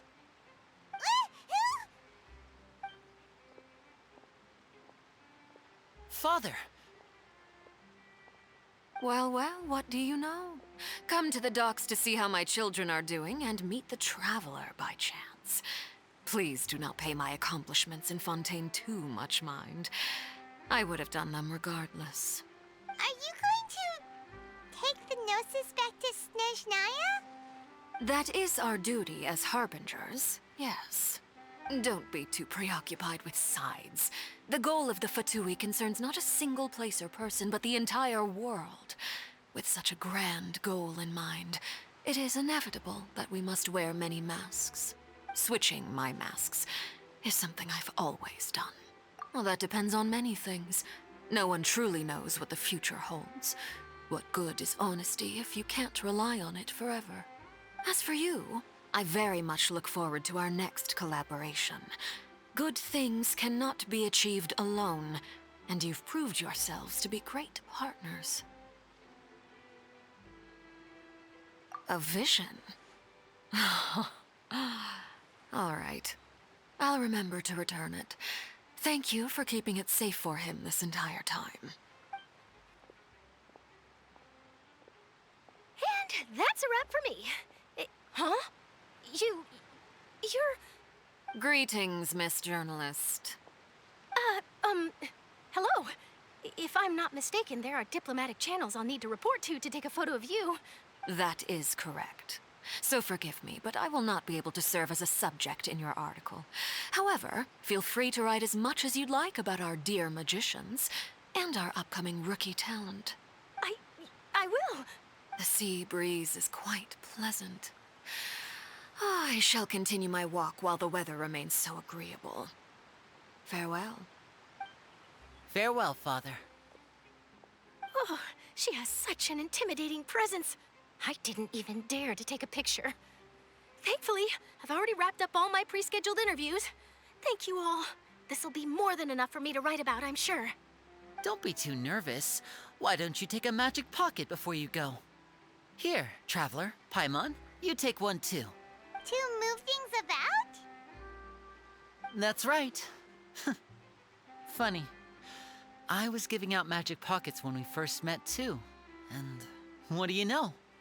I'm doing the exact same thing right now. So many things have happened, but the pockets are still the pockets. I guess this must be life. We will all follow our own paths, and serendipity will lead you to your fated friends. All right then. We'll be handing out pockets in some other districts later, so we'll get going now. Have a good day, you two. Well, guess we sent Charlotte off. Shall we go see how Neverlette's doing?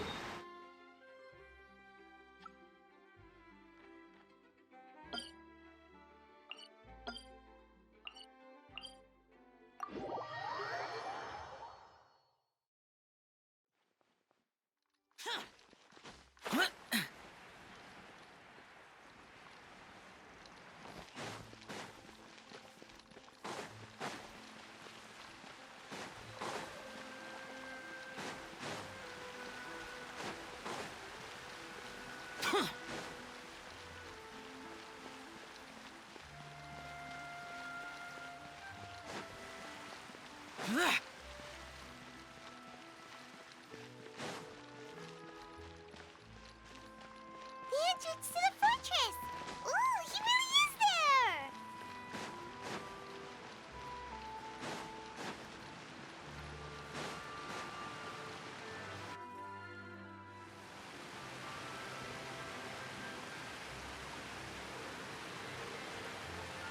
So, you really are here, Neverlet! Paimon didn't think you were going to have free time this hour of the day. Really? Oh, I suppose you must have met Mr. Linney. He took the time to greet me earlier when he passed this way. In any case, you came at a good time. I was just considering reaching out to you to set up a meeting, so I may explain some things that I haven't had the time to before. Aw, Paimon's glad that you remembered. Thank you for keeping us on your mind, what with you being busy and all. Alright, let's have it then. How was Fontaine actually saved? The whole business is still quite the mystery to us. It is strange how words can often leave a bitter taste in the mouth when it finally comes time to say them out loud.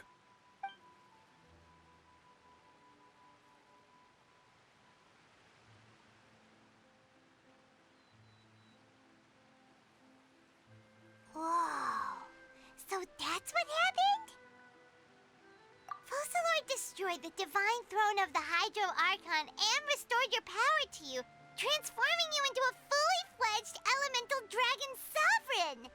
But Paimon still doesn't quite get what you did to save the Fontanians from dissolving.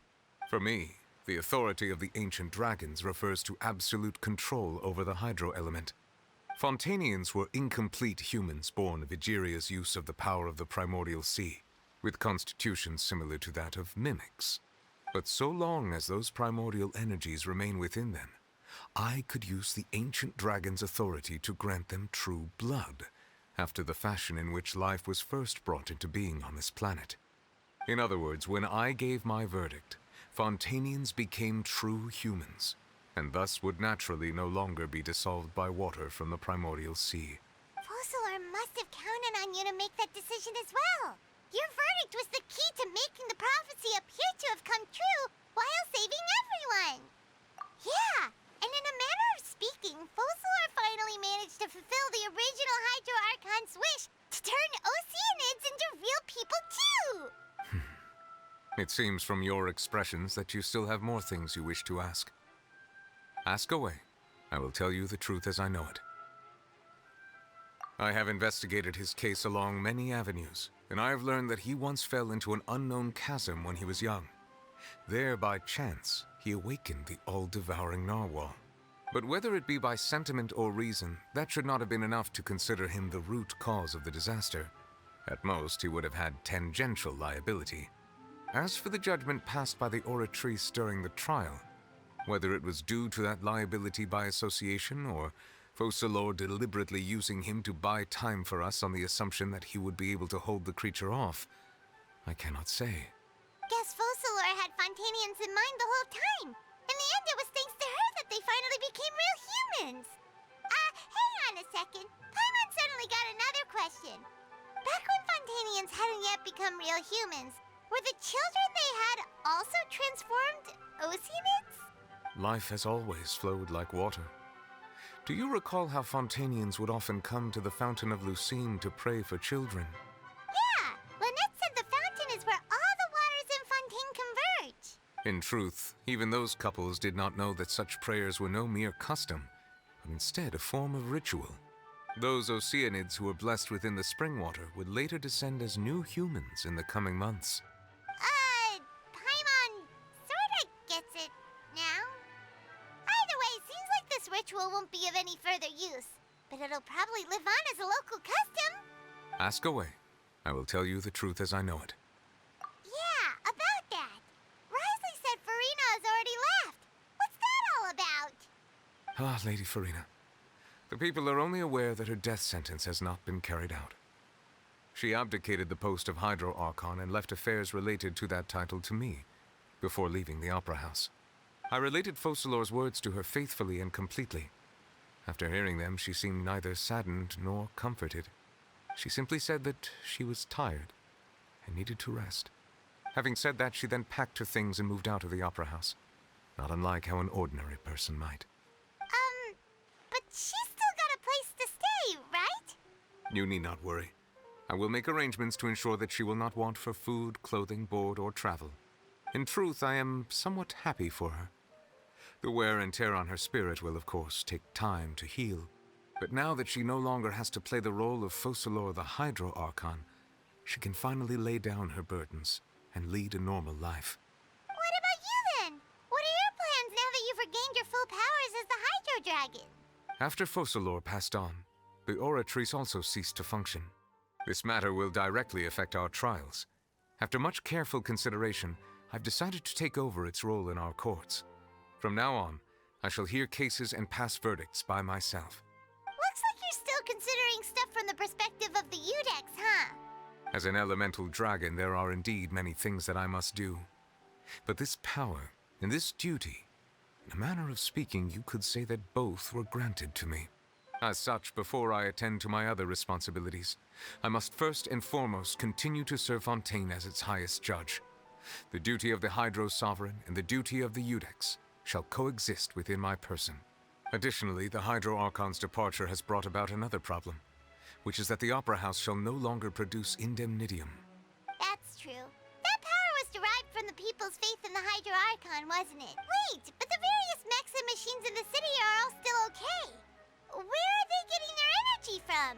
As I am now, I have full command over New Musia, and it can serve as a complete substitute. Another reason why I cannot quite leave Fontaine immediately. Wow. This ancient dragon's authority stuff is really quite useful, huh? Ask away. I will tell you the truth as I know it. Oh, that's right! They say you've given it to the knave as a diplomatic gift or something! Leaving aside their intentionality, the two Fatui Harbingers have indeed done much for us during this crisis. Their sole remaining goal in Fontaine, at least at this point, would seem to be the Gnosis. The Oratrice has ceased to function. The Hydro Archon's divine throne is now no more, and I do not need the Gnosis's power. As such, it has lost all meaning for Fontaine. If the Fatui have impure designs, then we might as well accede to their request now, and avoid unnecessary conflict. What complicated considerations!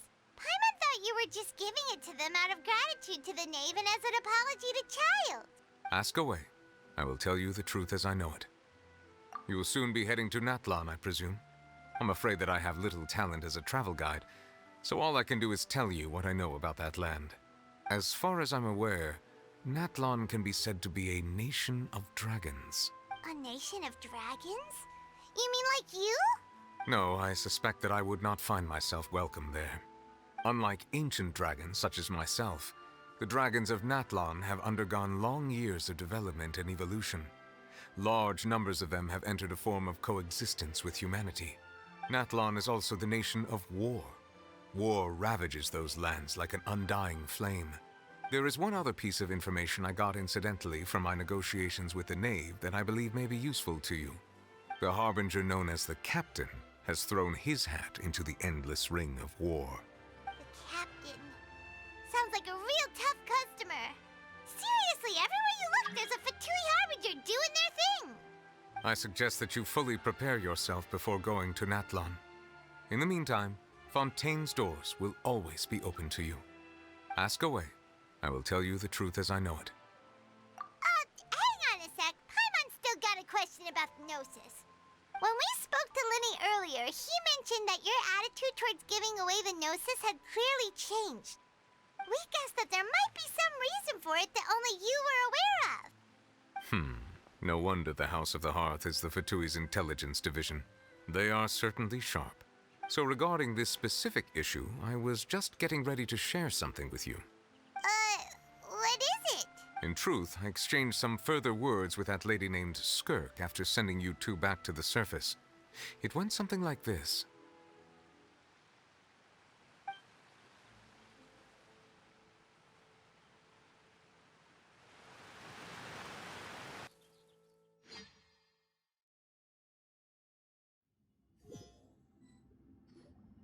Well, we're going to head topside to see what's going on. You hurry over soon as well, all right, Nervalet? Whoa! What next? The all-devouring narwhal isn't here. I can finally catch the scent of your power. What it's made of. It is the authority of the planet's primordial dragons, but with something very similar to a god's curse mixed in. It's quite a novel blend. I'm sure I've encountered something like this before. What was it again? I do not know what you speak of. Ah, of course. How could I forget? You should have the remains of the third descender on your person, yes? Remains? I've never heard of any such thing. Huh. According to your parlance, I believe it may be called a gnosis. Well, that much is true. After Focalor's divinity faded, she handed her gnosis to me. But I fear I have never heard of it described in the manner that you just did. I've been training with my master, the Foul, ever since I was young, and I have never returned to the surface since. So most of the information I possess, I got from him. It is only natural for those who are greater than humanity to possess a different sort of common sense, which is why there are so many problems in our attempts to communicate with humans. Regardless, you should probably get rid of objects of misfortune to prevent any disasters from befalling you. To live in itself is a blessing. But once a person dies, the bonds he once had with this world shall all turn to curses. What do you mean by that? no need to fret. These are just my personal thoughts, and my reason for no longer wishing to return to the surface. This third descender you refer to, who are they? And when did they die? Master never mentioned them to me. Perhaps it just wasn't that important for me to know. If you're interested, though, I could ask him. I'll be sure to pass the answer on to you next time. Next time? You believe we will meet again? I do. Wait. I have a disciple of my own, don't I? He can be the messenger then.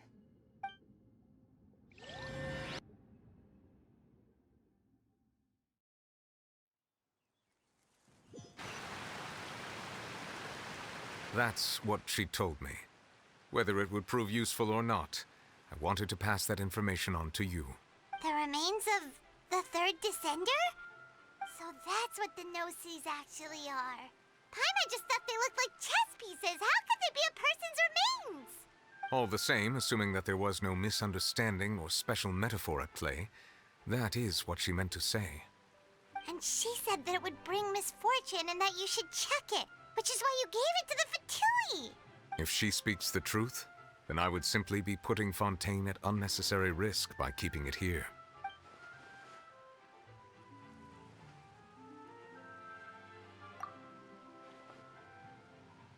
I had guessed that you might already be familiar with this concept, but I did not expect you to be one of them. That means that the Gnosis, which are exceedingly element-compatible and can even enhance elemental abilities, do indeed come from the third descender. I wonder, does your body also possess similar properties? Like being able to use elemental powers without a vision. That does sort of count as special compatibility, right? No, let's not think about this stuff right now. It just feels creepy, comparing the Traveler to the dead third descender and all. That's what you say, but this topic still feels like bad luck. Once Child recovers, let's get some more answers out of him. Or go look for his master and get the answers that way. I too believe it unwise to make too many blind guesses when information is lacking. The same is true of being at court. All right. Whatever the case, it seems like the crisis here in Fontaine's over for now. Yes. All of Focalor's efforts were for this moment as well. But she sacrificed herself in the end as a god, and she suffered through all those years as a human. Was that really what she wanted? I suppose that would be the mystery of a god's will. I suspect not. But once in a while, I too would guess that if wishes were like the clouds in the sky, they will one day return to the earth as raindrops. Life flows like water, and rain is the final answer. The water levels may sometimes tilt one way or another, but the rain falls fairly upon all. And what, ultimately, is the difference between the rains that fall upon all of us?